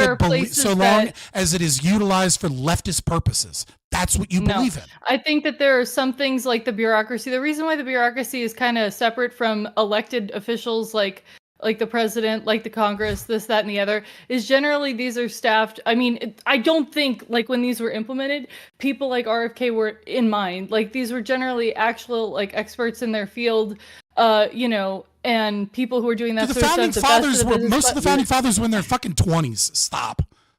Sorry, did the founding fathers create the EPA and the they didn't have the they idea. created the Constitution that gives the president the authority to get rid of them because everyone within the executive branch works under the privilege of the president that is elected. They had no idea about the administrative state. We created the administrative state afterwards. Something that conservatives like to tell us and say, like, "Oh, it's illegitimate in the first place." And in any case, like you're making the delineation between a political appointee, which RFK would be, and then the lifetime government workers under them, who aren't supposed to be political. Right. And but what I'm talking about here is if these individuals who are not political employees, who are just like, you know, regular workers, whether would it be wrong for them to essentially make a political act? Well, they used to be political appointees too. They used to be political appointees too. Used to, when the new president would come in, he'd clean out the whole administration, and they would bring in all sorts of random people to take over. So I don't know why y'all acting like I don't think that's That is true. I don't- You can look it up. Go look at Google Hold it. on. I don't care. Hold on. They, So they they used to cleared out. bring in- So you're saying Every they cleared single out all person of the IRS. I don't know right? how They cleared feasible out that is all of anymore, the Gibbs. FDA. I don't know about. I They mean, I'm cleared out not saying it's all feasible Yeah. now, but they used to do this. No, Absolutely, they would clean in whole things. You'd have to provide me evidence of that because that's like literally like tens of thousands of individuals. Yeah, like Well, provide me they would evidence get rid of of they would get rid of the heads of the departments, and they would get rid of The heads, They yeah, would get rid exactly. of No, like it they was would get rid of also- the people under them as well. Like they would get rid of the upper management. But at the same time, you know, like was it Washington Times, I believe again, like just a couple years ago said that they don't know how many government agencies there are because it's too much to research. Like the administrative state has bloated significantly since then to orders of magnitude. I could see them getting upper management, but like the entire like re-replacing all of the IRS, the APA, and like all the others of three-letter departments. That seems weird. It seems impossible. Sorry, was Well, and the four-letter departments, and and the four-letter ones. Excuse me. Lactoid. Yeah. So the first thing is now that Chevron's gone, the administrative state's much less powerful, which is pretty base. So I wouldn't worry all too much. But to sort of steelman the other side here, as I understood the steelman to be, is let's imagine a scenario in which us here on the base right would maybe like be a little bit uncomfortable with like with non-obstructionism. So let's say that Kamala Harris won and she implemented her gun buyback program that she suggested back in 2019. Okay, she directed the ATF to go take everybody's guns, and the ATF is like, oh, okay, fine, we'll do it. But some of the agents themselves were sort of dragging their feet a little bit when it came to raiding people's houses to illegally confiscate, in my opinion, confiscate their guns. Now, they may actually have some legal basis to do so, potentially, but the agents dragging their feet, if they're not breaking any laws, and you know they have discretion to extent to drag their feet, but they're not like really going above and beyond that discretion. Do I think they're doing something wrong? I don't think they're doing anything like that they should be. I don't think they're doing anything like wrong per se. Obviously, it's issue dependent for me, but on principle, I don't think they're doing anything wrong. But I do also think that the big issue here is they should just be able to be fired, right? Ultimately, that should be the weapon of the executive saying, look, yeah, I'm not going to make you do this job, but if you're not going to do the job, I'm going to replace you with somebody who will. And if you can't find anybody who will, well, that's kind of your problem, right? That's an issue with the way you're running your administration. But a lot of these federal employees have all these protections that make it pretty difficult for them to be fired. I think that's really the main problem, right? So in terms of people being obstructionist, again, as long as it's not illegal and as long as it's not like beyond what traditionally we accept, then I don't personally have a problem with it.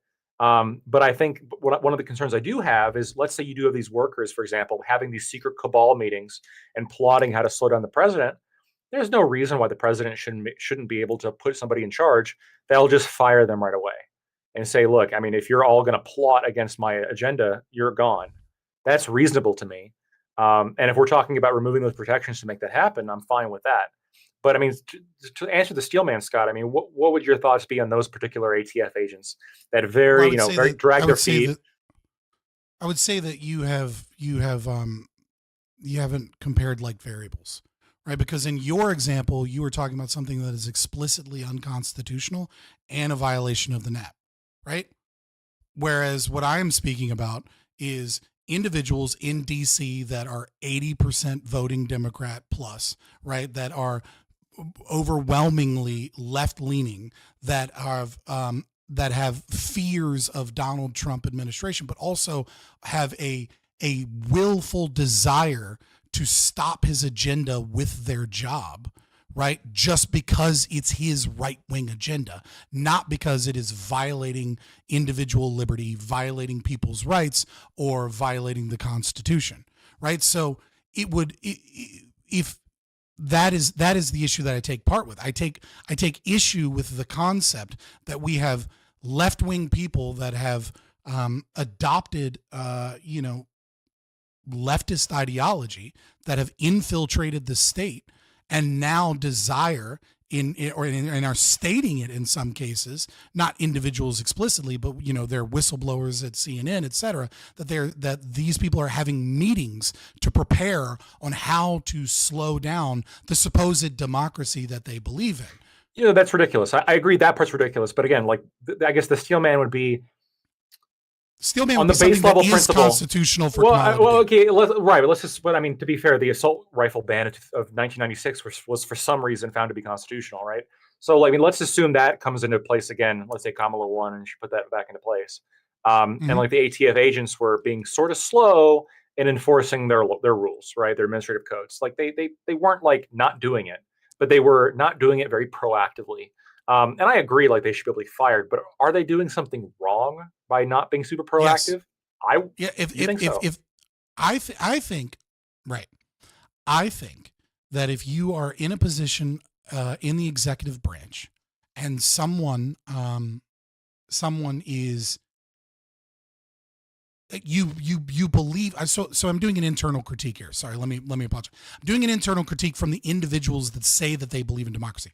From my standpoint, I think it's ineffective, right? And therefore probably morally wrong because of its ineffectuality. But like ultimately, like I don't have any problem with individuals working in the state to sabotage the state. I'm a fucking anarchist, right? But I do have a big problem with individuals of the leftist variety who want the state to function well when the left is in power and want to utilize that power to grow the state. And then when a conservative or a Republican or a populist that doesn't agree with them comes in, they want to intentionally destroy that presidency and their agenda in whatever ways that they can. And I'm saying from an internal critique perspective, you don't believe in democracy. You don't believe in the will of the people. Right. What you believe in is power and pushing socialism. And I fucking hate you. No, one last thing. I think your position is very respectable. I agree with it, like 99%,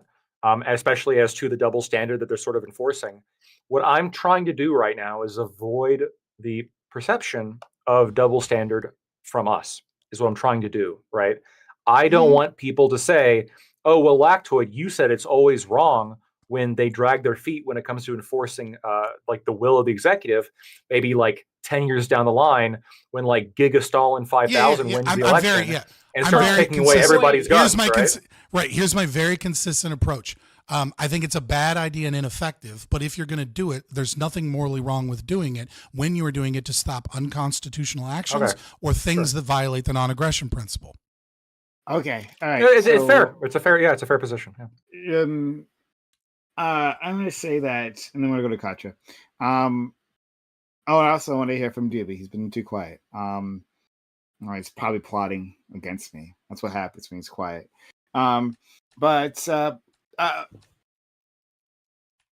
It might be because I don't have a proper historical view, right? Maybe we should have had Aiko here for that, right? But as far as I can remember, and as far as what I've read, what I've seen, we haven't had this talk within the administration about sabotaging a president. I like this for any previous Republican administration, maybe Nixon, I don't know, right? But I believe this is new. And maybe other people can help elucidate me. Maybe I'm missing something here. But like Trump seems to be the exception. Let's like not forget that, like, and I put like people on both sides because I actually meant that. Like, for instance, Rex Tillerson, his Secretary of State. There was that story about like him and his defense secretary at the time. I forget which one it was. He's going through. He had a whole slew of secretaries. But there's that story of them saying, if he goes for the nuclear football, like we might actually have to wrestle him like to the ground, right? There are stories of like Trump, because Trump's a drilling moron. Let's never forget that. He's an absolute idiot. Trump making demands right within the White House, and people are going like, well, this is kind of stupid. And then just like not doing what he says. A source close to the president says. and not doing what he says. And then him never checking up on it because he doesn't actually have a policy agenda. He's just like, oh, I thought this would be cool. And then pushing that forward. Like 10xing the nuclear arsenal, right? Like ridiculous, absolutely ridiculous thing to say. So good thing that was ignored. Yeah, no problem. So where was I going with that? Hold on. You said it actually seems to be new, right? You were saying Yeah, it oh, yeah, seems to be yeah, a thing that's yeah, kind of like special to Trump, which Yes, I exactly. don't think so. I don't actually think it is. I don't think it's new. I think people within the bureaucratic state have been, have had personal feelings about the job that they do. I mean, how does anyone really divorce themselves from political actions when they themselves are a citizen? I think what's new is that there's a certain segment within the population that is so fervently against Trump that people are willing to have meetings in the state with each other about it. And people are willing to leak to the media because Trump's such a danger. I think that's what's new, not that, the state is inefficient. I mean, like, let's be honest. Yeah, hold on. But the other thing I want to say, and I haven't forgotten you, Katja. The other thing that I want to say is that, like, yes, this one it does seem to be at least with like the openness, the brazenness of this. I don't remember, I haven't seen it with other Republican administrations. Again, maybe I just don't have the historical view on this. But what I have seen on the other side is the Tea Party, right? I've seen on the right groups, the Freedom Caucus, right, who has done everything it can to obstruct the government, right? Like, now they did it from legislative stance, being within the Congress. As you're supposed to, yeah. But there is within conservative thought, like what's his name, the tax guy, the guy who made people sign the tax pledge, right? He made presidents sign that. Grover Cleveland, not Cleveland, Grover Norquist. Right? Like there is an ideology that will shrink the government down until you can like drown in a bathtub, making the government more and more inept, making it unable to answer the will of people. Because you had read that quote earlier, right? Like, when I was hearing that, like, oh, that describes the right. That's conservatives. Conservatives have been doing exactly that for decades, actually. That's been their game plan. Can you give one example where they have done that? Just one in all of, and like, since I've been alive, right? In the last 35 years. Can you name one example where they intentionally tried to make the government less effective? Less efficacious? I'll do it right now. Again, the Freedom Caucus, but specifically what I'm thinking of is like, I believe he was part of the Freedom Caucus, and I don't remember his name now. Fuck. But there was this senator who specifically got away of any funding packages for anything.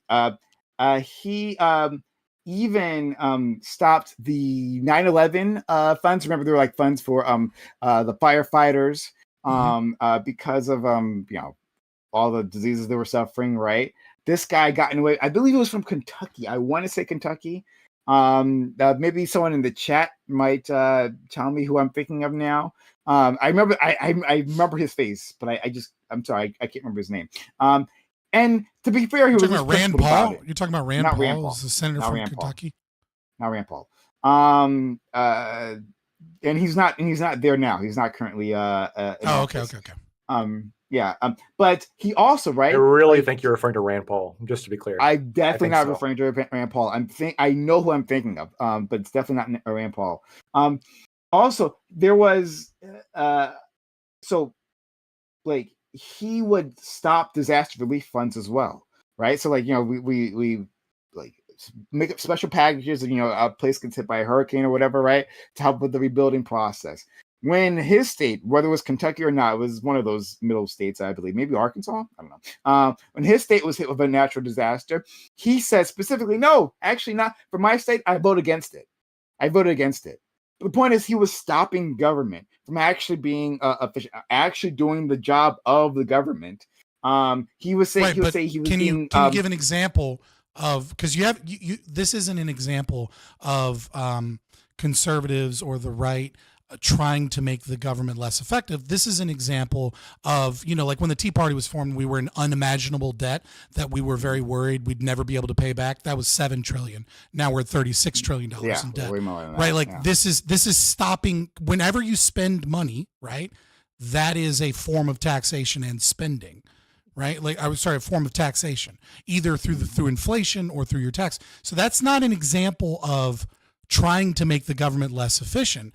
That is an example of trying to stop spending, which is part of inflation and the degrowth of the economy. Now, you can disagree. You can say that it is morally just to utilize taxation for disaster relief. I think most people would probably agree with you. Most people aren't ANCAPs, right? But I'm asking you for an example where anyone in the last 35 years that has had an R next to their name, or, you know, Freedom Caucus Tea Party too, where they have intentionally gone through actions, either legislative or in the bureaucracy, and openly, right, to make the government less efficient so that it can't do its job, not cut spending and funding, which under their ideology, and I think many people's ideology, would be the cause of government inefficiency.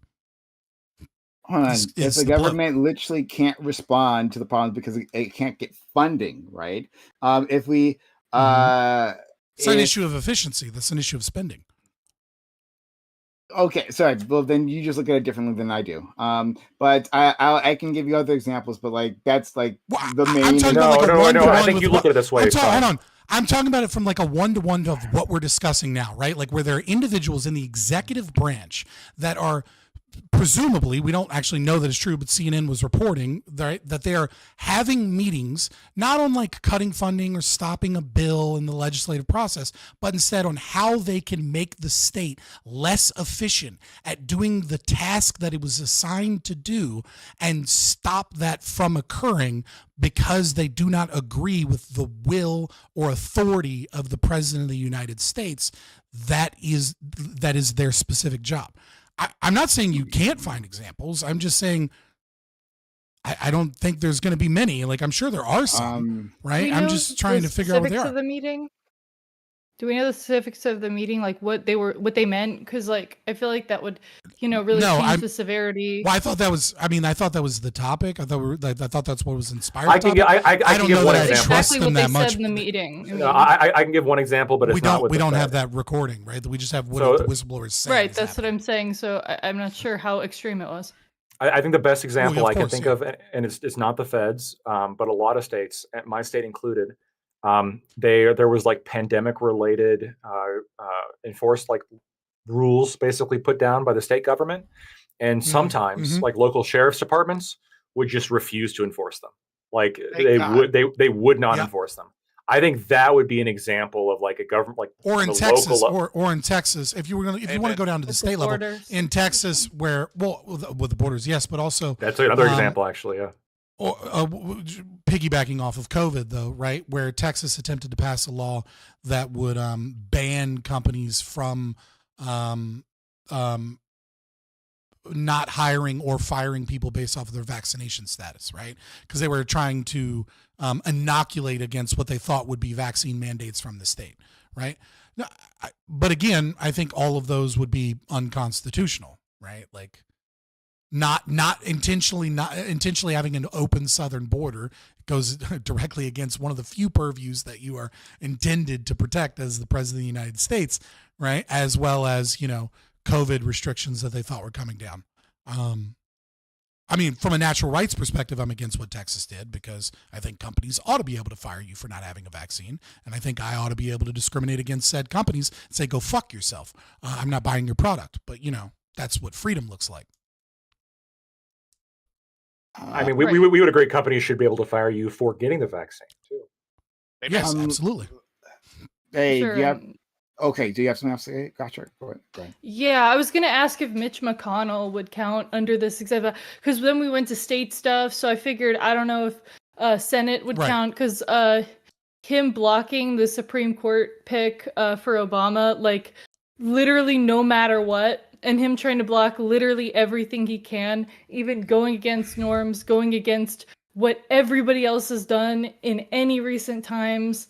He just was like, nah, I'm going to stand here, brick wall, And I mean, since then we haven't seen that's checks and balances, right? Like that's the purview of the Senate, is to be a check against the president. It's not the purview of the bureaucracy that serve under the authority of the president to secretly try and stymie his agenda, right? Like that Sorry, goes I was against confused the because you presumed brought democracy. up states too. You brought up states, and then you brought up local law I enforcement, didn't, and then but state he laws. did, Right, So what the point that's being made here is that, like, yes, senators, like, if you're in a different branch of government, it's probably okay for you to be sparring with a different branch of government and, like, being somewhat obstructionist and, like, within reason, right? That's fine, I mean, that's right? your job, out of really. line, he Actually, wouldn't confirm anyone. Right, but that's your job, right? And I will agree with you that there was a little bit too much. I think, even though it wasn't illegal, there was a little bit too much obstructionism there. Probably went beyond the norms and traditions of the country. For sure. Yeah, I think you might a little bit there. Yeah, there's an argument there. Probably are right.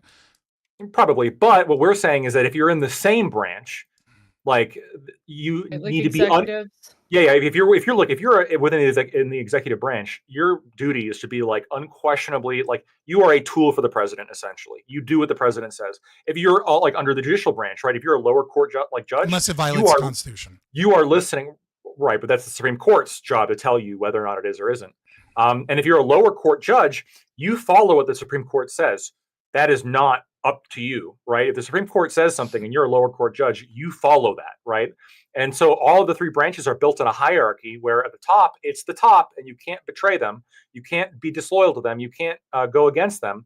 And it's up to the top of the three branches to keep each other in check. That's the idea. Sure. Yeah, I guess unless it's an unlawful order, I definitely see where you're coming from, but then it's hard because I understand the other side as far as, like, basically if we imagine, like, the US with rules and norms and stuff, we're on a boat, okay? It tilts to the side, right? And I understand why people would be concerned, especially in these branches, that what Donald Trump wants to do is this, and, like, not wanting to completely throw people out of whack and throw the government out of whack to a degree where it's just going to swing back, like, entirely, like, everything. Right, but that's what he was elected every for. 4 years. That's what he was elected for. I mean, you openly admitted in the last panel topic that he was brash and that he had these crazy sweeping things. Like, that's what he was elected for. So if you believe in democracy, or at the very least our constitutional republic, then you have to be for him putting forward his agenda and for the executive branch enacting that agenda. Well, I said too that they liked his rhetoric. I don't think people understand the implications of what exactly these things are going to do. Democracy is retarded. This is that elitism again. This is the better boat analogy. Would be, instead of, like, two people on each side and they're going, like, oh, there are a bunch of people on each side and it's flipping one way or the other. It's that the boat is flooding. And one side is going, hey, you know what? We're going to fix this and we're going to do whatever. The other side's going, let's talk about gender studies. And we go, hey, we want to come in here and cut out all the problems, and we want to get the water out. Get all the water out of the boat. And so instead of getting the water out of the boat, y'all are going, hey, you know what we're going to do? We're going to poke some extra holes in here to slow them down because we don't want these guys proven right. That's the argument y'all are making, because it was such a resounding victory. It's like this. I'm not arguing that they don't have a right to do this as long as they don't break any laws, or somebody doesn't have the right to, like, not carry out an order they don't want to and then suffer the consequences, get fired. It's that they're not. I feel like people's narcissism and they're just, like, self-identity, like, oh, I know better than all these other millions of people. I'm so much smarter than them. Ignoring the wisdom of the crowds because they just It's millions. extremely complicated. This is an extreme landslide. How many people know? This is maybe the biggest landslide we've had in the last, like, I don't know, at least my lifetime. And we're sitting here going, bigger than Obama? Yeah. No, but what I'm saying is, after a president is elected, people aren't, like, it's kind of up to him.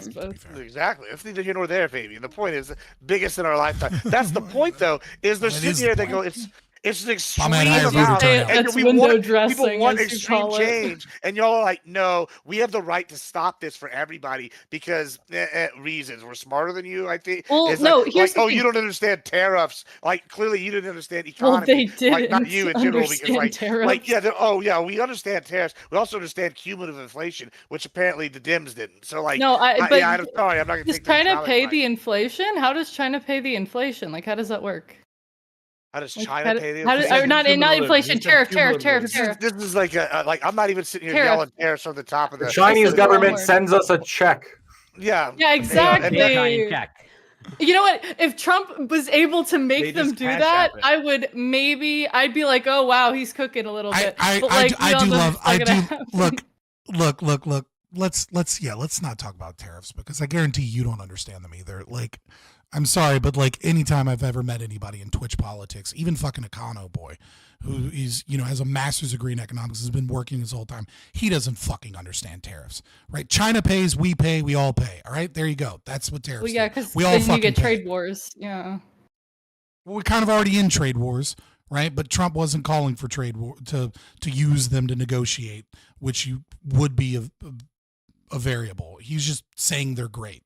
So he's an idiot. The conservatives that voted for tariffs are idiots. The Democrats that voted against the tariffs are idiots. None of these people understand fucking these He things. told me that the economy wasn't going to be the reason. He straight up told me this on multiple panels. He told me the inflation wasn't going to be the thing. Before the election. Before the election. Not after the election. Not after the election. But he sat here and told me until he was blue in the face, the inflation rate didn't matter, the economy's booming, like all these things. And nobody on the right agreed with him, right? And guess what? It looks like we were right. And then we say, okay, we don't want what y'all are saying. We want drastic change, and that's what the American populace voted in. Y'all are like, we have the right to go and tell all these people. It is. You know what? Fabian's right again. They really don't want democracy. They sit here saying democracy only works when it works for us. Otherwise, we're gonna take our toys and go home. We're gonna poke holes in the boat like that. Like we're gonna sink it and then say it was so bad. Look, it was bad. It's because it didn't work out. Well, why didn't it work out? Well, it doesn't have anything to do with y'all trying to stop us. That's why I started this with that Frank Herbert quote. It's exactly right? You're exactly right. Like use your principles when I'm weak and when I have the power. Also, one more thing you were right about was the Amish thing. I was incredulous in that when you posted that on Twitter, but I wanted to also say you were right about the Amish thing. I was pleasantly surprised and happy about that. I was. Fair enough. I appreciate that. That was one thing I was right on. That the Amish fucking had a big turnout in Pennsylvania. I'm only an expert in bureaucracy because of my sheer hatred. Doobie, I know. I was joking about the Amish being okay. experts in bureaucracy. Okay. Doobie, I want to see if you have anything to add. Then we'll go to our friend Ali. I have nothing to add on the stuff they've been talking about, to be honest. I think how do I put this? I think Gibbs is right. Okay, sort of. Unfortunately, so I think that even if, because I actually don't think Trump is like going to do anything really crazy, right? Or that I would consider to be like wildly like immoral or like a terrible, or like I don't think he's gonna be a fascist. I think a lot of the people who are saying he's gonna be like a dictator, and he's gonna something like the last election. I think all that's gonna go into the memory hole, and we're gonna forget people were saying that crazy shit in a few months, right? They'll keep saying that. Trust. They won't let us forget. TikTok exists, brother. I think that Katya's position is like toxic, actually. Like at least the way you're speaking about it right now. I mean, maybe you wouldn't say this like the average person. Because, oh, you guys don't understand this. Oh, well, you actually don't know. It's too complicated. Yada yada. Like I wouldn't say that to regular people in electorate, but I was saying that like every single person doesn't know the facts of like exactly how bureaucracy works. And like how the economy works, which I mean, it's the objective truth. I don't know it either. I doubt everybody here could explain literally everything. Yeah. So, but I think it would be easy for like so if this is like the thing, right? Like if anybody did, central planning and socialism would work. I'm glad that you agree that market socialism is not possible because nobody knows everything, and you actually need the price. Well, I don't. Yeah, I don't. All right, hey, this is Doobie's time. So if this is the thing, right? So if the next like stage of this like drama is a bunch of bureaucrats or elected officials or people in like political positions, like we find that there are like a ton of them trying to slow the process, right? Trying to fuck things up, trying to bog down the works, right? I feel like that would be a fucking massive gift to the Republicans and to Trump, but to the Republican Party, really. Because what they're going to say is, hey, look, you guys had this massive landslide victory.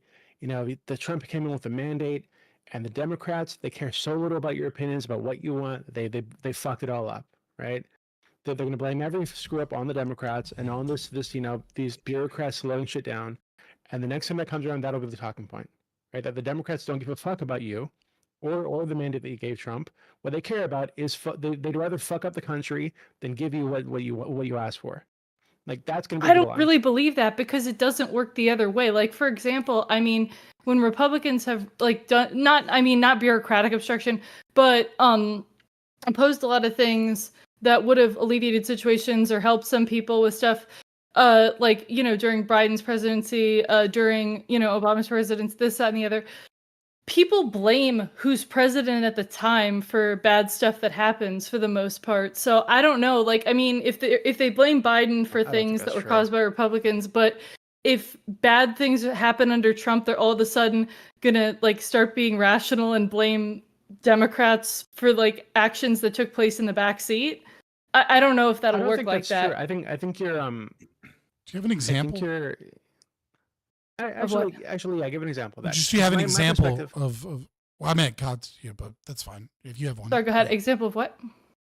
Well, you the claim that like Republicans did something to stymie the Democrats ability to govern in some way even from a legislative position, right? Where people Trump killed the bipartisan him. Border bill. The bipartisan border bill that gave $80 million to Ukraine and funded the war in Israel. With the border bill thing. That allowed 2 million per year. That had, yeah, sure. Yes, you're correct. It amended, and that there was still more money in foreign aid. He's killed the 2016 triple the amount of money in foreign aid than there was for the actual border. That it was a process that allowed asylum to give temporary and a pathway to citizenship and permanent residence to everyone. Oh, and by the way, allowed up to 2 million immigrants coming across the southern border per year. So that'd be 8 million. That'd be about 0.5% of the entire United States population. It was to add more. Y'all killed the 2018 bill too. You don't get to sit here on this high. And that was 3.5 years afterwards, after they got rid of all the executive orders that Trump put in. It also even had more. You don't have an example. More than okay, what so they this wanted. was order. Okay, wait, hold on. So can I address your claim, Scott? People rightly sorry. blame the Democrats. Whoa. People rightly blame the Democrats, not the No, Republicans. because the Republicans supported it until Donald Trump said to kill the bill. He said, they were for open borders when they campaigned, and then they got rid of all of his executive orders, and then they didn't have a, quote, bipartisan bill because they until were it was in support election of this season, and they wanted to use this bill as a means to say that they achieved something. They had Republicans then all of a killed sudden, the bill to leave it open for the election. No, that's not all true. of a We killed sudden, it because it wasn't it good was a enough. bad fucking bill. It literally was stated. So what were they doing? So what was he doing the first 3.5 years? What was he doing the first 3.5 years? Yeah, why did you? When he got rid of Trump's executive orders. Okay, whoa, pull back. We gotta so she can actually answer. Okay, so what do you want to ask our friend Katya, and then Katya just answer. What were they doing for the first 3.5 years before this bill? This is question one. What were they doing for the first 3.5 years before this bill, other than getting rid of executive orders that Donald Trump put in place that they reinstated on the lead up to the election because it got rid of immigration? We were in a crisis then too. Stop. The original question was I'm not going to answer a question that's over there when I'm answering a question that was over here. Because I said, what was the thing that was, you asked, what was the thing that was blocked by Republicans that they then blamed Biden for the situation or Democrats for the situation? I named that. Now you're saying, what were they doing for 3.5 years? Blocked the 2018 Pause. Let me explain that very clearly. Doesn't have anything to do with that. Pause. Let me explain why it does. Here's why it does. Because your original claim is that it is the same in the inverse. And the inverse would be that the Democrats have a genuine desire to push an agenda. And they put forward bills, and then the Republicans stop those bills from being able to take place. And then the electorate blames the Democrats because they're in power instead of the Republicans that stopped the agenda. And my argument is for 3.5 years is how long they sat on this issue, and that they intentionally rescinded executive orders from the very beginning of their administration that opened the southern border, that they ran on open borders in the primaries, specifically Kamala Harris. It did happen. It absolutely did happen. And then all of a sudden they put it. Oh, no, I'm going to fucking finish. I'm going to fucking finish. And then they put forward a bill right at the end that was killed. And the reason that bill was killed right at the end by Republicans, you're saying it's just Trump in the election, but there are a lot of other fucking problems with that bill, and it is not a good bill that agrees with the immigration of the conservative side. That's what's crazy anyway. is it was written by a Republican. But some Republicans. Hold on, some Republicans. First of all, you're also like omitting that y'all killed the 2018. Chuck Schumer said this as well as the Senate Republicans. Y'all killed the 2018. I believe it was Mitch McConnell. Chuck Schumer's a Democrat. Why would we listen to him? And Mitch McConnell. This was dishonest. Who is he? This is why you're so elitist. Once again, a large segment of Republicans said this bill's not good enough. We don't want it. The 2018 bill was better. We don't want this bill. Hold on. Let me finish. We let you spew your whole bullshit. So we said we didn't want it. Trump, the same one in 2018, when he tried to take the Dreamers to those constituents revolted then, said we couldn't put the Dreamer bill in there, even though he gave Dems everything they wanted. Then the Dems shut that bill down. We come to this one, they don't even include the Dreamers, so that was clearly lip service. This is after everything Scott said, where they went and just rescinded executive orders, destroyed the border other ways, literally physically tearing down barriers, and then you want to go, oh, it was Trump? No, that's your elitist dismissiveness. That's bullshit because the constituents I said that's why this bill failed. The people here in the Republican side were not just Trump. It was everybody down here that actually deals with this issue said this bill's not good enough. And then you're going to just dismiss all of us out of hand. They didn't say it until Trump said so. They just said it before that. decided We said it before that. It just magically. Why were they supporting it? Were they on crack that day? We were not supporting it. Okay. So we're gonna move on. Right. I want to let Doobie finish up what a point he was gonna make, and then we're gonna go to Ali. But before then, just quickly, it was Lindsey Graham, I think, and Mitch McConnell. Just quickly. I forgot. State border. Stop it. News to me. So I was combining two senators like the Stream Boys. What's his face? 45 of you in here and 31 likes. Said before. At least give us a like. You gotta join. Rand Paul, he was the one who was obstructionist on that. You gotta pay me money. Just give me a like. So that's my mistake. I was combining him with someone else. But there was a senator that I was thinking of, and I finally found him. I had to literally go through the entire list of the 2010 I'm sorry I did that to you. Yeah, it's fine. But the guy who I was thinking of was Senator let me guess, Tom John Coburn. Kinney from Louisiana. Oh fuck. No, Senator Tom Coburn from I believe it was Oklahoma. And in May 2013, after tornadoes ripped through his state, Coburn said that any new funding allocated for disaster relief needed to be offset by cuts to other federal spending. So he had been blocking. Yeah. So Tom Coburn was famously obstructionist. In fact, that's how his so with his statement you proved that it was indeed about spending and not about stopping and grinding and making the government less efficient. Okay, he wanted to get rid of fraud, waste, and abuse. Instead, I refuse to sign this unless you make the government more efficient. I will deal with that one later. I will. Oh boy! I'm just glad you proved me right. Thank you. No. The opposite. But hold on. But I'll have to deal with that later. But anyway, it literally starts his Wikipedia article. Coburn was an obstruction. Never mind. I'm not going to say that. Never mind. But in any case, the point is that don't look at it. But in any case, Tom what's happening behind the scenes right now? Let's go to. I'm not going to say it. Let's go to our friend Doobie, so we can finish up, and then we'll go to Ali. I mean, that was it. That was all I had. I think that actually, so if I were a Democratic strategist person, right?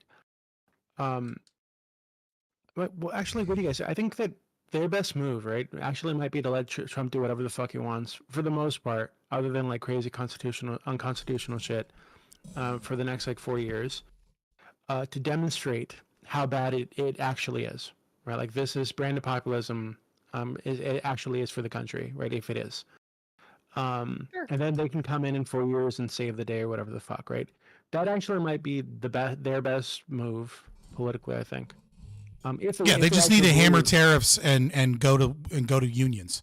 Just go to unions and go back to workers' unions and try and win back the white working class vote by, instead of attacking white men for being white men constantly, shut the fuck up about that a little bit. Have a couple of people denounce racists and critical race theorists on the far left that have very little fucking part of the electorate, even though they're loud as fuck. Tell them to shut the fuck up and just focus on tariffs and why tariffs are bad and focus on getting a fuck ton of funding from like Teamsters and unions and getting the unions back, because the unions wouldn't even endorse her because she didn't give a fuck about any sensible economic policy that meant anything to them. Yeah, I think that Okay. yeah, Oh, that's sorry. like the number one You got thing. to move on. Ali. I was just gonna say, so that boat shift that you were talking about, Katya, where people were worried that Trump is just gonna take the shift and, take the boat sideways. In a way, I think it needs to happen, because what happens is no one trusts the way the boat was shifting to the left, and so you let it shift to the right as much as like Trump wants to do. And like Dewey said, like I said, I don't think he's gonna do anything that necessarily crazy, nor that he has the ability to do something crazy. So it's like you get two things: either he fucks up and he fucks up and now you get to come in and save the day, or he does some good shit and the left now takes the fucking L, has some humble pie, and kind of learns how to like retalk to their base, and maybe focus in on what the country actually wants, because that's what Trump did. What if it works? I agree with you. No, listen, I agree with you. With my boat analogy, I was saying if we are capsizing the boat. One second. I just gotta get this out really quickly. A super chat from GSU Gambit says only elitists and authoritarians would install a candidate as the primary winner, the primary election winner. I'm happy they lost, but also sad we have Trump. LOL.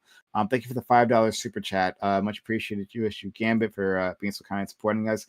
Guys, support the channel, sub to the channel, give bits or give subs. We do need your help. So if you're out there and you appreciate what we're doing here, consider helping out. If you got Amazon Prime, just Prime Gaming, use that here on the channel. 1 free sub. We definitely need your assistance. If you're out there haven't supported yet, consider supporting the channel now. All right, so you can respond, Katya. Right, yeah. So with my boat analogy, yeah, I think if it's just been like gentle waves or whatever, and he wants to have it like turn up the heat a bit, sure, absolutely, yeah. The time, as I was saying, that I'd like, okay, if they need to obstruct, would be stuff that would like be like the end of the country, if it was that extreme. If it's not the end of the country, the end of the democracy, then okay, yeah, it's his time to shine. That's, I guess, just my main concern, that everything would be thrown into complete chaos and turmoil, because we are a very large nation. That'd be funny. We if need to be conservatives specific, voted themselves into a monarchy. But we have to be specific, right? Because when you say the end of the country, right, that is a subjective interpretation. That's not the same thing as saying violating the Constitution, or under an objective framework like violating the non-aggression principle. I mean, if the Constitution's like no more. Okay, that's fine. But when you say the end of the country, all I can think of is like The View coming on the next day and saying any fucking policy is the end of the country, right? Like you know what I mean? Like what do you if we're talking about violating the Constitution, I don't think you have any real disagreement with Lactoid and I on this perspective, right? Like if the only thing they're attempting to stop as stymie is blatant violation of the Constitution, then I don't think any of us have any issue with that. Does anybody here have an issue with the Constitution being blatantly violated by something that Donald Trump does, and the executive branch being like, well, I'm going to drag my fucking feet on this one? Well, I mean, couldn't you, no matter what, always just defer to that, as in doesn't everybody have an out in the executive branch saying, well, I thought it was unconstitutional, so I didn't do it, and then that has to go through the legal process, if you're wrong, right? if you're wrong, you get fired, right? Yeah, but in a way that would also be a form of obstructionism, right? Or just months later, they know whatever the Supreme Court ruling will come down. Yeah. Right. It is unfortunate that people aren't honest or true about their or principled or philosophically knowledgeable or even knowledgeable of the Constitution. I think Corey brings up a good point, which is that ultimately, you can always say, well, I thought ultimately government sucks. Yes. No. Ultimately, this is always unconstitutional, right? Like, why did you drag your feet? Oh, I thought it was unconstitutional. I understand that. I think this is a part of the problem with the living constitution theorists that have been put on the court, and this concept of we don't really know what the law is until the court makes it up. Essentially, I think that's a major issue. So I think the only solution here is just to say, look, I mean, it's got to be a reasonable reading of the Constitution based on what it is. And if you are wrong, then, I mean, sucks to be you. I don't know what else to say. So we've blown past time, so I want to respect everyone's schedules here. So thanks so much, everyone, for coming through. And if you haven't supported, consider supporting the channel. Again, we do need your help. We have don't have many subs right now, so consider subbing to the channel, gifting bits or gifting subs, and keeping this up, this enterprise up and running. So I'm going to give outros to all these great individuals. But yeah, this was a fun conversation. I really enjoyed it overall. It was a fiery but mostly peaceful protest.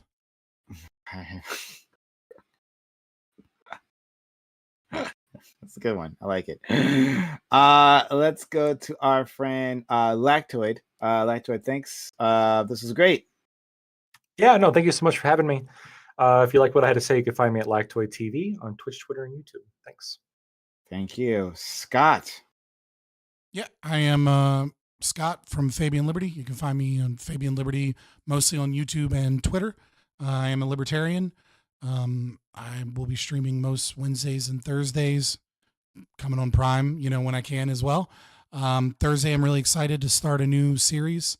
I think I'm debating some guy. I don't know. But also starting a new series, Heroes of Capitalism, where I will be giving presentations on some people that have been ruined throughout history with tellings of people that have been infected with an ideology that has destroyed their ability to see how amazing some of the great industrialists and capitalists of the past have been. And I'll be starting with the great story of James Cash Penney. So come check it out. Thank you. Next, our friend Corey. Thank you for being here. Yeah, thank you for inviting me. Again, always grateful to be here. You can find me on Twitch, Corey Campbell 84, Twitter, X, YouTube, Instagram. It's Corey Campbell. Doobie, Ghosty, Ali, Katya, Gibbs, Scott, Lactoid. Always a pleasure. Love you, Prime. Gibbs, thanks for stopping by. Yeah, good to be here. It's always fun. Enjoyed it. Also, yeah, I'm Gibbs. Hey, guess what? I got some new stuff too. We're gonna be doing 1v1s on Tuesdays from now. You can always catch me here on Mondays. And Wednesdays, we're gonna also be doing stuff. And then Thursday, I think we're gonna be bringing a roundtable debate back soon. We're gonna be bringing back conservative topics because it's always these lefty-dominated spaces. We only talk about what the left wants to talk about. I think we're gonna start talking about what the right wants to talk about around sometimes around here. So check it out. And then if you catch me on the weekend, you didn't because I'm drinking. I'm curious what these topics will be, though. Now that's got me really curious. When we're gonna go with that? And I don't know. I feel like we talk about stuff that I feel like we talk about things that would appeal to conservatives sometimes. Maybe I'm wrong. Maybe I'm wrong. But what do you guys think? Topic. I think your topics are pretty open ended. Yeah, yours are fine. Yeah. I mean, they're not like some people I've brought up stuff before. Like I'll just do something specific. Like we talked about the jobs report, right? And not here, and I've talked about it before. And I was like, well, I don't really trust this. And people are like, why don't you trust it? Like, well, when I go to Monster and they have 40 to 60% people working, 2 jobs, and then you go to the jobs report and it says 3%. There's some sort of discrepancy here, and then that's a conservative talking point people want to talk about. But I brought that up on many panels, and nobody wanted to talk about any of this. Of course, that's just an example. And in Wix Discord server earlier today. Yeah, well, is the Department of Education Department of Education good or great? You discuss. Yeah, should we abolish the ATF? Yeah, abolish every 3-letter agency. Well, thanks so much. All right, let's go. Katya, thanks for being here. And finally, you've experienced the magic of Scott. I don't think you had the pleasure previously. Katya's been doing great here so far previously. And I was hoping she would get along well with Scott. Apparently, yes, no one's upset. No one's in tears. Hopefully things for off stream. Yeah. I just after all panels.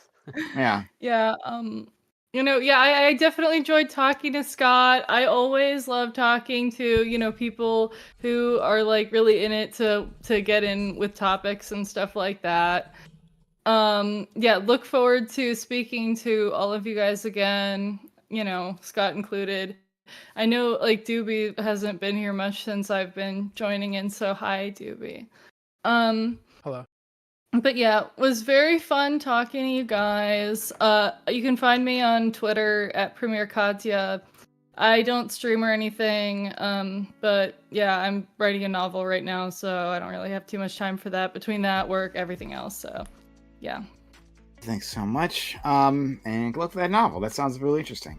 Let's It's very go- weird You historical didn't even hear the fiction. topic. What do you mean it sounds interesting?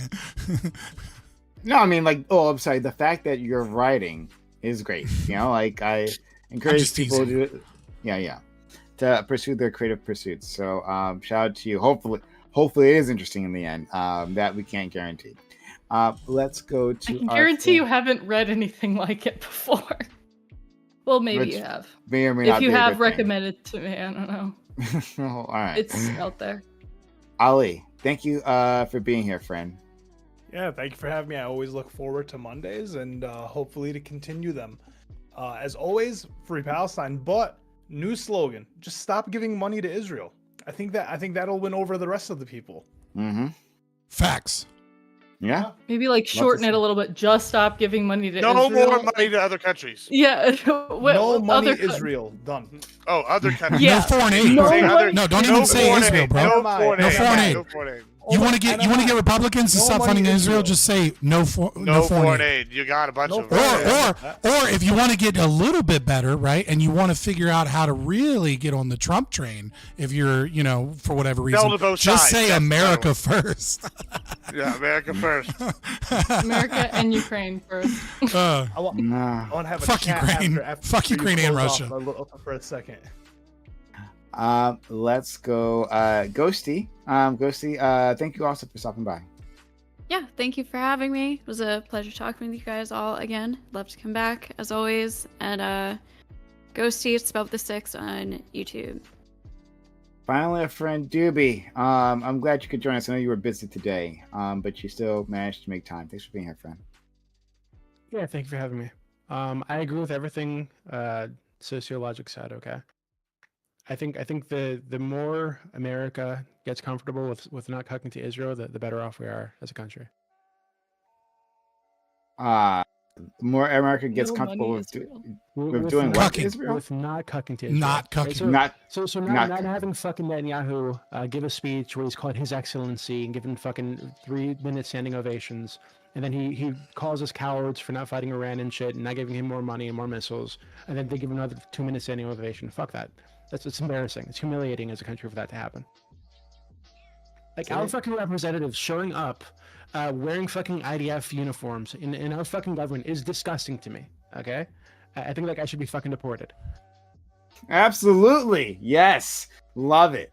Yeah, But fuck hold on, that he guy. has a presentation, okay? He's got a board, guy. and it's got a picture of a bomb, and it's 90% full, and he's going to let you know how Iran's going to get that other 10%. Elise Stefanik reporting her progress to Israel, right? She's like in Israel, talking about how much she is going to provide for them, and then this is like I think it was earlier this year, and then because she's made it clear that she will do anything that Israel says, now she is being elevated to the U.S. ambassador to the UN. Almost certainly with the blessing of Miriam Edelson, who gave Trump like $114 million, somewhere around that, with the promise of annexing the West Bank, which now a Israeli. What job does she have now? She's going to be the right, but what job does she currently have? She's a representative, I believe, or she's senator. I forget. So she's in the Congress. Yeah. You're not paying attention to what Trump's really doing. He's getting rid of a fucking war hawk out of the Senate and pushing them off to an ineffective space. That's what he's doing. 6D chess, Prime. Well, it's not 6D chess. It's actually pretty simple. I'm gonna read out to this woman. I don't know who she is. But that's what we do. We're gonna read them out. We don't cut to Israel, but we do simp to female streamers. Got it. Absolutely. Don't ever forget. Damn, gotta right? start streaming. Page to her, whoever that random streamer is. I'm sure she's a very nice lady. I have no idea who this is. Gotta give got a the nice silicone smile. chest like Not that so Canadian teacher. She seems in very workshop. natural. Okay. Very natural. I'm not on Twitch So- right now. I don't even know what you're looking at. I'm just fucking around. Yeah. It's fine. But anyway, we're out. So if anyone needs to leave, that's okay. Yeah. This is great. Wait, so do you guys actually think Trump's not going to be sending foreign aid? Well, I think he's about to go to war with Russia because what's his name allegedly posted nudies of his wife. Who That did? was that Or happened in not the Russian 2016. state media. The Russian state media. Yeah. Also, you know, so also, apparently like, they called those it are publicly available.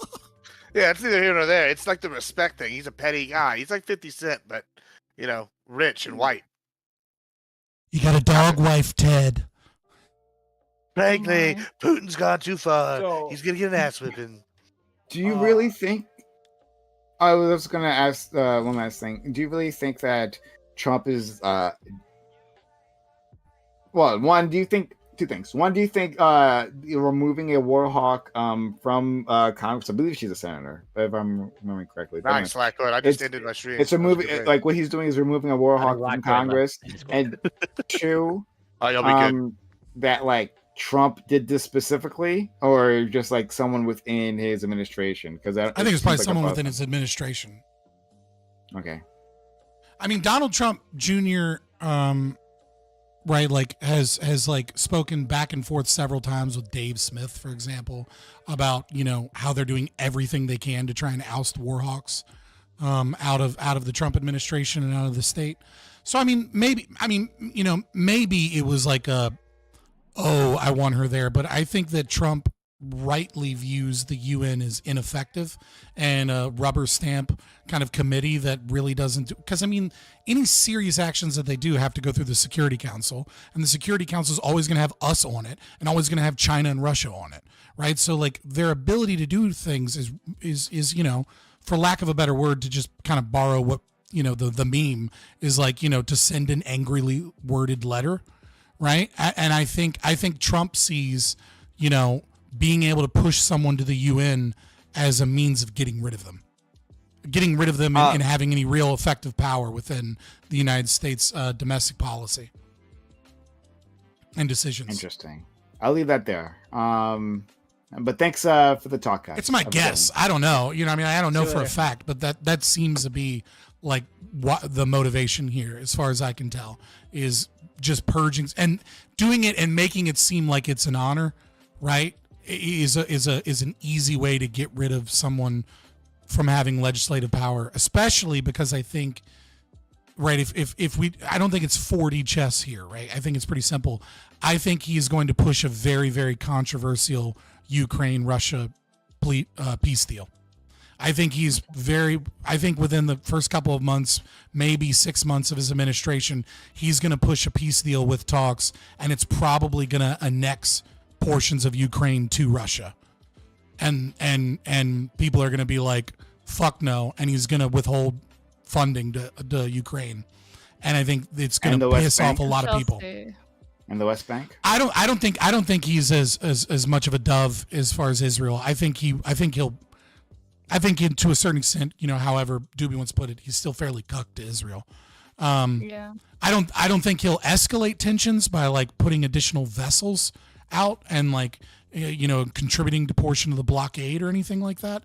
But I also don't think I think Republicans are going to come to him and be like, we need to fund the Iron Dome, they need that for their safety and security. And I think Trump probably has too many of those people around him to do anything substantive with Israel Palestine. He might be able to negotiate like a ceasefire or something, but I don't think we're going to get anything substantive. Again, this is all me firing from the hip and guessing, but I do think that he has I think Putin knows he's losing, and that it's an inevitable loss unless he escalates to using nuclear warfare, which he's not going to do.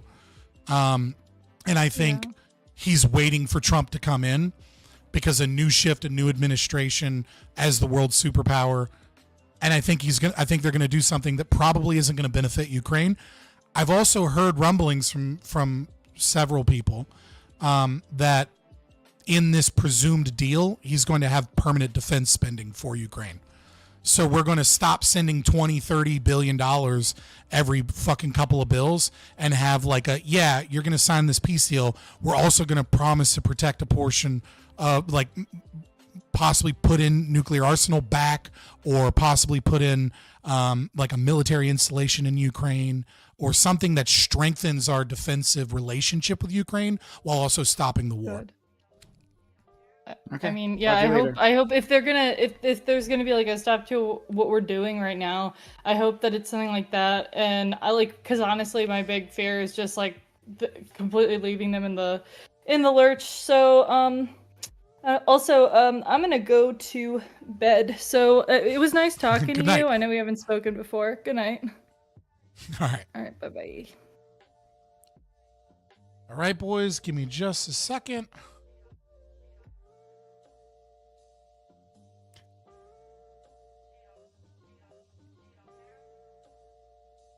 Well, that was fun, guys. I see some new people in here, or maybe some old people that haven't been here in a while because I just got back. But yeah, I'm back. I'm streaming on Wednesdays and Thursdays. Sometimes I'll stream on Mondays. Sometimes I'll stream on Sundays. Sunday fun day. But I have my kids every other weekend, and with having a nonverbal autistic son that's a toddler and a toddler daughter doing it myself, sometimes I get no sleep. And I don't mean like a little bit of sleep. I mean like one of them is awake throughout the night, the entire night. And I get like 45-minute cat naps throughout the night. And that just like happens. And so when that happens, sometimes I can't do Sunday. But sometimes I will do Sunday. I tried to do Sunday Fun Day yesterday and played Sekiro, and it destroyed my audio. And I had to end the stream. So that sucked, but it is what it is. But yeah, I will be back Wednesday. I think I'm going to talk to Grid Motorsports. I promised I'd talk to him for a while. And then I kind of disappeared because I had to move and work some extra hours and stuff. But I'm resettled. I'm back. If you don't want me to leave, and have to work, consider super chats or, memberships. But, obviously not everybody can do that. Join the Discord.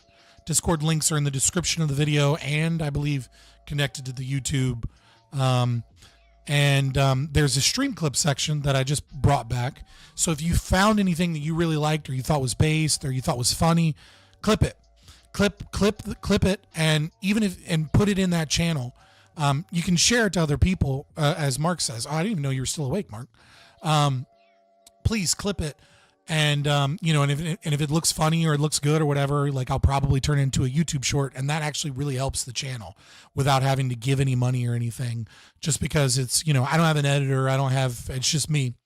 And so, if you guys find good clips, it's pretty easy for me to turn it into a short, make another YouTube short, get it in the shorts feed, and then, hopefully reach more audience and grow the community and have more people in the Discord, et cetera, et cetera. But I super appreciate you guys. Did you guys have any questions for me or anything? I don't want to leave you guys hanging. Obviously, I'll be back Wednesday, 7 p.m. Eastern. Usually 7 p.m. Eastern is usually when we'll go live. Maybe 8 on some nights. Suffer Democrats, suffer. I do, as much as I'm not like a big fan of Trump and I have my issues with Trump, I think I am cautiously optimistic about him, but like there is something to be said about the schadenfreude of just like watching leftists lose their shit. It's like, maybe it's because like I, maybe because of like remembering Gamergate in the old days of YouTube and like SJW compilation videos and stuff. But there is something that is just like not good for our country, but I must admit is fucking hilarious and entertaining to like scroll through Twitter and see like some leftists be like, ah, and just be like, oh fuck, man, like you deserve this much pain for being this crazy. I mean, you have women, right, that are shaving their heads and being like, we're not having sex with men for 4 years because you voted against our abortion rights. And I'm like, first, do you bitches not know what a condom is? Second, do you bitches not know what birth control is? I get it. Some of you don't like the hormonal issues, etc. Your body, your choice, whatever, right? but it's like you're going to punish the conservatives by abstaining from casual sex and hookup culture that most conservatives think are a blight on the dating market and harming, relationships and gender roles in society. Like, you're literally just going to do what the conservatives want because the conservatives won. And the other thing that I find is super hilarious about that is like, I've seen the data. Like, you girls are just fucking the same 100, 200 dudes in your city that like have six packs and are tall and don't have a job, right? Like, you abstaining from sex to stop the Trump voter incels. It's like, dude, you weren't having sex with them anyways, or they're family people. Like, this isn't going to do anything. Why, for summertime, 4B movement is going to be no more. Don't underestimate hot girl summer, right? What about dad bod winter, man? Come on, can we get some love? I don't know. I just find that whole thing to be like hilarious. It's like, that's not how you negotiate. You don't negotiate with shit you already weren't doing. You already weren't having sex with like the young men that feel disaffected. You were having sex with like liberal chads that are pro-abortion because they like to nut in random girls and move on to the next one because you're one of many. Like, it's not a threat to stop having sex with dudes who aren't having sex, or like dudes who are married. Abortion solved. I had a Kamala bus declaring women's reproductive rights. I missed something in the chat. Not us men are in the winter arc. I'll be fine, brother. I'll be fine.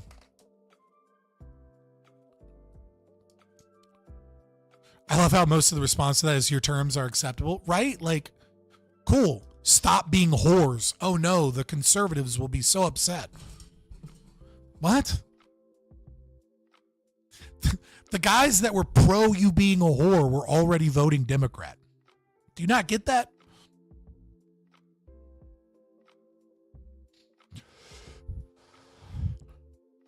It was in Arizona. We've got a lot of Californians moving here. I'm still missing something. I'm sorry. Maybe it's just because I'm 5 hours into the stream. But yeah, please join the Discord. I'm fairly active on Discord. I'm fairly active on Twitter. Actually, I'm too active on Twitter. If you follow me on Twitter, you will probably see a lot of tweets.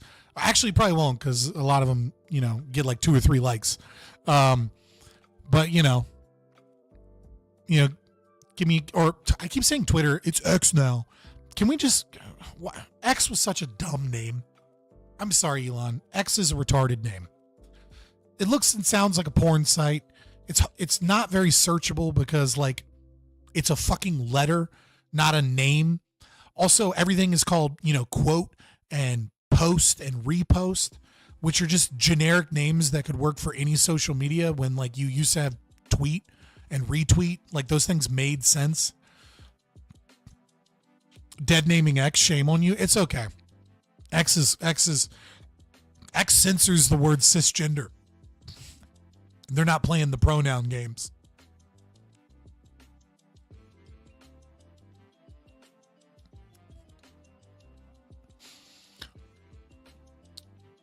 All right, boys.